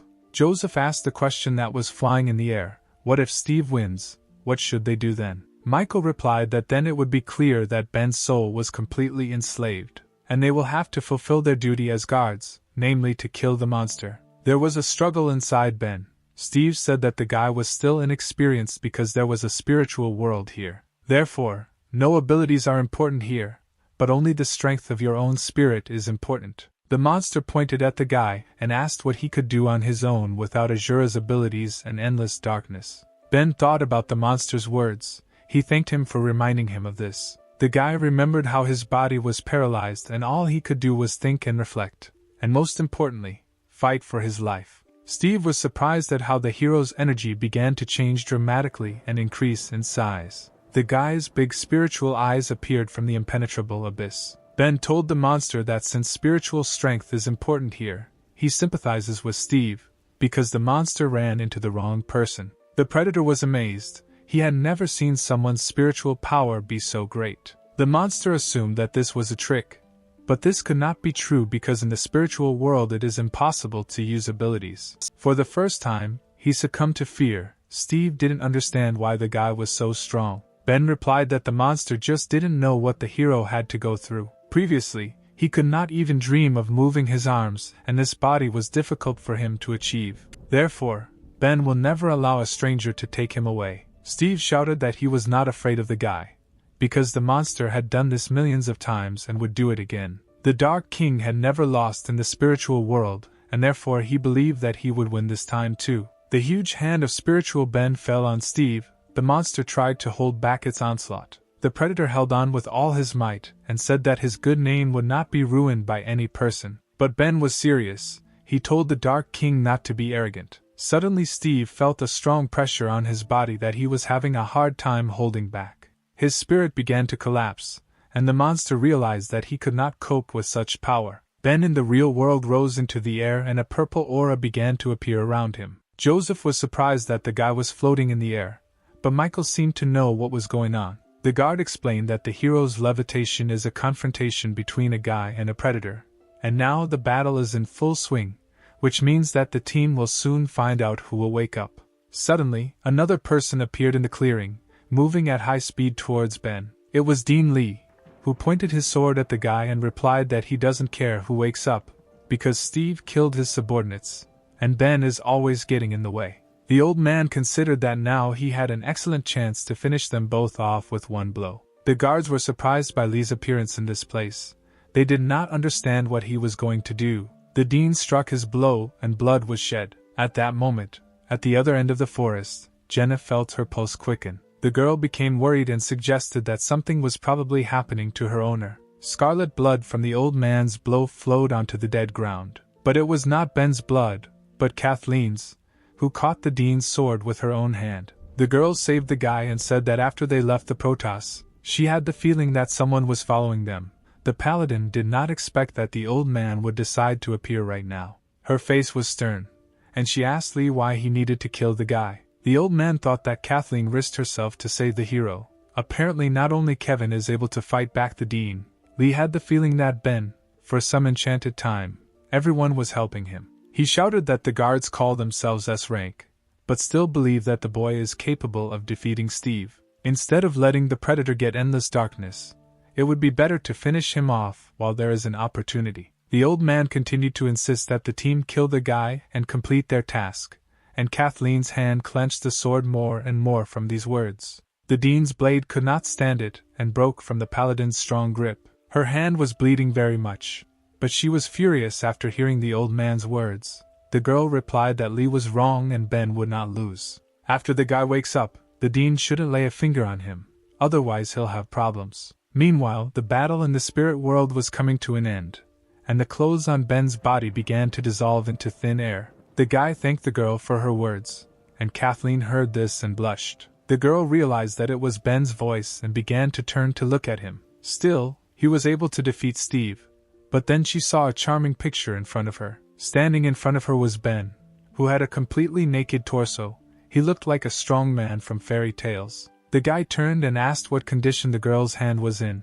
At that moment, in her eyes, he was the most handsome young man. Kathleen became very embarrassed and replied that it hurt a little, but in her head she did not understand what was happening and why she involuntarily said what she thought. Ben bandaged the girl's hand with the remnants of his clothes, showing concern. The hero said that it was a small bandage, but it would do for the first time. The girl replied that he shouldn't worry so much, because she was a paladin and could take care of herself. Joseph and Michael watched the cute couple. Hero told Kathleen that if she didn't like it, then let her take it off. She refused. Michael was amazed that his ability did not affect the paladin, but Ben did it. It was the first time the man had seen a girl so embarrassed. Joseph said that he was already preparing to bury the hero, but it's cool that he managed to win, because his mentor didn't believe in it. The dean thought that the guy had no chance of winning, and it was just luck. Ben turned to the old man and asked why he wouldn't leave him alone, because Lee kept saying that he needed to kill Steve,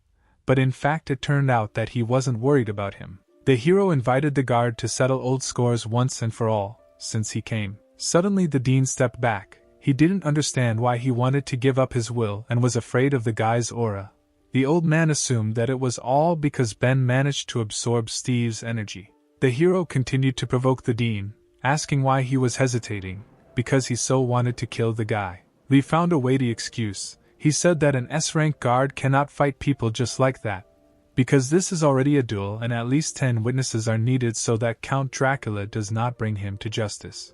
At that moment, Jenna landed on the battlefield and said that the old man killed people for the sake of his experiments, and now he wants to kill Ben. Does the dean really think that he can avoid responsibility? The hero's entire team was assembled. They decided to act as witnesses, because together with the 3 guards there were 10 of them. Ben was surprised that all his friends came to his aid. The old man was disappointed that the hero's assistants appeared at that moment. This thwarted his plan to avoid the battle. Adam noticed his mentor among the guards. He thought that he was dead, to which Joseph replied that no one could kill him. He threw his bag to the student, and replied that he could carry his laundry since he came here. The smell from the bag was still just as disgusting. Michael was interested in watching all this, because Ben challenged the S-rank guard and was curious what the dean would answer. The old man realized that he had nowhere to go, and therefore he accepted the guy's challenge. Their enmity would be resolved after this fight. Lee called Vanessa. He was blind, but he knew that she was here. The girl was surprised that her former boss decided to turn to her for help. The old man asked her to give him her sword because Kathleen had broken his own.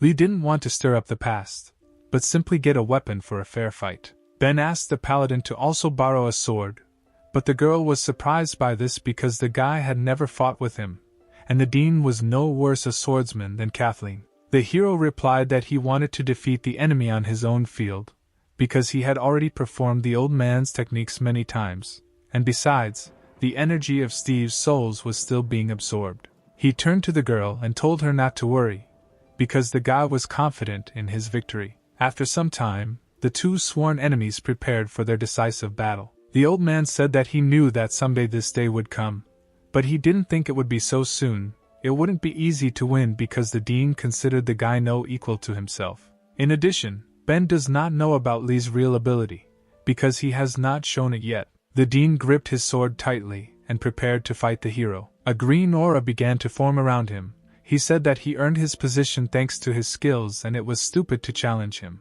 Having gathered enough energy, Lee summoned his strongest form. The old man's body was covered with a green sphere, which completed his transformation. Ben noticed that the dean's aura was worthy of S rank because anyone would feel uneasy if such a person used his full power. In the sphere, long black hair became visible, which was blowing in the wind, and the lake blue eyes of a man who had awakened. It was an SR rank ability, a memory. Lee made his body take on the appearance of his youth. Now his body was 27 years old. The dean looked like a very handsome young man. He told Ben that only Kevin had seen him in this appearance. Joseph noted that Lee had good hair in her youth, and Adam added that this was a great example of how you can go bald in old age. Kathleen thought that she had been a guard for a long time, but this was the first time she had seen the dean's ability.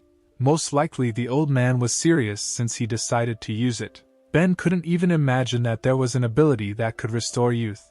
He wondered if his vision had returned too. But one way or another, most likely this was all the dean could do, so the guy prepared to attack. Lee was angered by the guy's words, because at 27 years old was the peak of his youth, in which he was at the peak of his strength. The old man started first and suddenly disappeared instantly. This surprised the hero. But it wasn't just Ben who was amazed. Jenna was also surprised that the dean had simply disappeared. Eliza had not seen anyone move so quickly. It was impossible to follow his movements with her eyes. Lee used maximum speed and now he was circling around the guy. No one could see his movements. Ben waited and at that moment the dean appeared behind him and said that this was the end for the hero. But the guy seemed to be waiting for this. He deftly repelled the attack despite all the speed that the old man showed. Lee was surprised that the guy was able to parry the blow. He couldn't believe that Ben was as fast as him. The hero turned to the enemy and replied that he had absorbed the energy of 1,000 souls of Steve. Now his capabilities have increased several times, and he sees Lee's every move. Kathleen blushed again. She seemed to like Ben. She thought that the guy had calculated his strength from the very beginning and there was no reason to worry. You could still rely on the hero. In the split seconds that lasted for the fighters, Ben began to collect purple spheres for attack. The old man apparently hoped that the guy would use only the sword, but no one forbade using all his abilities. Spheres of energy hit Lee, but he managed to dodge because his speed was maximum. He jumped away from the guy and realized that he had set energy traps to catch his opponent. The old man understood that if his vision was not completely restored, he would lose this battle. The dean hit the ground, which cracked and small stones rose into the air. Swinging his sword, Lee said that Ben was too cruel for a young man. After that, he struck with his sword the stones that had previously risen into the air. Seeing the attack, Ben began to collect air around him, concentrating the energy in his mouth. He then released a strong sound wave that flew towards the stones, saying that kindness was inappropriate in fights. The hero's sound wave completely crushed the Lee stones, turning them into dust. Jenna was amazed by the guy's abilities. She was even a little embarrassed, seeing the hero's strength. Leia also watched the battle and realized that Ben had become stronger while completing this task. The hero held the sword tightly in his hand and told the old man to face the truth. The truth was that Lee, even young, was no match for Ben. These words outraged the man. He replied that he was a guard of a rank S Protoss and a trifle of rank A would not defeat him. The old man waved his blade and shouted that in order to deal with Ben, he would only need one hand. The guy also ran to meet his opponent.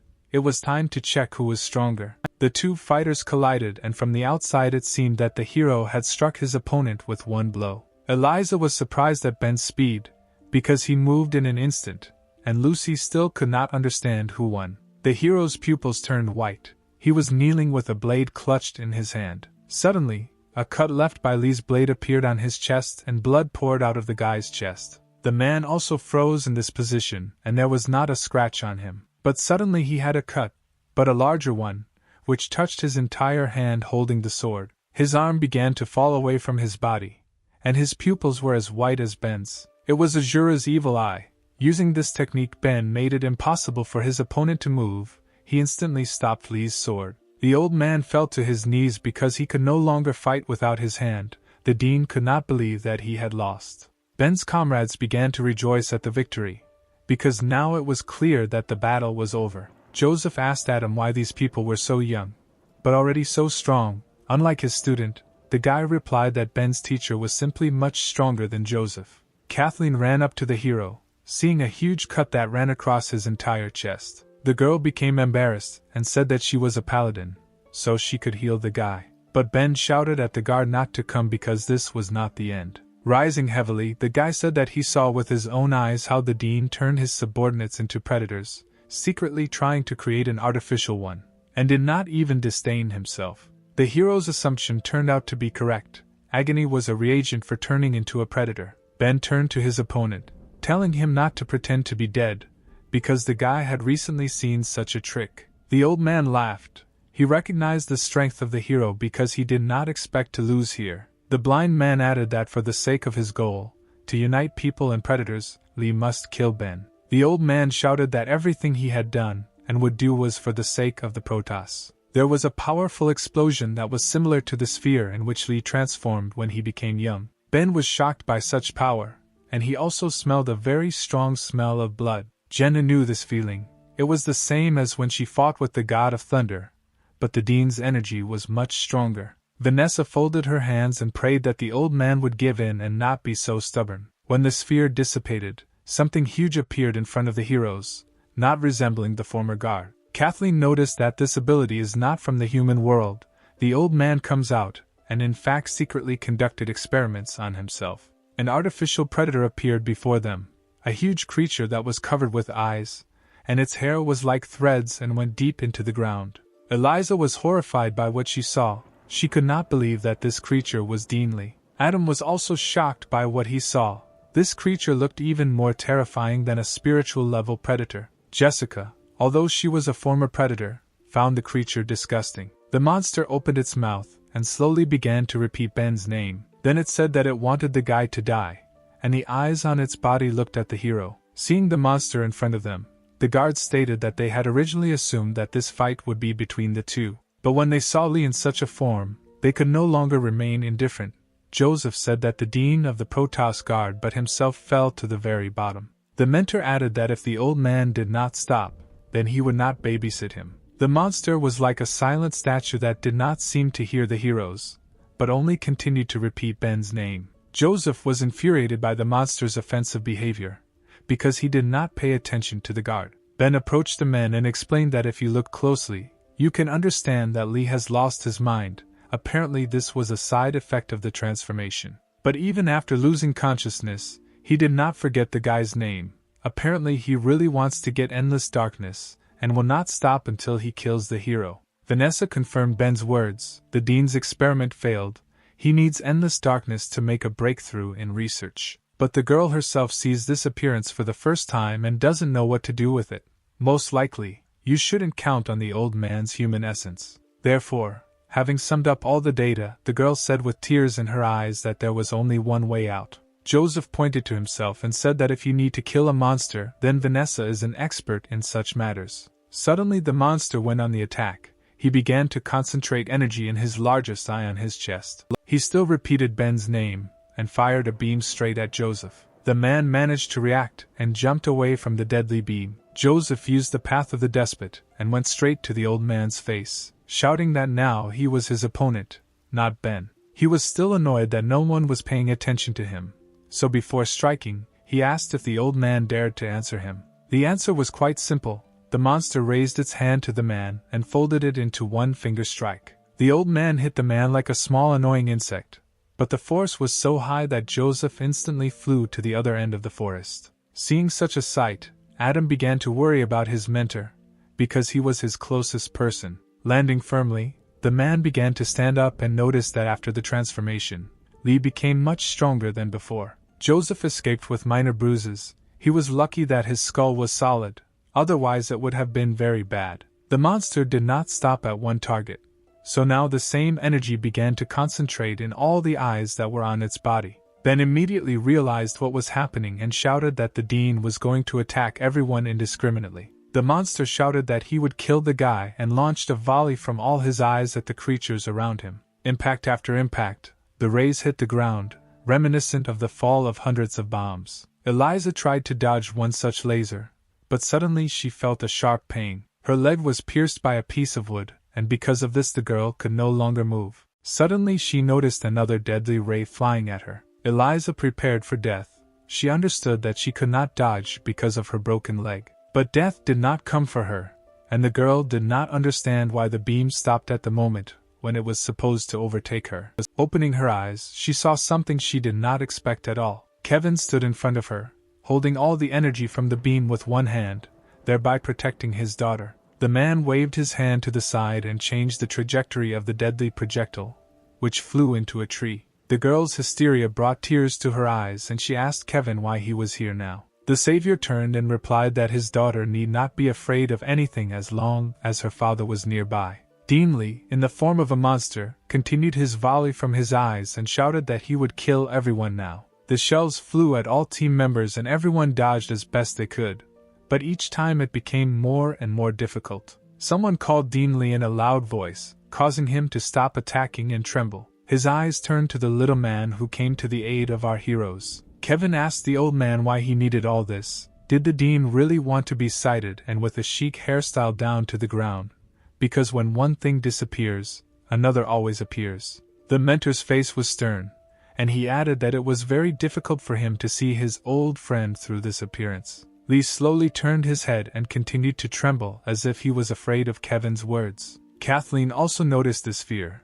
Lee was so scared as if he was about to lose consciousness. The girl wondered what was so scary about this Kevin. Ben suggested that it was a simple instinct of self-preservation and that this reaction was unconscious. Kevin continued to lecture. He said that he was already a pensioner and did not expect that it was Lee who would disturb his peace. The man grabbed the tree with one hand, and the trunk began to crack from the strength of his grip.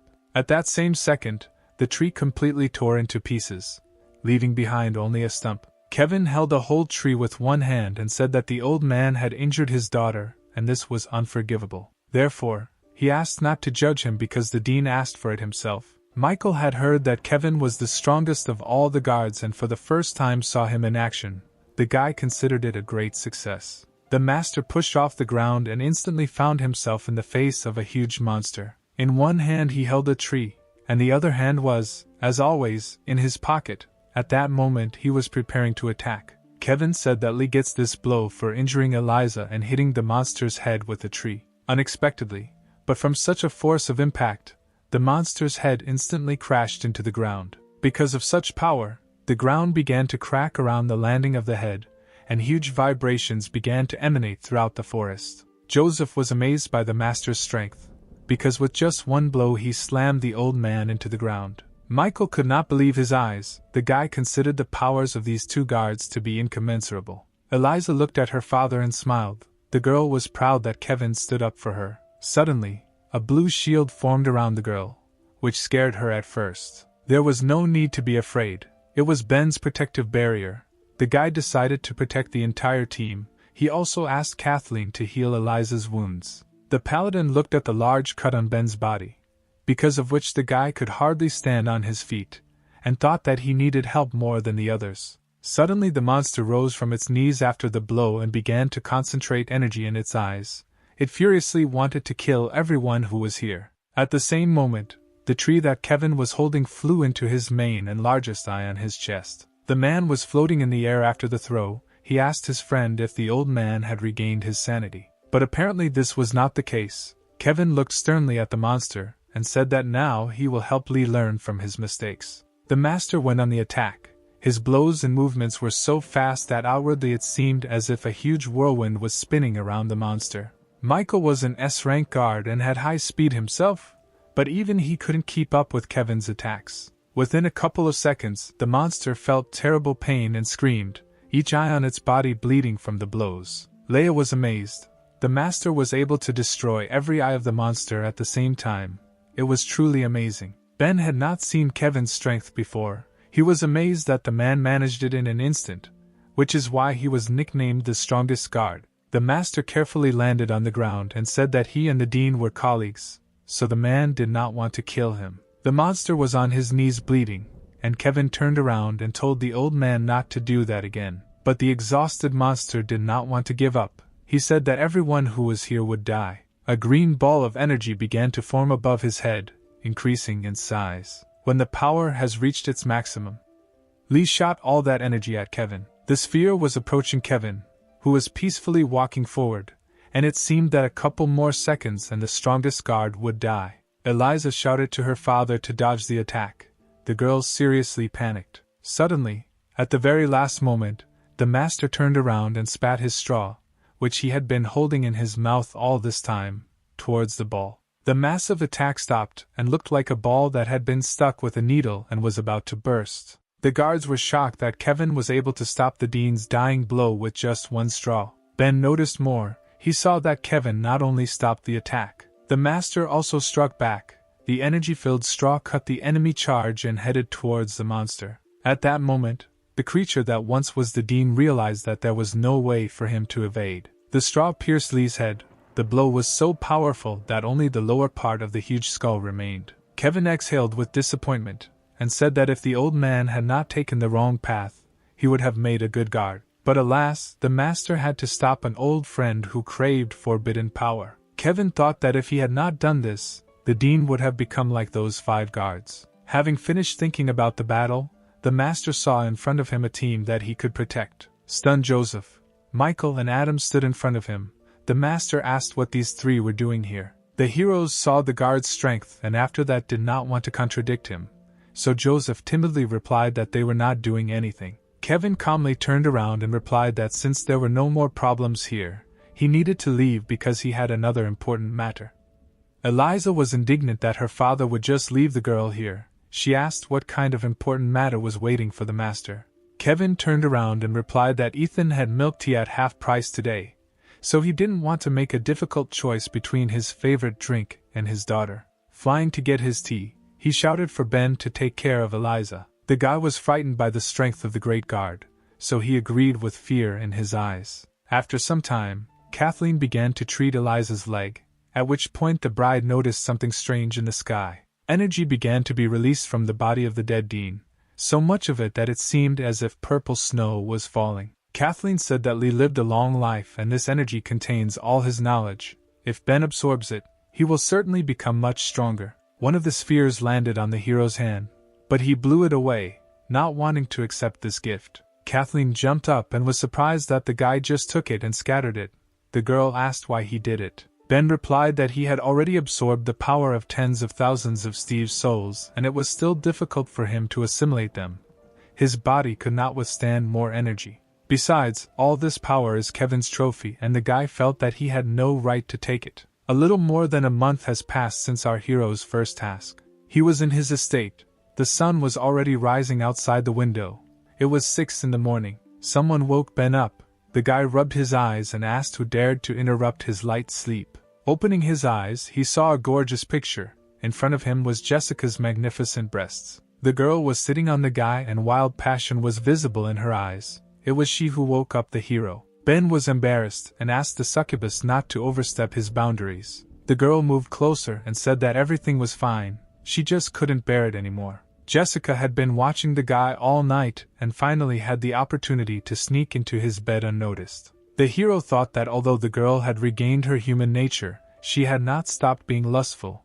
In this regard she had become even worse. If everything is left as it is, then Ben cannot avoid a reaction. He did not want such difficult tests in the morning. The guy didn't know what to do and suddenly the girl took the initiative. She put her hands on Ben's chest and said that the hero has a very pumped up body, and this scar gives him masculinity. She blushed all over. The succubus began to fantasize about all sorts of things because the bodies of human men were more beautiful than those of predators. From the unexpected gestures of attention, Ben jumped up and told the girl that she was too carried away and to be a little more restrained. Suddenly, the bedroom window opened and a strong wind blew, blowing sakura leaves into the room. Someone landed neatly on the windowsill. It was a samurai protecting Ben. The girl said that as soon as she left for a second, Jessica had already made her way into the guy's room. Leia stood gracefully by the window and held a katana in her hands. She added that with such behavior the succubus was asking for her blade. Jessica was frightened by her former enemy, and said that she had understood everything wrong. The girl had not come to seduce the guy, but simply to wake him up. Leia hid the blade and advised him not to do this again, and besides, the hero should not let his guard down either. The guard looked at Ben and asked if he forgot what day it was. The guy replied that he remembers, because today there will be a ceremony at which Dracula will assign the hero S rank. Jessica was not aware of such news, so she shouted throughout the house with joy. She suggested that it was because Ben helped stop the Dean. The guy nodded and said that not everything was so simple. He and Leia did everything possible to deal with the Count's problem. The hero slowly got dressed and added that it was he who managed to show Lee's true appearance, and that in fact the old man was defeated by Kevin. Therefore, the guy did not think that he was worthy of S rank. Simply moving up the rankings would be enough for him. After getting dressed, Ben decided to go to Count Dracula himself and ask what he thought about this. After some time, the guy approached the Count's estate, which looked like a luxurious castle with a security guard at the entrance. Before the hero appeared, another stranger approached the estate. This worried the guards. It was a strange monk, dressed in monastic robes. He had a straw hat on his head, and the old man was holding a small bell in his hand. He asked if Count Dracula lived here. One of the guards shouted for the monk to leave, because an important meeting would be held here, and tramps were forbidden to even be close. But at that moment Ben approached the estate and stood up for the old man, saying that he did not look like an ordinary tramp. The guy turned to the monk and asked if he would mind if they went together.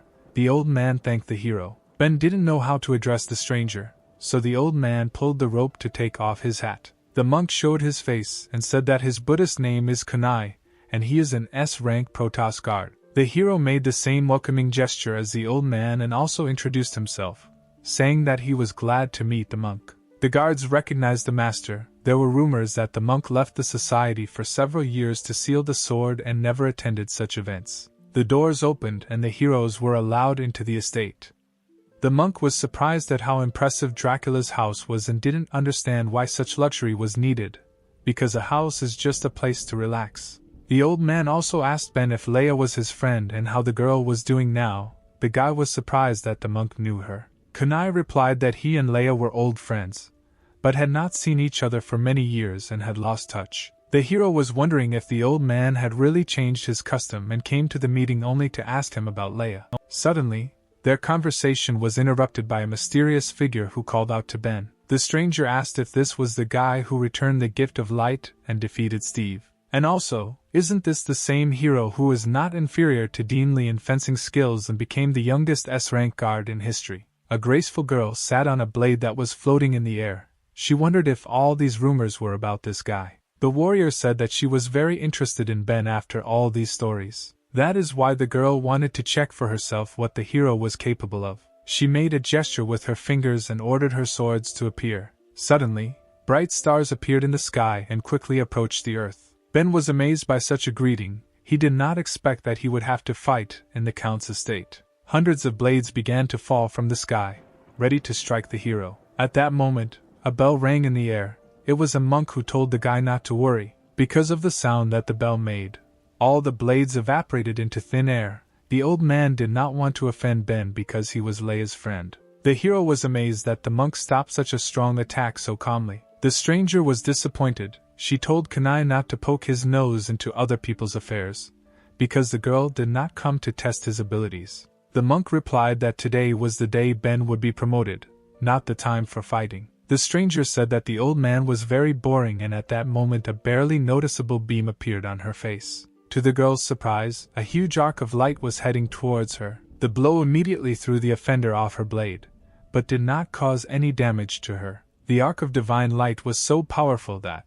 flying further and crashing into the dome of the building, it immediately cut off half of it. At the entrance to the estate stood Kathleen, who loudly called the stranger by name. Paladin was serious, and said that she did not allow Ben to be attacked. The guy was surprised that Kathleen came here, and the old man thought that the guy had a lot of options. The stranger, whose name was Lillian, gracefully stood on her sword, from which she had recently fallen. She was outraged by Kathleen's appearance, and replied that she was just playing with the guy and it didn't concern her. Lillian rushed to attack the paladin, saying that she reacted too strangely. Did she really like the hero? Kathleen became embarrassed and replied that this was nonsense, and Lillian had misunderstood everything, and also attacked her rival. At that moment, a flash appeared. It seemed as if two girls were clashing swords. The monk noticed that Ben is very young, but has already mastered this ability. It is not surprising that the Count values the guy very much. Lillian was clenched into a purple fist, and screamed to be let go because she wanted to teach her rival a lesson.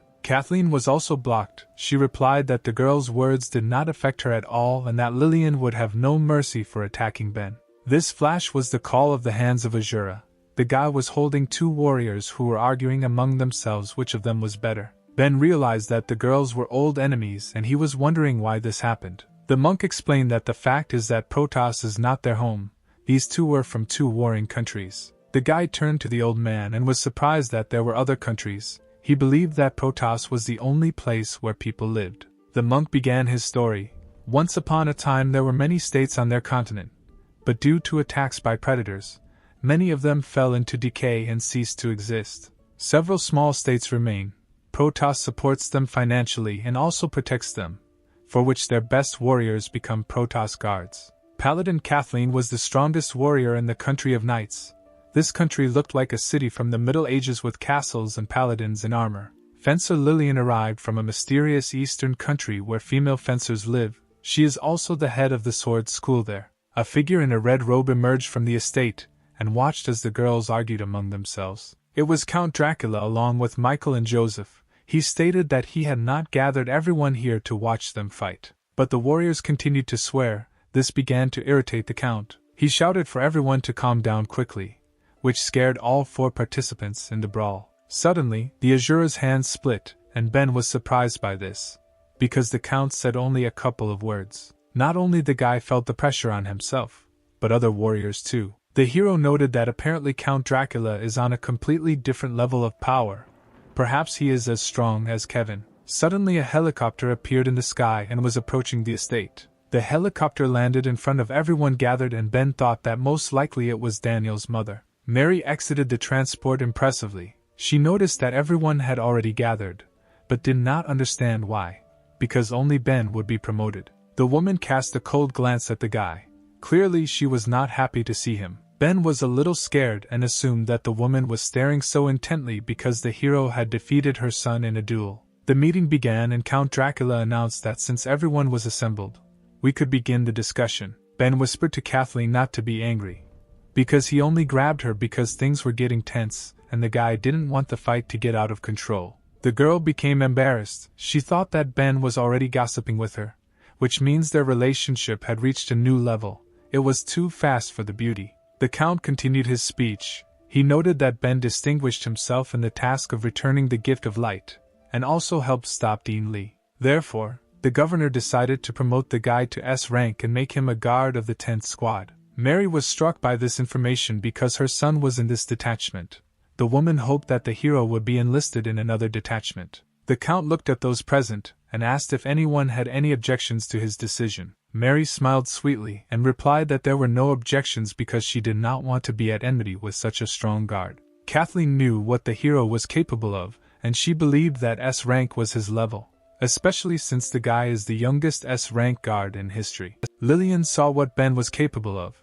The hero was indeed strong, but she didn't want to see him with Kathleen at all. Therefore, the girl decided to take the initiative and raised her hand, declaring that she was against it. Protoss guards protect not only Protoss but also small states. S rank is awarded for military merits, and the Count wants to promote a newcomer. The citizens of Lillian's country would be excited about this. Dracula explained that the guy's abilities were confirmed by Kathleen and Joseph, so there is no need to worry. But Lillian was against it because the residents of her country did not see what he was capable of. The Count thought about it, and asked what needs to be done then to convince Lillian to recognize his rank. The warrior replied that in order to see his abilities, the governor must allow Ben to go with her to her country. If the hero defeats the students of her fencing school, then Lillian will certainly recognize his strength. Ben was struck by these words. The guy was not ready to see so many girls in one place. Kathleen was also not happy about this statement. She said that Lillian came up with this on purpose because the students are the main strength of the country of women, and even a paladin cannot oppose anything to them. The excited hero turned to the Count, asking him to reject this offer because it would be somehow dishonorable for one guy to be in such a country. Dracula declared that since Lillian had doubts, Ben would have to go with her to the Kingdom of Women and defeat the warriors there in order to demonstrate the strength of the Protoss Guard. Kathleen was shocked by the governor's decision. The girl considered this situation terrible. Lillian was glad that her plan was a success. She said that when the guy arrived at the place, she would understand that he had a high opinion of himself. The Count said that the issue of promoting the heroes was a settled matter, but there was still something that needed to be discussed. The second question was more serious, and that is why the governor invited all the guards to come. He asked to follow him. Ben was surprised that his promotion was not the main reason for the meeting. The guy was wondering why everyone was gathered. After some time, all the guards entered the palace and saw a bloody man lying on the floor. Ben asked who this corpse was. Lillian replied that it was an A-rank guard from the 2nd squad. He was far from a weak opponent, but he was killed just like that. The girl was wondering how it happened. Judging by the wounds, the killer is fluent with weapons, but who it could be was unclear. The Count replied that Lillian would immediately understand everything if she touched his wound. The girl didn't immediately understand what the catch was, but she decided to believe the governor's words and touched the wound of the corpse. She was suddenly overcome with fear from the bloodlust she felt. Lillian quickly crawled away from the corpse and realized that it was the bloodthirsty king who did it. The Count said that without any doubt it was him. The governor thought that he had been dead for a long time and did not expect to meet him again. Ben asked Dracula who this bloodthirsty king was. It was probably because of him that everyone was gathered here. Even Lillian turned pale with fear. Apparently this was not an ordinary person. The swordswoman rose to her feet and said that the bloodthirsty king was not one person, but 5. But individually they are extremely dangerous. Even from the corpse one could see how skillfully they killed him. In addition, he was once a guard, but he was wanted for killing a comrade. Kunai, who stood aside, added that, moreover, the bloody king was once his student. He was one of the S-rank guards in the 5th division, and one of the 5 bloodthirsty kings. The king was sitting on the border of the kingdom of women. One of the figures in a cloak turned to him and asked if he had killed that guard. The masked man replied that he was interfering with him, and therefore deserved death.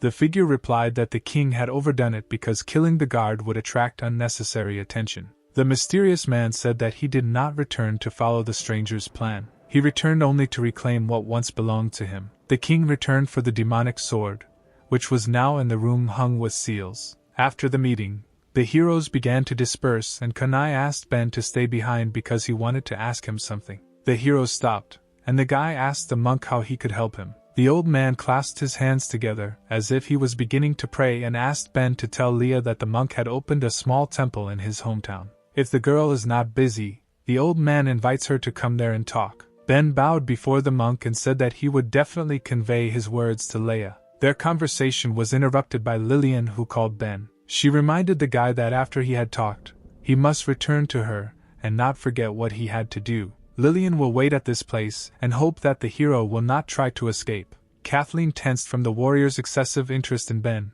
The guy replied that he would win and would not run away from her students. The hero conveyed the monk's words to Leia, and an hour later he was already heading with Lillian towards the country of women. The couple flew on the sword of a warrior. Lillian began to talk about her country. She said that their country owes its origin to the ability of SSR rank.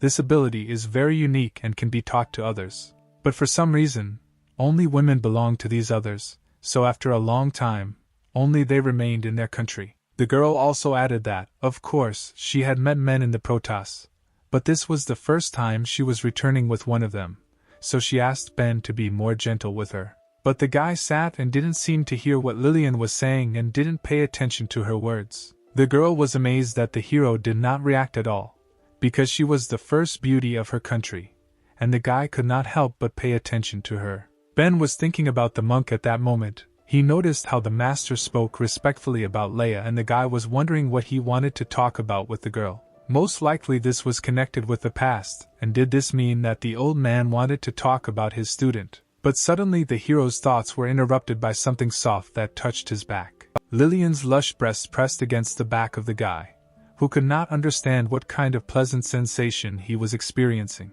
Ben was embarrassed and couldn't believe that the girl was clinging to him. Lillian hugged the guy and said that he was very brave once to ignore her words, thinking about his own things. She wondered if he was thinking about Kathleen at that time. The girl asked what Ben found in the paladin, because the head of the fencing school considered herself much more beautiful. The hero was very excited.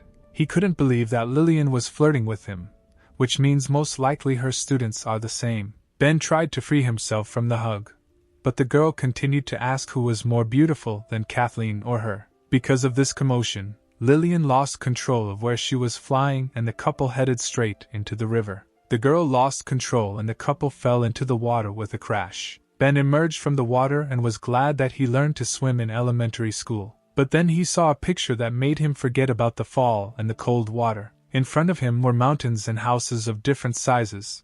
The hero realized that he had found himself in the country of women. The girls on the shore began to whisper. They did not understand who it was, a predator or a person. One of them suggested that it was a girl, but for some reason she did not have breasts. Ben saw a very pleasant landscape. In front of him was a crowd of beautiful girls with long legs and magnificent breasts. So this is what the country of women looks like. The guy was glad of his arrival. Suddenly a sword flew out of the water, followed by a bright figure. Ben watched the show as Lillian did a graceful somersault and landed on her weapon. The girls on the shore instantly recognized their leader, who had returned from a long journey. 2 students bowed to greet Lillian. These were her closest subordinates. The head of the fencing school said that so many honors were not needed. Ben noticed that Lillian was behaving completely differently. There was no trace of the previous flirtatious behavior. Perhaps this was due to the presence of the students. The woman pointed to the hero and told her subordinates to bring the guy who fell into the water to her. Tonight he would be interrogated. The girls standing on the shore unquestioningly obeyed the mistress's order. They turned towards the hero, assuming that he was the guy who fell into the water. Suddenly they were stunned that the man in the water was a guy. They had never seen a man before. All the students were shocked that the head brought a guy to their country. The girls began to look at Ben like he was an animal in a zoo. One of them was surprised that the guys were people without breasts. Some girls liked the hero. They didn't understand why. When they saw him, a pleasant shiver ran through their bodies. It turns out guys are very wonderful creatures. The girl with blue hair said that men are rare in their area. It's a pity that they have to grab him. But before that they need to take him to the city square so that everyone can see. The women's excitement was interrupted by the head, who ordered her subordinates not to be fooled by Ben's beauty. Although they flew here on the same sword, once in a foreign country the guy began to pester Lillian. The hero was outraged by what was said. He shouted that everything was the other way around, and the girl was lying. But the crowd believed their mentor more. The girls wanted to grab the guy and make him a eunuch, because all men are debauches. Ben was outraged at how easy it was to deceive these people. Soon night came and our hero was already being led to the mistress. Ben was tightly tied, and he had a blindfold over his eyes, because of which the guy did not know where they were going, so the hero decided to ask the women about it. The girl in pink said that the head forbade talking to him. Her friend confirmed that all men are dangerous and they are not yet strong enough to contact them. After a couple of minutes they stopped and told Ben to wait here and Lillian would pick him up. After the guards left, the hero immediately freed himself from the rope. The guy suspected that Lillian knew that this could not stop him. Apparently, in fact, she was not planning anything bad. Ben took off the bandage and thought about the fact that the head had made a lot of effort to bring the guy here, but he didn't understand why. Suddenly the hero heard some sounds next to him. This sound was like the splashing of water. The guy decided to sneak up unnoticed and check what was happening nearby. Having approached a small lake, Ben hid behind a stone so that no one would notice him. The hero began to turn around a little to see what was the source of the noise. Lillian, who was completely naked, washed herself in the water. The girl reached out and asked if Ben had seen enough of her body yet. The guy quickly hid and didn't understand how the head of the school was able to notice him. The girl just grinned sweetly. Ben became very worried. He said that he was unintentionally peeping and because of this he felt awkward. The guy apologized, who knew that Lillian would wash here. The girl began to swim up to the stone where Ben was hiding. She said that she might not be as innocent as Kathleen, but much more feminine. Therefore, since Ben saw her naked body, he will now bear responsibility. The guy stood behind the stone and was silent. The girl wondered why he said nothing to her proposal. She was a little upset and asked why the hero didn't want to be responsible for her. Was he really one of those who enjoy themselves and immediately leave? Ben thought for a long time and replied that he did not understand what responsibility Lillian was talking about. The girl suddenly jumped out of the water and said that she would not force the guy to marry her. The hero was surprised and he asked what she wanted from him then. Lillian became embarrassed and replied that she wanted the guy to spend the night with her and in the future she would not reproach him for this. The hero got excited and replied that he seemed to guess that the girl's words were a trick. Lillian tried very hard to bring Ben here and also didn't want him to talk to her students. But in fact she was just thinking about herself. The girl thought through everything well. But it's unlikely that spending the night together is her true desire. Ben started to come out from behind the rock to talk to Lillian and started talking about geckos. But he was immediately dumbfounded when he saw a completely naked girl in front of him and forgot what he wanted to say. He looked away and asked her to get dressed first, and then finish. Suddenly the beauty took the stupid guy by the collar and pulled him towards her. Lillian took the initiative and kissed Ben to show the seriousness of her intentions. The hero froze for a second in pleasure. This was his first kiss, and he could not believe that this was happening to him. After some time, Lillian asked the guy what he wanted to say about geckos, to which he replied that he had already forgotten. The girl grinned and asked why the guy had a strange expression on his face. She assumed that the hero was very worried. Ben could hardly restrain himself and replied that he was fine. Lillian noticed that the guy was too nervous over a trifle. Apparently he and Kathleen were making slow progress. Suddenly, A yellow disc flew into the sky at great speed, distracting the cute couple. The disc exploded and a large fiery sign appeared in the sky. The hero asked what this meant. Lillian shouted that this was a signal for help. Probably the predators had attacked, so she urgently needed to go help. Suddenly Ben's hand appeared in front of her, blocking her path. This was unexpected, so Lillian asked the guy why he blocked her path. Ben replied that the girl could not go to fight in this form. First she needed to get dressed, but for now the hero would help the others. Panic reigned in the city. The girls ran away as fast as they could because predators attacked the country and broke the gates. One of the girls got very tired while she was running and asked her friends to wait for her. While running, she did not notice a stone that was lying on the road and tripped over it. The dark figure of a predator appeared behind her, and the girl understood that she could not get away from him. It was a boar, a demonic-level predator. He said that his information was correct and there were really only women in this country. The girl trembled and crawled a little away from the monster. She begged the predator to spare her. The boar bent over the beauty. The frightened girl asked what he needed from her. The boar was a little embarrassed and replied that she had a very beautiful figure, and he liked them like that. From pleasure, saliva appeared from his mouth and the predator asked the lady to become his wife. The girl was dumbfounded by such a proposal. How could she marry a monster? The boar slowly licked his lips and said that silence was a sign of consent. So it was time for them to go to the newlyweds' room. Suddenly, a purple beam of light pierced his long tongue. The boar did not follow what happened. He did not understand what exactly flew at him from above. The demon-level predator looked at his tongue and saw a huge hole in it that the beam had made. At that moment, he instantly felt all the pain and screamed throughout the entire area. Ben landed in front of him. The guy wondered if today, boars are getting married too. The hero raised his head and looked at the predator with a stern look. The guy said that such a beautiful girl could not agree to marry such a monster. The boar was outraged by such impudence, and Ben told the girl not to be afraid because he would deal with the offender. The beauty was surprised that the libertine whom their head of the school brought saved her. The boar raised his club and asked why the hero was sticking his nose into other people's affairs. He raised his weapon and added that whoever goes against the predator must die. There was a sound of impact.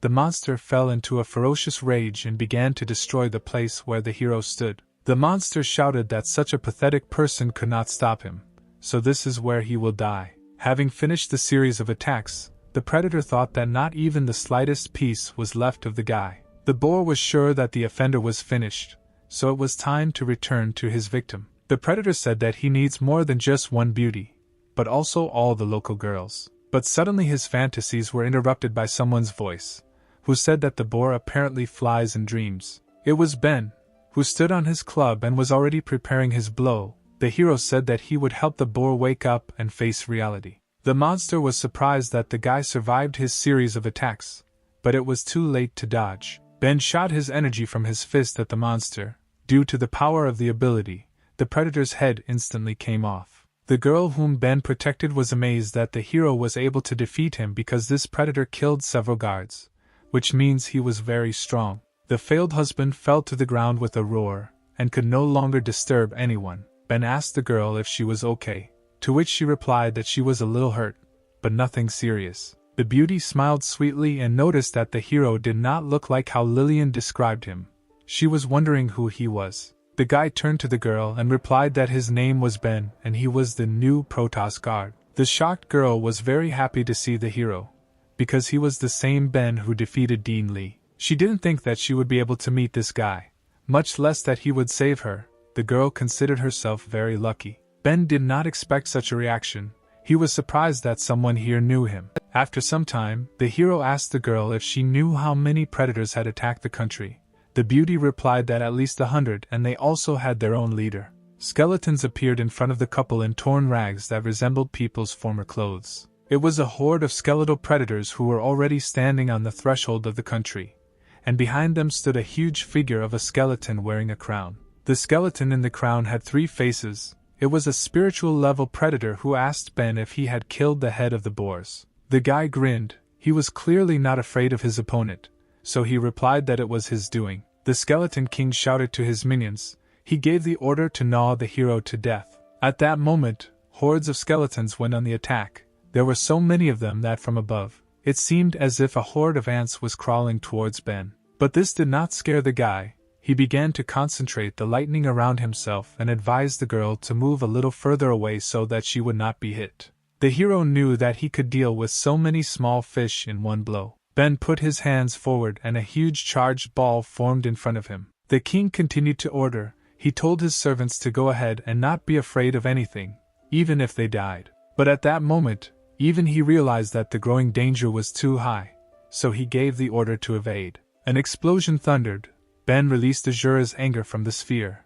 A huge electrical wave destroyed the entire enemy army. The force of the attack was too great. It hit many buildings, but still dealt with the opponents. The hero realized that he had overdone it a little and hoped that the head of the fencing school would not force him to pay for the losses. The girl who stood nearby was shocked by what she saw. She replied that she very much doubted that Ben would get away with it. Meanwhile, not far from the city, a mysterious cloaked figure stood on a hill. An unfamiliar man noticed the energy that came from the skeletons, and said that apparently the information was correct and endless darkness was here. Behind him stood a beautiful girl who looked like an Amazon. She asked her boss what she should do. A charming girl asked if her boss wanted her to grab the guy and bring him. The mysterious man refused. He believed that it was too early to intervene. The girl with violet eyes wondered why her master was so calm. Because the endless darkness was so close, she assumed that it was because Lillian was nearby. The man replied that she should not be underestimated.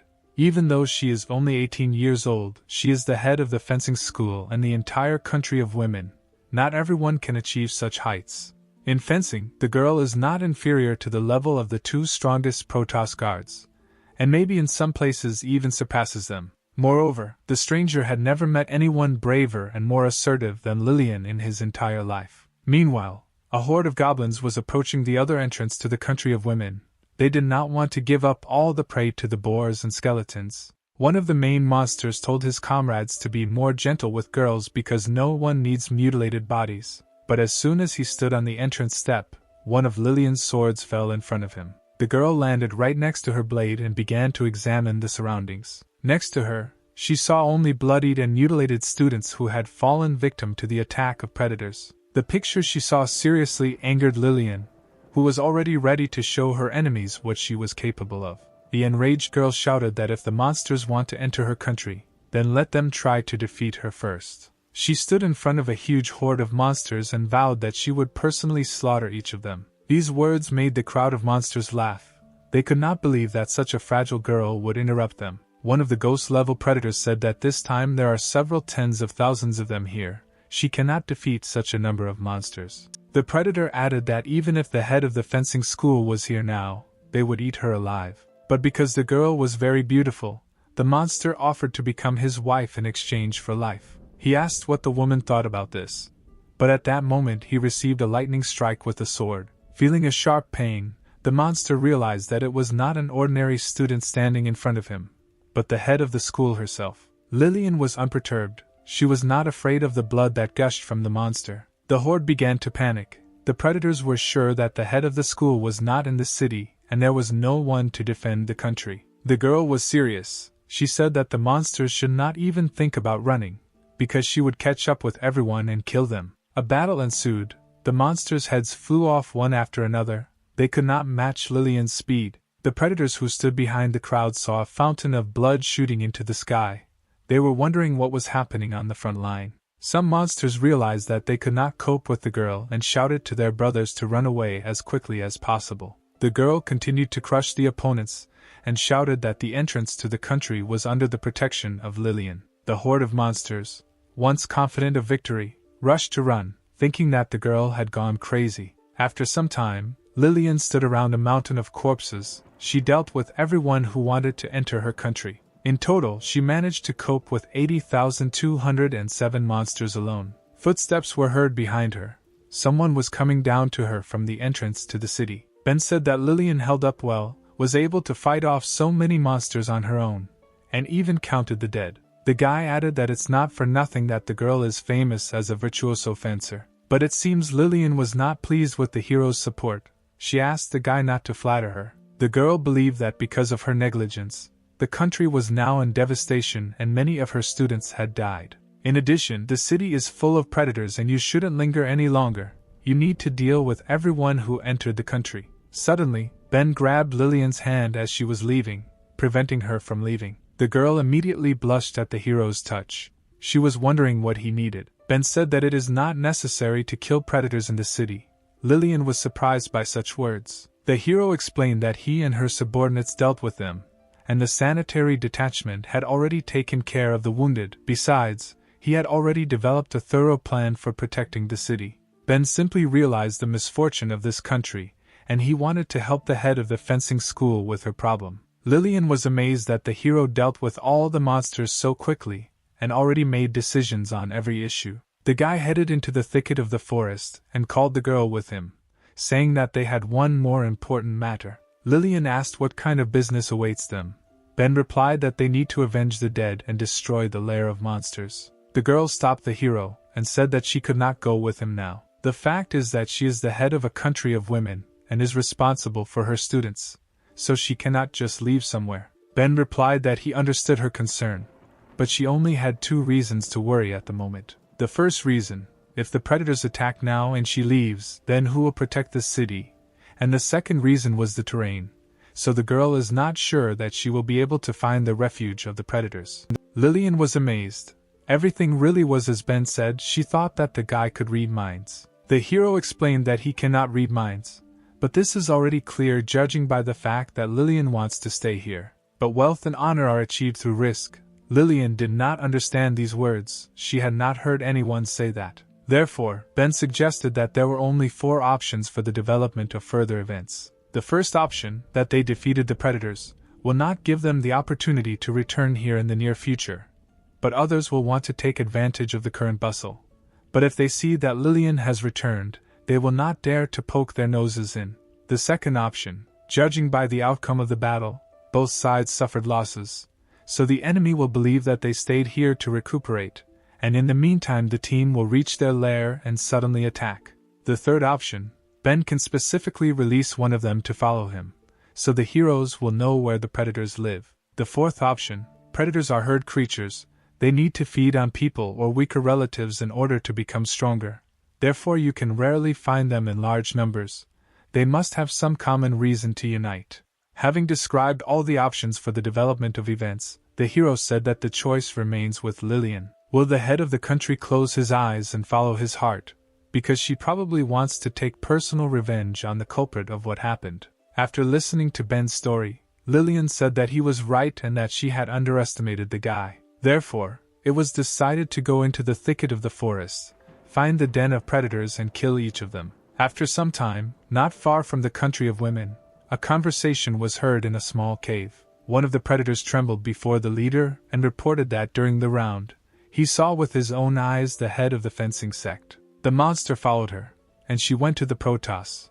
But who could have known that the girl would return so soon? The carrion predator fell to his knees and asked his mistress to have mercy on him. From the dark, impenetrable cave, sharp feathers flew at the monster. The feathers, like daggers, pierced the predator's chest and pinned him to the wall. Footsteps were heard from the cave, and soon the outlines of a refined figure with wings could be seen. The figure of the bird girl slowly approached the scavenger, and the falling light began to increasingly show the charming appearance of the mistress. She was very unhappy that, due to the fault of the intelligence officer, several tens of thousands of her subordinates were killed overnight. It was a spiritual level predator, Susan the Eagle. She said that the scavenger not only escaped, but also dared to ask her for mercy. She leaned over to her subordinate and added that if he had died 1,000 times in a row, it would not have made things any easier for her. The eagle swung her razor-sharp claws, attacking the defenseless predator. The blow left large marks on the cave wall and instantly finished off the scavenger.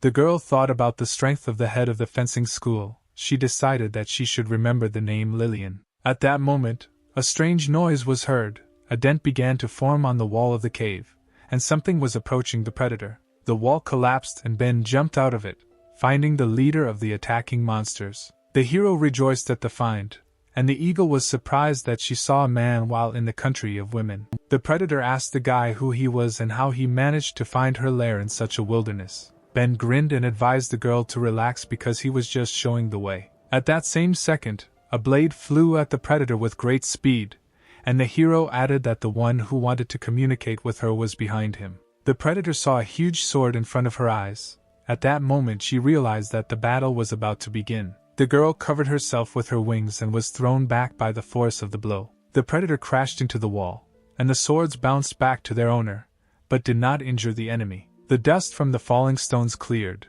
and the eagle noticed that if it weren't for her wings, she would have died now. The girl understood that these two were not ordinary people. She needed to understand who attacked her, so she shouted for the enemy to show himself, and say his name. Lillian was already flying in her direction, and said that she was the head of the country of women, and gave her name. Hearing these words, the predator was delighted. She shouted that she was just planning to deal with her, and it was very good that she herself decided to appear. Lillian looked at the offender with a stern look and replied that she would sort it out here. The head of the country attacked the eagle with a longitudinal radiance, but she managed to dodge the blow. The force of the impact was so powerful that it flew further along the trajectory and cut off the nearest rocks. Seeing this picture, Susan realized that she could not cope with such power, so she flew into the sky, realizing that the best option now would be to retreat. Lillian looked at her opponent and said that the girl would not escape so easily. Her wings would not be able to carry her too far. As she flew away, the eagle understood that Lillian was quite strong and she definitely couldn't win on Earth, but there were chances in the sky. The predator knew that no one flies as fast as she does, and if the girl follows her, she will lose in an air battle. But if she still fails to catch up with Susan, then she will safely get to help. It was necessary to gain time, because that talisman would very soon recreate a new army of predators for her. Then her brothers and sisters will attack the land of women again, and this time they will win. And when the time comes, Susan will give the inhabitants of this country to her friends for use, and their exceptional ability, which is not transmitted to men, will become hers. Suddenly, something in the chest area began to speak, and the girl felt that someone was holding on to her. Ben held on to the predator, and pressed his face into her chest. Susan blushed slightly at what she saw.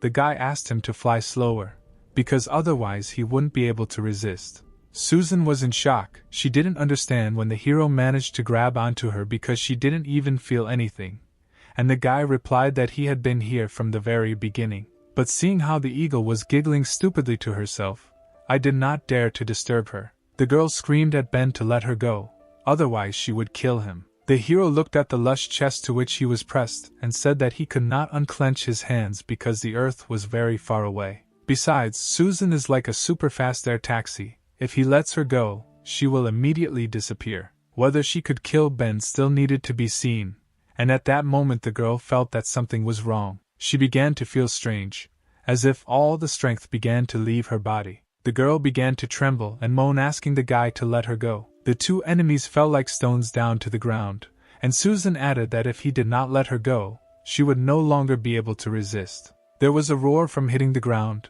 The eagle and Ben landed somewhere in the thicket of the forest not far from Lillian. Some time passed, and the head was able to find the guy along with the predator. Susan was unconscious and sitting under a tree, and she was also interestingly tied up with rope. Ben grinned and said that now the enemy would not be able to escape from them. Lillian was a little embarrassed, but still said that she had been living for quite a long time, but she had never seen anyone tied up like that. She was wondering where the guy learned this. Ben was taken aback by the awkward question and replied that he saw it on TV and that it didn't matter at all. The guy noticed that this bird has a spiritual level. Its strength is like Jessica's, which means it would hardly be able to organize such a large army of predators. Apparently the girl was someone's puppet, so it was necessary to find out who was behind her. The hero confidently said that torture is his trump card, so he will do it.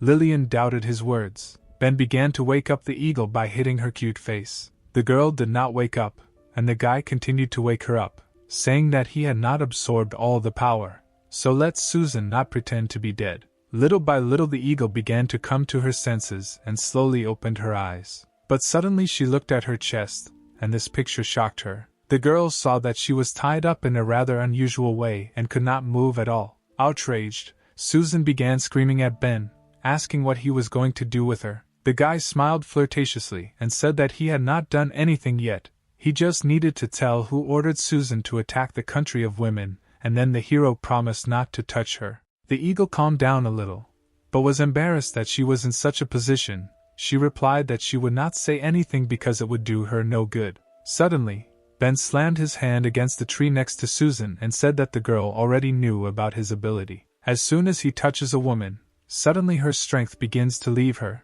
and so on until she becomes obedient. Hearing these words, Lillian was horrified. She didn't know if endless darkness had such an effect and wondered if the guy had tried it on her. Ben leaned over Susan and said that it didn't matter if she wanted to talk because he would be able to loosen her tongue. Confused, the girl looked at the guy and a little tears began to come out of her eyes. All sorts of vulgar scenes of Ben torturing her came into her head. She thought that this was the way the guy would get information. Throwing away her fantasies, Susan shook her head. She thought that they couldn't do anything like that because they were from different families. Ben was already bending over the girl and his expression was both sinister and lustful. The guy said that it was time to start the torture. Susan got scared and screamed that she didn't want this pervert to come near her. The eagle quickly gave up and shouted that she would tell everything, just let the hero not touch her. After some time, the predator told about the talisman and the mysterious people in cloaks. Ben was surprised by the story. He didn't understand what talisman the girl was talking about.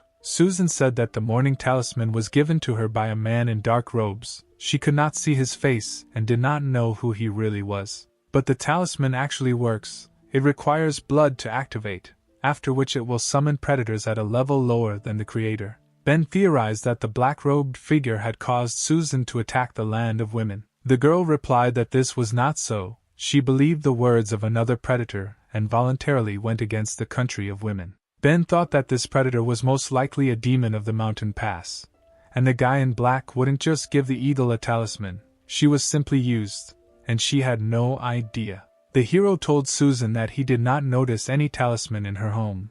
Where then is it now? The girl was a little embarrassed and replied that he was with her, but since she was tied up, let Ben look for it himself. The guy didn't understand where exactly the talisman was. Most likely it was some kind of trick. Susan shouted that she was tied up, so there could be no tricks. The girl said everything she knew, and it was up to the heroes to believe it or not. Lillian said that if the talisman really was with her, then it could only be in one place. Ben became worried and asked the head of the fencing school where this item could be. Lillian looked at Susan's chest and said that he could be in the girl's safest place. The warrior approached the eagle and extended her hand to her magnificent chest. Susan began to feel embarrassed about searching for the talisman. She said that the object was a little further away and wanted the search to end quickly. Lillian found a morning talisman, and Ben was surprised that the item was very small and looked like a fake. Susan explained that it is real, now it is small, but if a drop of blood is added, the talisman will increase in size and release its power.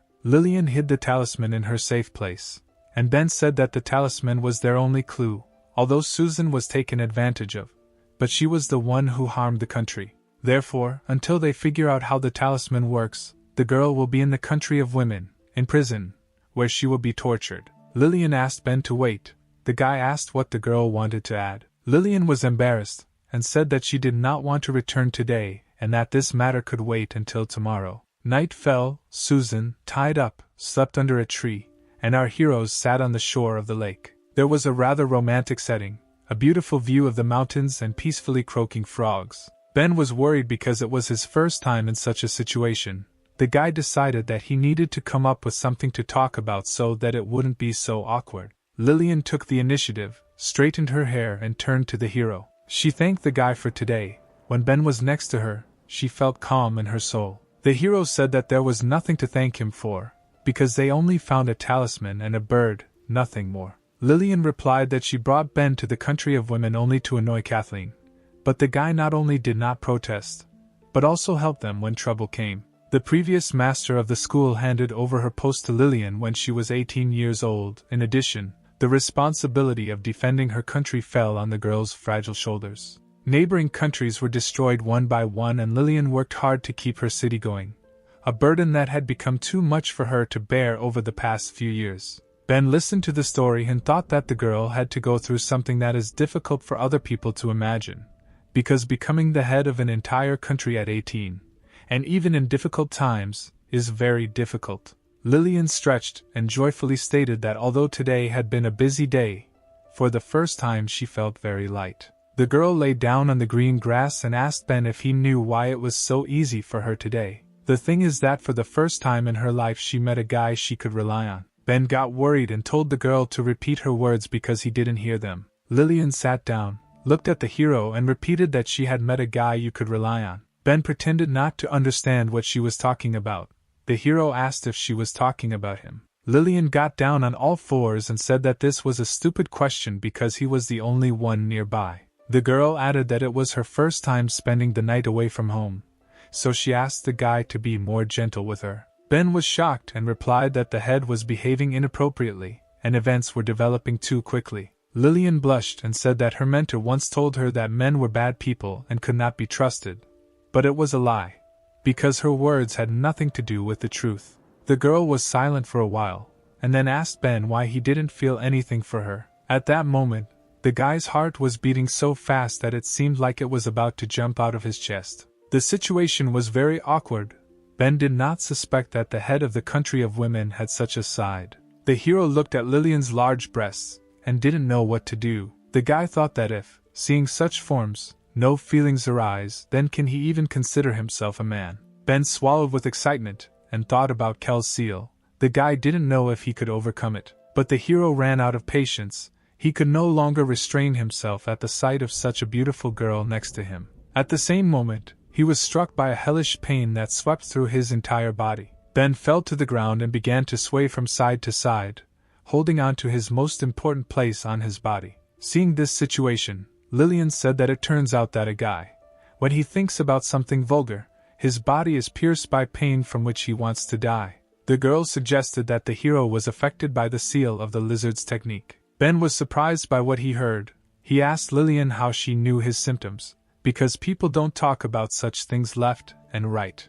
Everything was quite simple. The lizard technique was developed in the country of women by mentor Lillian. She was as strong as Dracula, and in her youth she had extraordinary beauty. However, one day a certain Casanova deceived her feelings and left her alone. To settle the score, she not only blinded him, but also invented the lizard sealing technique. Ben remembered the only blind person he knew and assumed it could only be him. Lillian confirmed that it was Dean Lee. He relied on his natural beauty and deceived his mentor, which is why all the residents of the country of women hate him. Now Ben understood why the girl he saved had her eyes sparkling at the sight of the hero. It was because he killed Dean Lee. Lillian added that according to the tradition of their country, every girl who has reached the age of 20 must leave home and find a groom. If she gives birth to a boy, then she will take care of him herself, and if she has a girl, then she is obliged to send her to school for education and training in fencing. To prevent the same thing from happening to the residents of the country as with her mentor, she developed the technique and passed it on to Lillian, so the guy was lucky that he met her. After all, the head of the fencing school could remove the seal of the lizard's technique from the hero. Ben couldn't believe his ears. Could he finally be freed from this nasty seal? Lillian said that in order to remove the seal, the hero needs to undress so that the girl can look at him. After a couple of seconds, Ben jumped up and took off his pants, exposing his valuable device. Lillian examined the guy and said that the technique works. It is a little different from the one that her mentor taught her, but the principle is the same, so she can handle it. The girl took her striking sword in her hands and told the hero not to worry, because everything would pass quickly. The guy panicked and asked why she needed a sword. Lillian replied that the seal needed to be cut, and that the hero should not worry because her blade was fast and swift. Lillian swore that she would not hurt Ben and struck several times with her sword. After the ritual, the guy realized that he really wasn't hurt, but it just seemed that his blood and energy were starting to boil. The strength from all over his body accumulated together, and seemed about to burst out. Ben was all on fire. He told Lillian that he had a high fever and the guy couldn't control himself. His body felt like it was about to explode. The hero began to boil more, and suddenly all his clothes were torn, and his muscles became much larger than they were before. Lillian dropped her sword at the sight. She did not expect such an effect from removing the seal. The girl blushed all over. She assumed that all the sealed power of the guy had escaped. At the same moment, Ben knocked the head of the fencing school to the ground. Intoxicated with his thirst, the hero asked Lillian for forgiveness because he was unable to control himself.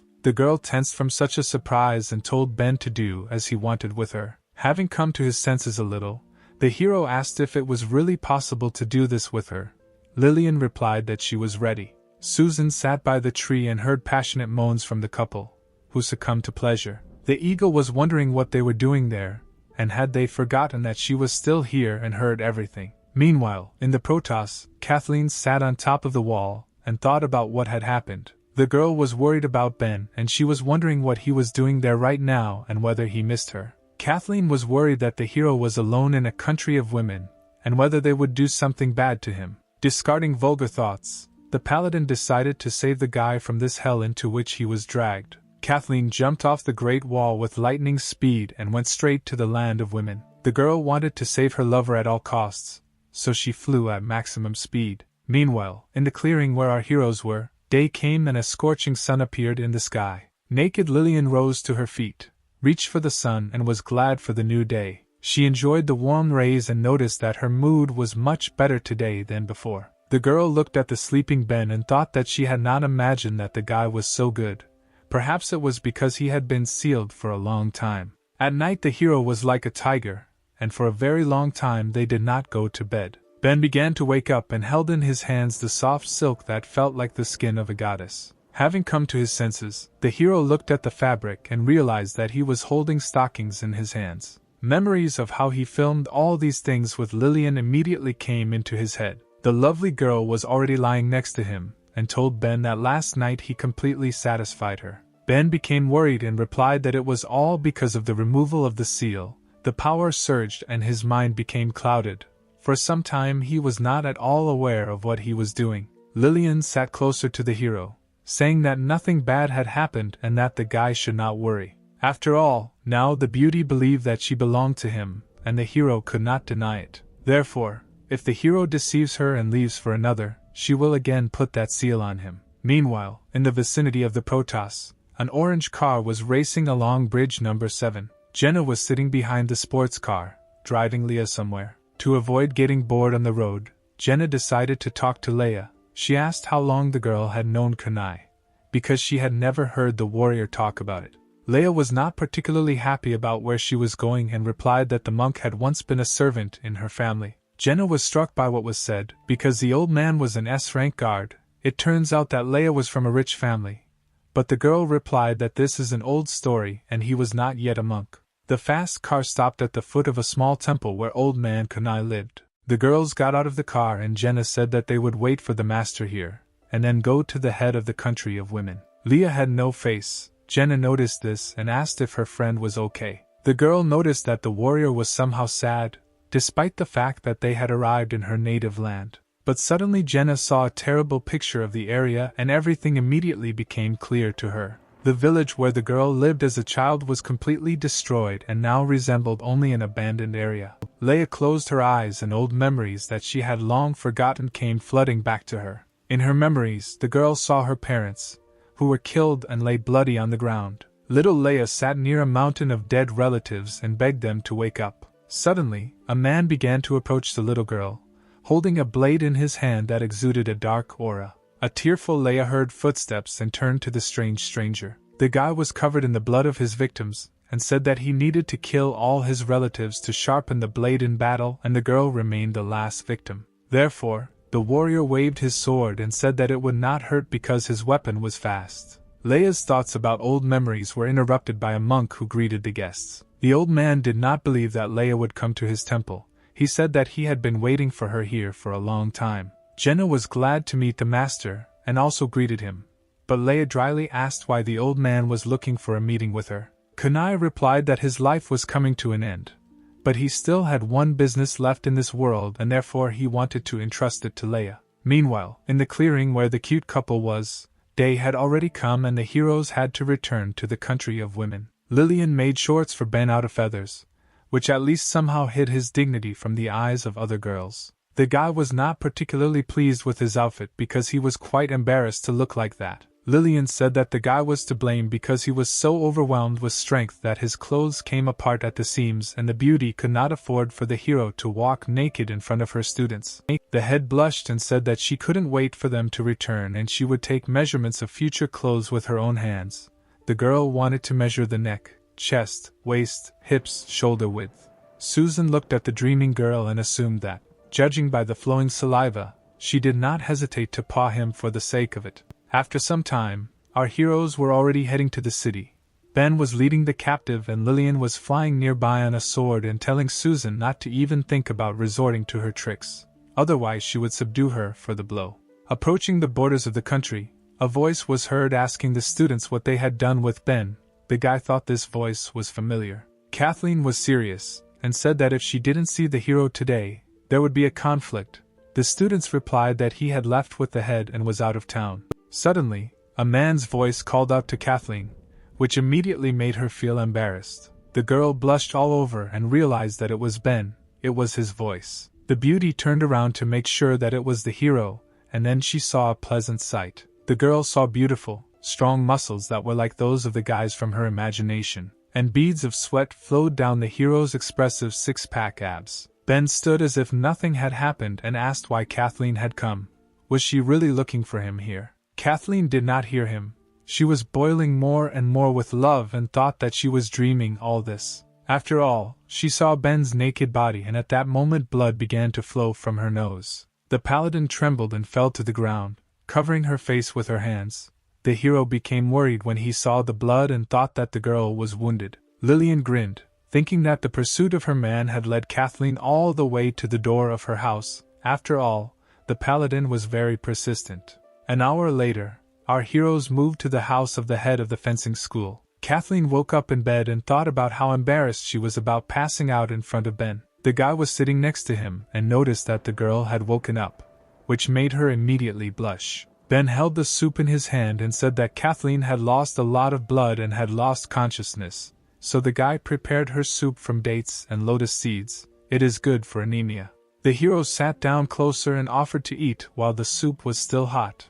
The girl noticed that Ben was a very caring guy. The hero held out a spoon of soup to feed the girl, who thought that if they were together, she would be very happy. The guy didn't understand where so much blood came from because he examined the paladin, but could not find any wounds. Kathleen became worried and said that it was all because of the dry water. She was suffering from excess internal heat, and her nose was bleeding. This is normal. Because Kathleen got excited, the blanket fell off her, exposing her ample breasts in front of Ben. The guy immediately blushed and told the girl that her blanket had fallen. Kathleen said that it was okay that it fell and looked down at herself. At that moment she was shocked by the picture she saw. She only now realized what had happened. After all, the girl was completely naked, and her lover saw her lovely forms. Kathleen screamed so that the whole house heard her screams. The girl did not understand where her clothes were, and why she was naked now. Ben replied that all her clothes were stained with blood, but fortunately they managed to wash them.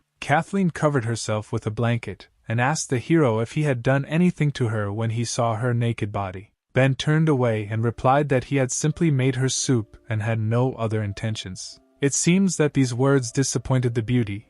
Deep down she still wanted the guy to do something with her. Lillian came into the room and told Kathleen not to make things up. After all, she personally asked the maid to take her clothes to be washed, so the girl may not be inspired once again. Lillian threw her clothes on the bed and told Kathleen to quickly get dressed, to which the girl asked why she was so kind to her if they were enemies. The head replied that she was not as petty as the girl thought, because she was her guest and therefore Lillian would not offend Kathleen. In addition, there are currently problems in her country, and they have already attracted someone else's attention, so most likely the heroes will need the help of a paladin. A couple of minutes later, our heroes were already walking down the corridor. Lillian needed to give instructions to her students, but she would prefer to be alone with Ben now. Suddenly, someone's gentle hand pulled Ben by his clothes. The guy turned around and asked Kathleen what the girl wanted. The sweet beauty asked if Lillian had caused him trouble, because he had already proved to them everything they needed. Ben blushed and thought that Lillian was right when she told him why she actually brought him here.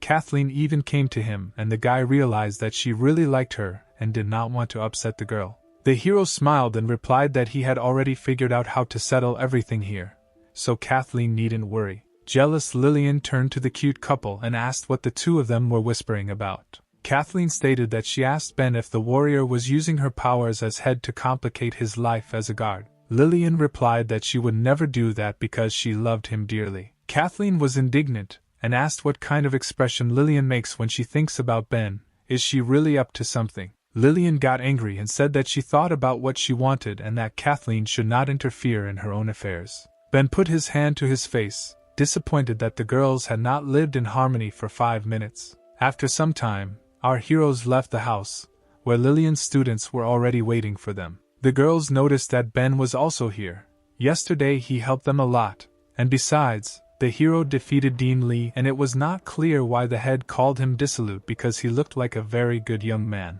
Many girls liked the guy.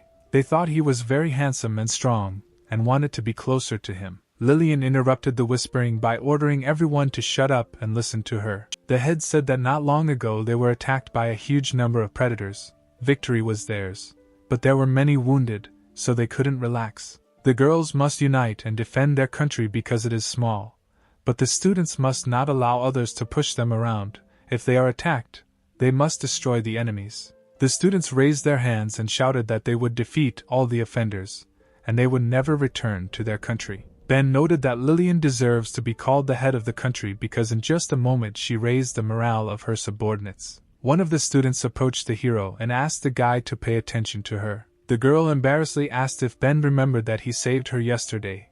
It was the daughter of the elder of the fencing sect, Alex. Suddenly, the woman who was lighting the cigarette advised the girl not to get close to the guy.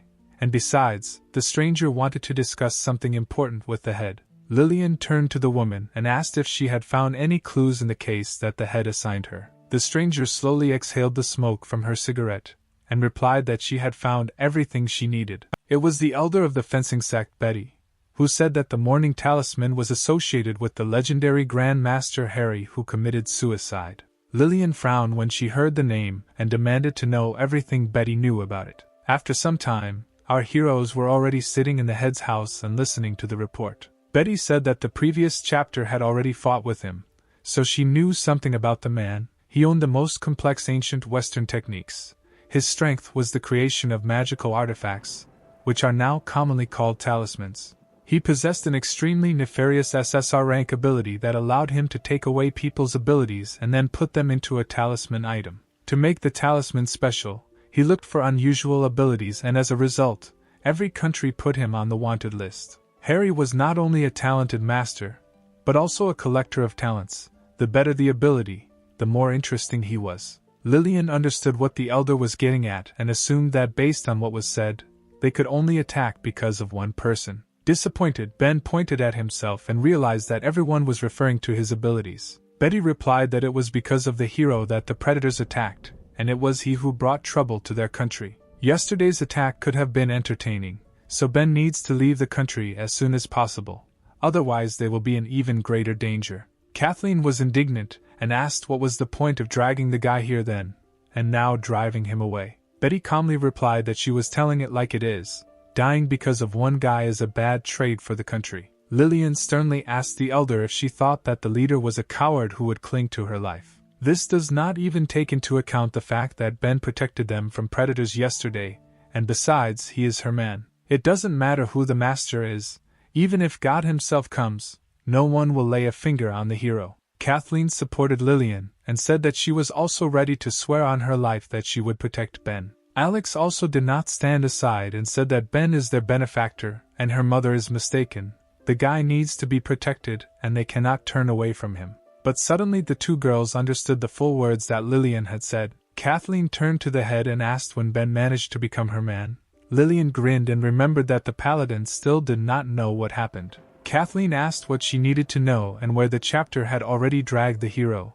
At that moment Ben realized that a massacre was about to begin. Lillian turned to the hero and said that last night she and him did what husband and wife should do. The girl added that after such a night she can consider the guy hers. The story told to Kathleen was like thunder, shattering her dreams of a bright future. The girl silently turned and, like a robot, to the surprise of the heroes, headed to the other end of the room. There she sat down on the carpet and constantly repeated to herself that Ben and Lillian were engaged in marital affairs. Following her to the other end of the room was Alex, who also had plans to get closer to the hero. She sat down next to Kathleen and said that she shouldn't have come here and that it would have been better if the king of boars had eaten her yesterday. Ben turned to Lillian and said that he seemed to have broken several girls' hearts without knowing it. This whole situation with love triangles was interrupted by Betty because they had much more important things to do. She asked Lillian whether her decision was final, because their guards had already suffered many troubles, and whether the girl was ready to be in danger for the sake of the young man. The head of the fencing school turned to the elder and firmly replied that she agreed. Ben was amazed that the warrior answered without hesitation. It seemed that she really was ready to do anything for the sake of the hero. The decision disappointed the elder. She thought that her sister's successor was very similar to her. They were both blinded by love. Betty stood up from her chair and said that if the head decided so, then they must obey. But they just need to be well prepared. If they want to kill the bloody king, then they will have to face combat power comparable to the state. Meanwhile, Susan was in the dungeon of the country of women. She was well guarded by the disciples of the head. She didn't like her situation. She cried and thought about where her brothers were now. She was tied up and asked herself why her brothers didn't come to her aid. She was so uncomfortable here that it was difficult to breathe, and she could have destroyed everyone here. Meanwhile, on one of the mountains, someone was pouring aromatic tea, the smell of which amazed the imagination. The beast with the shaggy mane picked up a mug of fresh tea and took a small sip. It was a spiritual level predator, the king of beasts, a green lion who really liked this aromatic drink. He asked what kind of water was used to prepare this tea. The elephant brought his trunk to the tea and also drank a little and replied that he learned how to prepare this green tea from people. They have a special technique for planting tea. It was a predator of a spiritual level, the god of prosperity Henry. The elephant said that if the king liked the drink, then he would order his subordinates to plant their entire mountain with tea. Then they would be able to drink it as much as they wanted. The lions suggested that their sister would like this tea, to which the elephant replied that the girl was very young and had a strong-willed character. She said a few words and ran away from the mountain. After drinking a little more tea, the green lion said that he had raised the eagle poorly and it would be better for him to go look for her. At that moment, someone kicked the guard who was guarding the entrance to the mountain where the animals lived with a strong kick. The weak predator fell right at the feet of the king of beasts and could not move. Suddenly he blushed and stated that he really liked the blow, and did not think that this was even possible. This feeling was similar to what you experience when you are with a woman. The green lion got angry when he saw his guest. He would not like such an unceremonious invasion. The predator said that for a tiny person she has a lot of strength, and courage too, since she allows herself to rampage in his domain. Suddenly the king of beasts hit the table, breaking his mug of tea, and asked the guest if she was tired of living. The deadly poisonous Judy calmly replied that she came here not to provoke the animals, but to help them find their little sister. The girl took a feather from her chest and said that she knew where it was. The elephant was shocked by what he saw. He recognized Susan's feather and asked where Judy got it. The girl headed towards the table and on the way stepped on the face of the poor guard, who had already suffered quite a bit. Sitting down at the table, she replied that the sister of the beasts was in the underground prison of the country of women, and there is only one way to rescue her. It is to combine their efforts and attack the country. The king of beasts said that it is not so easy because the head of Lillian and her subordinates are not so easy to defeat. Judy looked at her chest and replied that the lion should not worry because she has 2 talismans that will help win their sister back. God of welfare Henry was stunned. He recognized the color of the radiance that came from the stones. The king of beasts also could not believe that he was seeing a stone of overcoming in front of him. And besides, there were 2 of them. Judy confirmed that this is it. These 2 fragments will allow the beasts to temporarily increase their level to divine. Night fell, and by this time our heroes had already gone to their rooms. But the girls did not leave Ben alone. Lillian asked the hero if he was still tired, because he had been looking at the map all evening. The girl couldn't stand it, and suggested that the guy put things off until tomorrow and go to sleep with her. To which Ben replied that Lillian could go alone because they didn't have much time to prepare. Kathleen looked at the head with disdain and firmly said not to interfere with Ben, because he was planning how to organize the defense and how to conduct the battle. Lillian replied that she didn't need to be reminded because she herself knew, and why on earth did Kathleen sit in her office. The girl replied that Ben was a Protoss guard and she was obliged to ensure his safety. The hero tried not to pay attention to the girls who were always swearing and focus on work. Looking at the map, he came up with a plan. The guy said that last time the enemy attacked to assess their strength, and they already know how their defenses are located. The enemy operates at night, and they operate during the day, so they need a plan that the enemy would not have guessed at so that they could change their current disadvantageous position. Kathleen became more and more delighted with the hero's ingenuity. The girl thought that Ben had become a truly wise guard. Lillian also noted that the plan was worthy of her man. It was so daring that she wanted to try it. Suddenly, someone knocked on the door and said that guests from the Protoss had arrived. Lillian headed towards the door and wondered who could come to her at such an hour. The girl abruptly opened the door and saw guests on the threshold whom she did not expect to meet. On the threshold were Ben's two protectors, Jenna and Leia. The girl said that she was a Protoss guard and came to her master. Ben was glad to see Jenna, and Lillian wondered why the girl called him master. The blonde noticed that on the way here there were a lot of corpses of predators. Apparently they had a battle here. The girl ran sharply and jumped into the guy's arms, saying that she was very worried and it was good that her owner was not hurt. The hero gently hugged the girl and reassured her, saying that everything was fine and nothing had happened to him. Lillian was stunned by the picture she saw. She could not accept that her boyfriend was hugging some girl. The jealous head sharply asked who these people were, and why Ben was hugging one of them. In order to calm Lillian, the girls told why they came here. The head said that somewhere she had already heard the excuse that they had arrived in order to protect Ben. Kathleen was indignant because she realized that Lillian was laughing at her.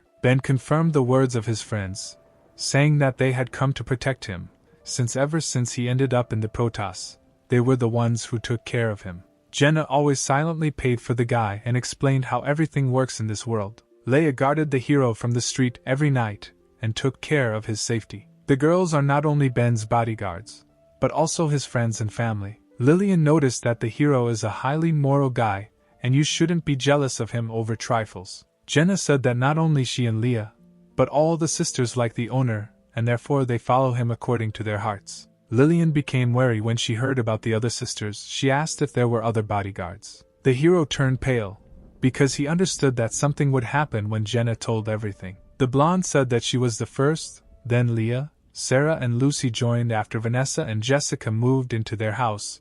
They also want to protect the owner. Kathleen and Lillian became gloomy when they heard how many competitors they had. Jenna added that, by the way, there is another defender, Eliza, who is the hero's fiancé. These words finally finished off Lillian. She seduced the guy who has 6 girls who like him and plus a fiancé. Ben was covered in sweat when he looked at the head. An icy cold wafted from the girl. Lillian became very menacing in appearance and demanded an explanation from the hero. Under pressure from the interrogation of the head of the fencing school, Ben spoke in detail about his life in the Protoss. She did not stop being jealous, but came into a position realizing that not everything depended on him. The hero exhaled with relief because finally his battle on the love front was over. Leaving the house, it seemed to Ben that Leia had somehow changed in behavior. The guy turned to the girl and asked if she was hiding something from him. Jenna was wary, and Leia thought about the hero's words and did not know what to answer. The girl glanced at her sword, from which a dark aura emanated. The warrior did not show it, and said that she was fine. There was no need to worry about her. It would be better if the heroes thought about how to kill the bloody king. The answer surprised the hero, because he clearly felt that Leia was subject to enormous pressure. Apparently it seemed to him. Meanwhile, Kathleen sat by the lake nearby and looked at the peacefully croaking frogs. She took one of them in her hands and asked the frog why she lacked determination. The girl thought that if she had taken the initiative earlier, she and Ben would have been together right now. Suddenly, behind Kathleen, something rustled in the forest and headed in her direction. The girl turned around sharply to see what was watching her. Standing in front of her was Judy, who didn't expect to see anyone here. The poisonous girl recognized the paladin.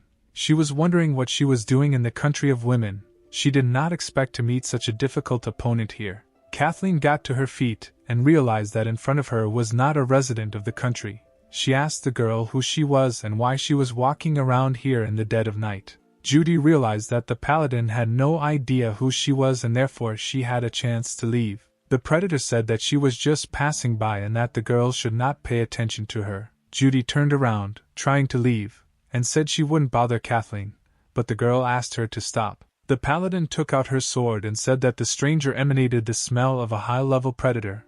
This was extremely suspicious. Considering that she appeared near the country, Kathleen assumed that the girl was a minion of the Bloody King. Judy turned around and replied that the paladin was not as stupid as they say, since she had already thought of it. The girl with violet eyes stopped and offered to fight once the paladin realized who she was. Kathleen did not need to be persuaded. The girl rushed to attack her opponent first. She struck twice with her blade, forming 2 divine arcs. Kathleen's blow crossed the ground, and the force of the blow created 2 deep ditches resembling a cross. Judy managed to jump away from the attack in time and did not receive any damage. The girl said that the fame of Kathleen's abilities is well deserved, but you shouldn't mindlessly attack strangers. After this, poisonous Judy began to become covered with strange patterns similar to red tattoos. The patterns matched the girl's mouth, and after that she released a poisonous mist from her mouth. A pink mist began to fill the clearing. The paladin was right in the center of this skill. Kathleen covered her nose with her hand and realized that it was poison. The girl guessed that the enemy's ability was poisoning. Judy said that holding her breath would not help because her poison of obscenity did not spread through the respiratory tract. This poison enters the body even through the tiniest pores and spreads instantly. The point is that only the girl's lover can neutralize it. The predator's words surprised Kathleen because it was a complex poison, and it seems she began to understand how it works. It turns out that in order to neutralize the poison, the girl needs to get closer to Ben. Kathleen was shocked that someone had come up with such a vile poison. The paladin decided that she needed to get out because bizarre pictures were already starting to creep into her head. Judy said that she wouldn't be able to leave. The more Kathleen resists, the faster the poison spreads, so she needs to quickly figure out where to find her lover. Otherwise she will die if she doesn't manage it overnight. Kathleen fell to her knees, her head filled with only vulgar thoughts. But the paladin understood that she could not sit and wait for her death. Therefore, the girl decided to do something, because she had little time left. After these words, she immediately left the battlefield heading to the country of women. Judy was surprised that Kathleen simply ran away and didn't fight any further. She thought that Kathleen was a very innocent girl and assumed that she had gone to her lover to neutralize the poison. Meanwhile, Lillian's house smelled of delicious noodles that were on the table. Jenna prepared this dinner and called her owner to come and taste the delicious food. But suddenly she heard the sound of water flowing from the shower nearby. The blonde suggested that the hero was now there, washing himself after a hard day. She walked into the room and saw Ben in the shower, taking a shower. Jenna was embarrassed because the glass in the bathroom was a little see-through and she could slightly see the hero's body. The girl sat down next to her dinner and decided to wait for the guy here until the owner came out. Meanwhile, Lillian was walking along the terrace and thinking that she had lost her temper a little and that jealousy was not typical of her, even though there were a lot of girls around Ben, but they had not progressed at all. The girl believed that only for her there was a place in the guy's heart, and she needed to turn up the heat tonight so that he would finally become hers. Lillian quickly walked into Ben's room and the door swung open. Before he could walk through the door, the head suggested that the heroes sleep together today, but to her surprise she only saw Jenna, who sheepishly replied that the owner was now in the shower. Lillian was indignant and asked what she was doing in the guy's room late at night, to which the blonde replied that she just brought him food. Suddenly, the girl's argument was interrupted by a roar that shook the whole house. Lillian thought it was an earthquake, and Jenna suggested that it was a visit from the Bloody King. A crater formed near the leader's house, which was watched by Leia, guarding her master. This earthquake was Kathleen, who knelt down trying to get up. The paladin had little time, and she just wanted to spend a little time with Ben so that the poison would stop working. The girl headed to the hero's room. Leia watched this spectacle and thought that the guy already had 3 girls in the room and it was unlikely that he would cope with 3 of them at the same time. Meanwhile, it was quiet outside the city. Judy slowly went about her business further. She didn't care that Kathleen had escaped, because her level of poisoning should have been enough to become contagious. Judy hoped that the girl would spread the poison throughout the country, which would greatly help the predator. Ben finished washing and took a brush to brush his teeth. A shower really helps to put his thoughts in order, but the hero needed to continue to develop a plan. The hero left the bathroom and thought only about how to make sure that no one could invade the country of women. But what he saw in front of him knocked all his thoughts about the war out of his head. In his room there were 3 hot girls who behaved very strangely and flirtatiously. Lillian said that she was very petty, and she needed the guy to punish her urgently. Jenna added that it was very cold outside, and her owner was hungry. She needed to feed him enough. From the sight he saw, the guy dropped the brush from his hands. He was shocked and did not know what to do next. Ben asked what was going on here, if Lillian had given him a test. Suddenly Kathleen ran towards the hero, who was very happy to see him. The girl pounced on the guy and kissed him passionately on the lips. He had never expected such an ending. Ben was amazed that such an innocent girl just kissed him. Kathleen threw the hero onto the bed, and the guy thought that this shouldn't happen. The girl he knows wouldn't do that. The hero noticed that Kathleen's gaze was clouded. He assumed that someone was controlling her mind. The girl could no longer think about anything. She only wanted Ben to save her. She said that she was able to muster up the courage and come to him. There was little time. The hero should do this to her right now. Her mind was completely clouded, and the paladin said that she could no longer control herself. At that moment, Ben realized that some kind of poison was affecting the girl. Suddenly his head was turned by a tender stocking foot. Lillian asked him to pay attention to her too, and not give it only to Kathleen, because she also needs his love. A third girl with magnificent breasts, who did not want to lag behind her friends, fell onto the bed nearby. Jenna told the hero that she came to him for the first time. She hoped that the guy would not drive her away. Watching the girl's lust, Ben realized that the poison could be transmitted, and if it was picked up in the country, the consequences would be scary to imagine. The hero confidently stood up for blood and said that we need to deal with this disease right now. To the girl's surprise, he did not cope with the method they wanted. Ben folded his hands to call the technique. The hero began to concentrate his power, and endless darkness appeared around him. The ability began to suck the poison out of the girls' bodies, gradually returning their minds. Ben knew that in this way he would be able to neutralize the poison and prevent it from spreading. All that remained was to cope with its side effects. Although the guy really wanted to, he couldn't afford to do this to those whose minds were clouded. Suddenly he felt all the effects of the poison on his skin. The hero's nose began to bleed, and his muscles tensed. This side effect made him unable to stand on his feet. The guy managed to realize that this was an unusual aphrodisiac.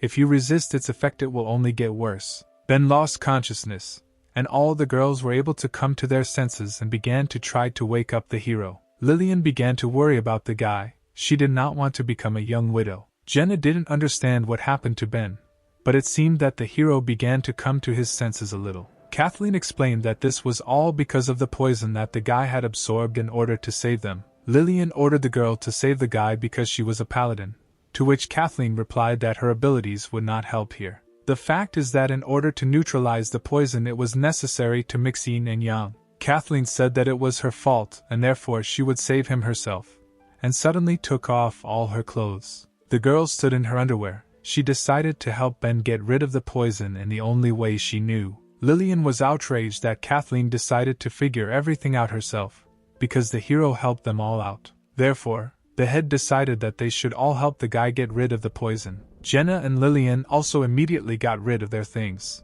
The naked girls caressed the hero and decided to try their best to rid him of the poison. Kathleen also did not want to remain on the sidelines because she was the main culprit of the incident. Suddenly the guy opened his eyes, feeling that something was happening to him. He stood on the street where snow had fallen. The weather was cold, but for some reason the hero stood without clothes. But at the same time he did not feel cold, but rather felt warmth and comfort. Suddenly, the voice of one of the girls reached the guy and told him to remain calm. After all, three beauties were determined to warm the guy properly. Meanwhile, Leia was sitting on the roof of the building and interesting sounds began to reach her. The girl assumed that her friends and Ben had already begun to act. A strong wind blew, which distracted Leia from listening to passionate moans, and the girl began to think. She looked at the demonic sword she held in her hand and remembered what the old man had told her. The monk said that this sword was his companion on all his travels. It's a pity that he gave it to the wrong owner.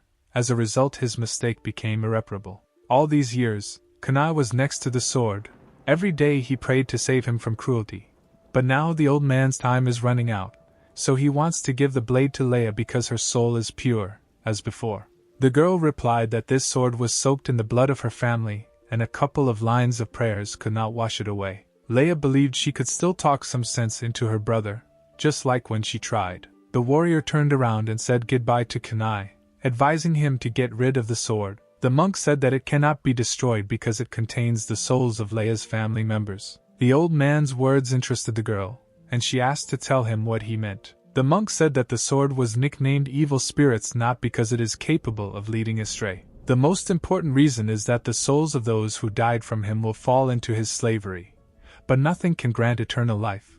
So gradually they will become the source of the sword's power. Kunai said that there was only one way to save the innocent souls sealed in the blade. One can only rely on the gift of light sealed within Leia to help purify evil. The best solution would be to give the blade to the girl so that it can be cleaned over time. Leia lay and thought about the words that the old man said to her. She thought about whether she could control this blade. Meanwhile, an unexpected guest visited the master's temple. The tattooed guy with the blade behind his back took his mask with his hand to show his face. The unknown warrior greeted his mentor and said that they had not seen each other for a very long time. It was Leia's older brother, the bloodthirsty King Blake, who asked the monk to return what belonged to him. The old man sat in the lotus position and replied that after so many years of exile, the guy finally came to him, but still held the wrong judgments. Kunai firmly told his student that if he wanted to get the sword, he would have to go through it. Blake began to take out his blade and replied that he would not want to fight with his teacher because he was already old,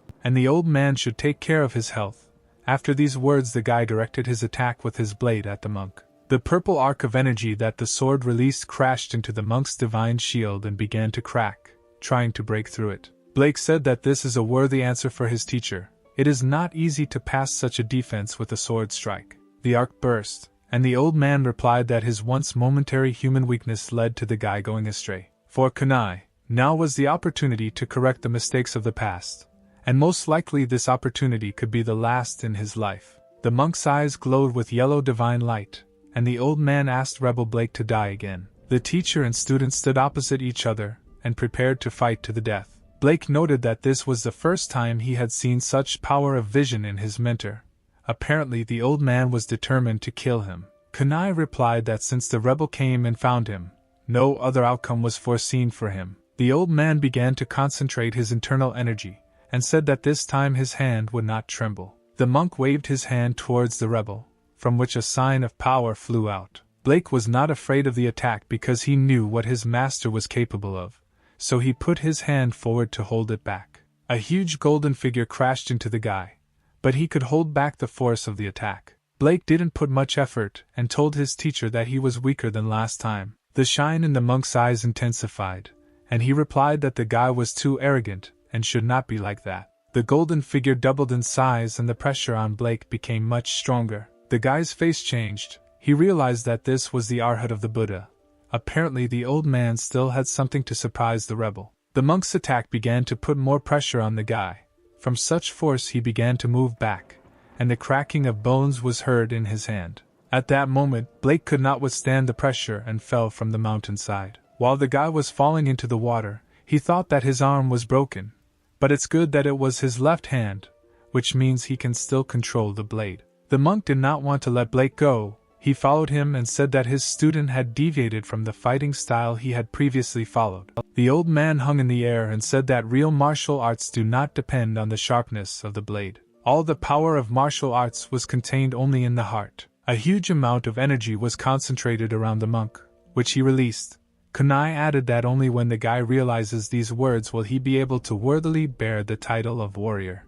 After that, the old man sent hundreds of Buddha signs to attack the place where the fighter landed. The mentor understood that Blake wanted to resort to his water technique, so Kunai decided to evaporate all the water around. Golden figures fell into the lake and evaporated the place where they landed. After some time, all the water in the lake evaporated, and the old man watched his opponent from the air. Bloody Blake lay at the bottom of the lake. The guy noticed that the technique of the SSR rank teacher was extraordinary. It took him a huge amount of energy to evaporate all the water in the area. Although Blake lacked the teacher's instructions to some extent, he still managed to absorb a certain amount of water. So he raised his sword and fired a huge barrage of water at Kunai. The old man defended himself with his ability, and said that today is the day of Blake's death, so he doesn't even have to try to win. The Bloody King was disappointed that even this attack could not hit his teacher. The Kunai slowly landed on the bottom of the lake and walked towards Blake. The monk said that it was time to finish what he started.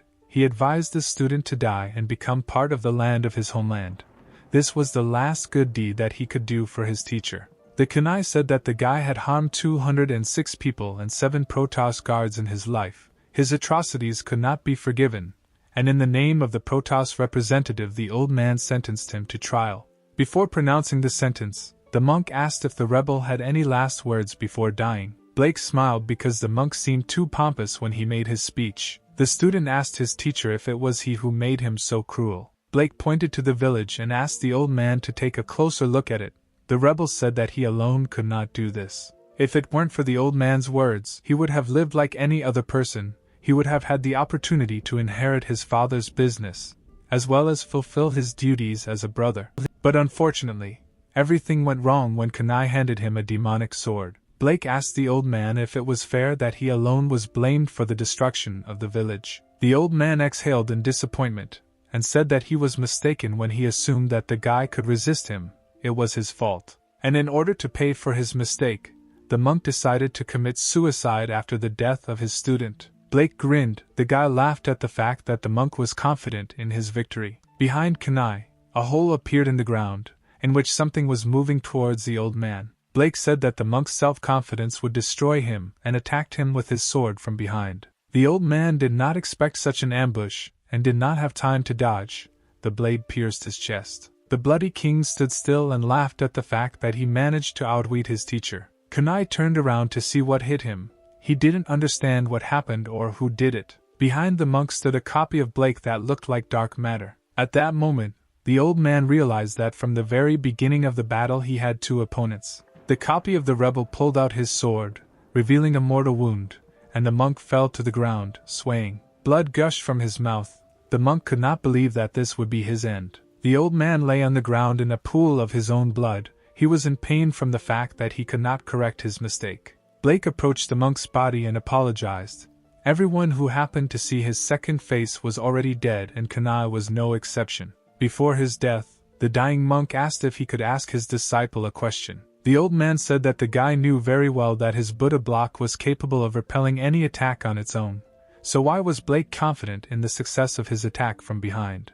The rebel chuckled and replied that it was because the kunai deflected his technique. The fact is that in a normal situation the monk would have ignored the guy's previous attack, but this time he repelled it. Then Blake realized that by simultaneously using his extraordinary techniques the old man sacrificed his defense.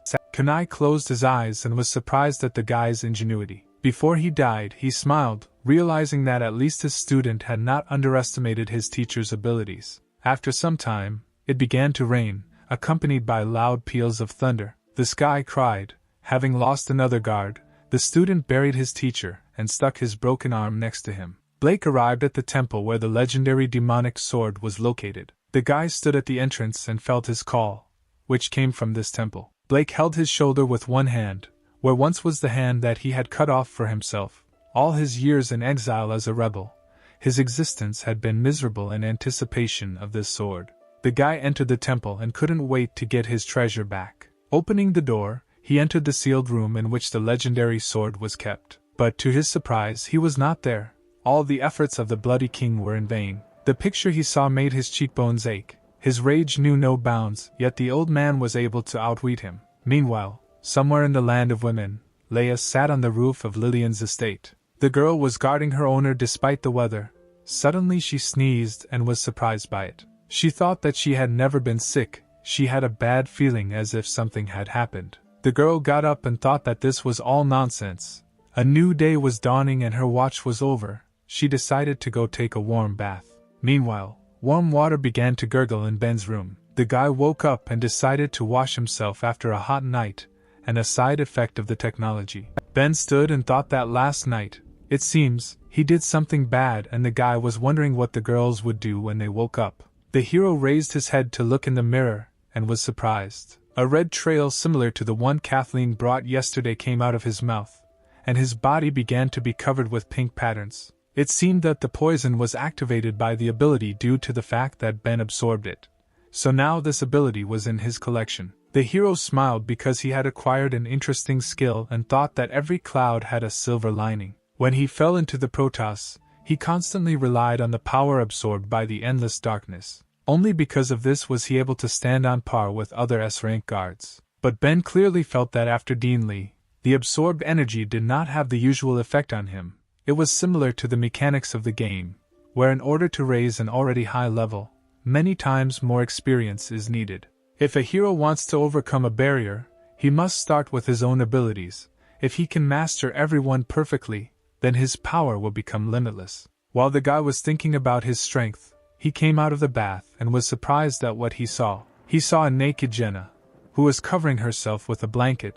The girl said that it seemed that the poison did not have a bad effect on him. Lillian was also sitting nearby and noticed that the three of them did a good job. Kathleen didn't stand aside either. She was embarrassed and said that due to an emergency yesterday they had to neutralize the effect of his poison. And although there was a reason for this, since it happened so, the girl decided that she should become his. Ben blushed when he heard these words and replied that they could all become his girlfriends at the same time if they wanted. Lillian didn't like the hero's plan, and she called him an animal. The guy asked the head if there was a spacious training ground here where no one usually looks. Lillian was surprised by such a sudden question and asked why he needed such a place. Saliva began to flow from her mouth, and she thought that Ben was still poisoned and wanted to go with her to the second round. The hero said that everything was fine with him, he just wanted to find a secluded place for his practices. Although there was little time left, even a little training could increase his chances of winning. Lillian smiled and replied that he deserves to be her man because the guy is still just as reliable. The head decided that they would all need to try. A week passed. A chilling aura wafted from the Western Sea Island. The Grand Master of an isolated island sat in his abandoned castle. Countless bloodthirsty monsters gathered here, and at the head sat a man in a cloak on a throne. Next to him stood 4 subjects close to him. The man said that the time had come and it was time for them to move forward to battle. The cloaked stranger extended his hand and concentrated sinister energy into it. Behind the horde of predators, a portal began to appear that led to the land of women. It was the void cycling portal that the Grand Master created. The man ordered all the predators to enter him. It was time to take over this country once and for all. His eyes glowed with a violet light. He ordered his warriors to destroy every single one of them. The master's words invigorated the hearts of the monsters, who were preparing to attack. A horde of predators began to enter the portal, behind which an impregnable country awaited them. One of the master's companions said that the predators were full of zeal. Even he was inspired by the master's words. The unknown man threw off the black robe that hid his identity. He was a beefy man known as the fist-crushing Eric, and he was eager to get into action and test out his new gear. Eric had a Buddhist rosary hanging around his neck. Enchanted by the Grand Master, he wanted to try it on the S-rank guard Lillian. The huge fighter jumped into the portal and said that he wanted to fight in the vanguard. The second unknown figure also threw off his robe and said that Eric was a fool. She was a sophisticated little girl with black wings, nicknamed the Fallen Angel Sif. The girl was upset that such a strong and simple-minded man like Eric was also known like her. The angel flew into the portal and said that a fierce battle awaited them today. The girl hoped that her comrades would not die in the battle. Blake was stunned by what he felt.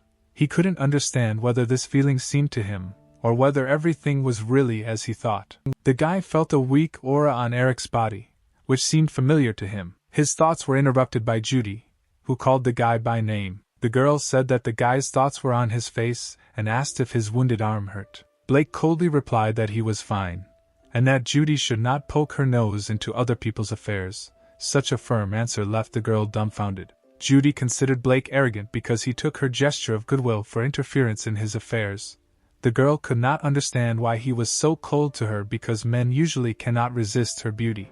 The couple's quarrel was interrupted by the Grand Master, who said that they should also move forward. Meanwhile, in the country of women, at first everything was quiet and calm. The sun set behind the horizon and night fell. But the peaceful silence was interrupted by a portal that appeared out of nowhere, from which predators emerged. The Grand Master's puppets have already scattered throughout the land of women, but what was unusual was that there was no trace of people's presence here. This place turned into a ghost town. The ghost-level puppet predators looked around and tried to find anyone. One of them noted that it was too strange that in such a large city there was not a soul. Everyone had fled somewhere. Suddenly the sky became cloudy and loud thunder rumbled. A voice in the sky said, "SSR rank lightning bolt ability. Its advantage is its wide range." The weak predator could not understand who was speaking. It was Ben, who pathetically told the predators to feel the power of thunder. An explosion thundered and hundreds of lightning bolts struck the ground. They struck different parts of the cities, hitting predators. They were killed instantly and didn't even feel anything. Half the army died from one ability. The entire city was covered in purple energy coming out of the corpses, like cherry blossom petals in the spring. The hero said that for the first time, breaking into the country of women, the enemies entered through the front, but the head of Lillian defended her country. Ben, covered in lightning, stood with Jenna. He realized that the enemy would come from the rear this time. The entire perimeter of the country is surrounded by a sheer cliff, and there is only one road to it. This location makes it inaccessible. The easiest way to attack is to get directly inside the country, which would be the easiest way to capture it. The hero realized that the Bloody Kings were counting on this. But unfortunately, if they could find the country's weakness, then he could too. Judy grinned and told her master that he had miscalculated, and the guy had fooled him around his finger, to which the Grand Master replied that victories and defeats are a common thing for warriors. The Blood King had just lost his ghost-level puppets in large numbers. However, he still had other fighters, such as demonic-level predator puppets, Tauren. The monsters ran towards the heroes and Ben asked his friend if she was ready.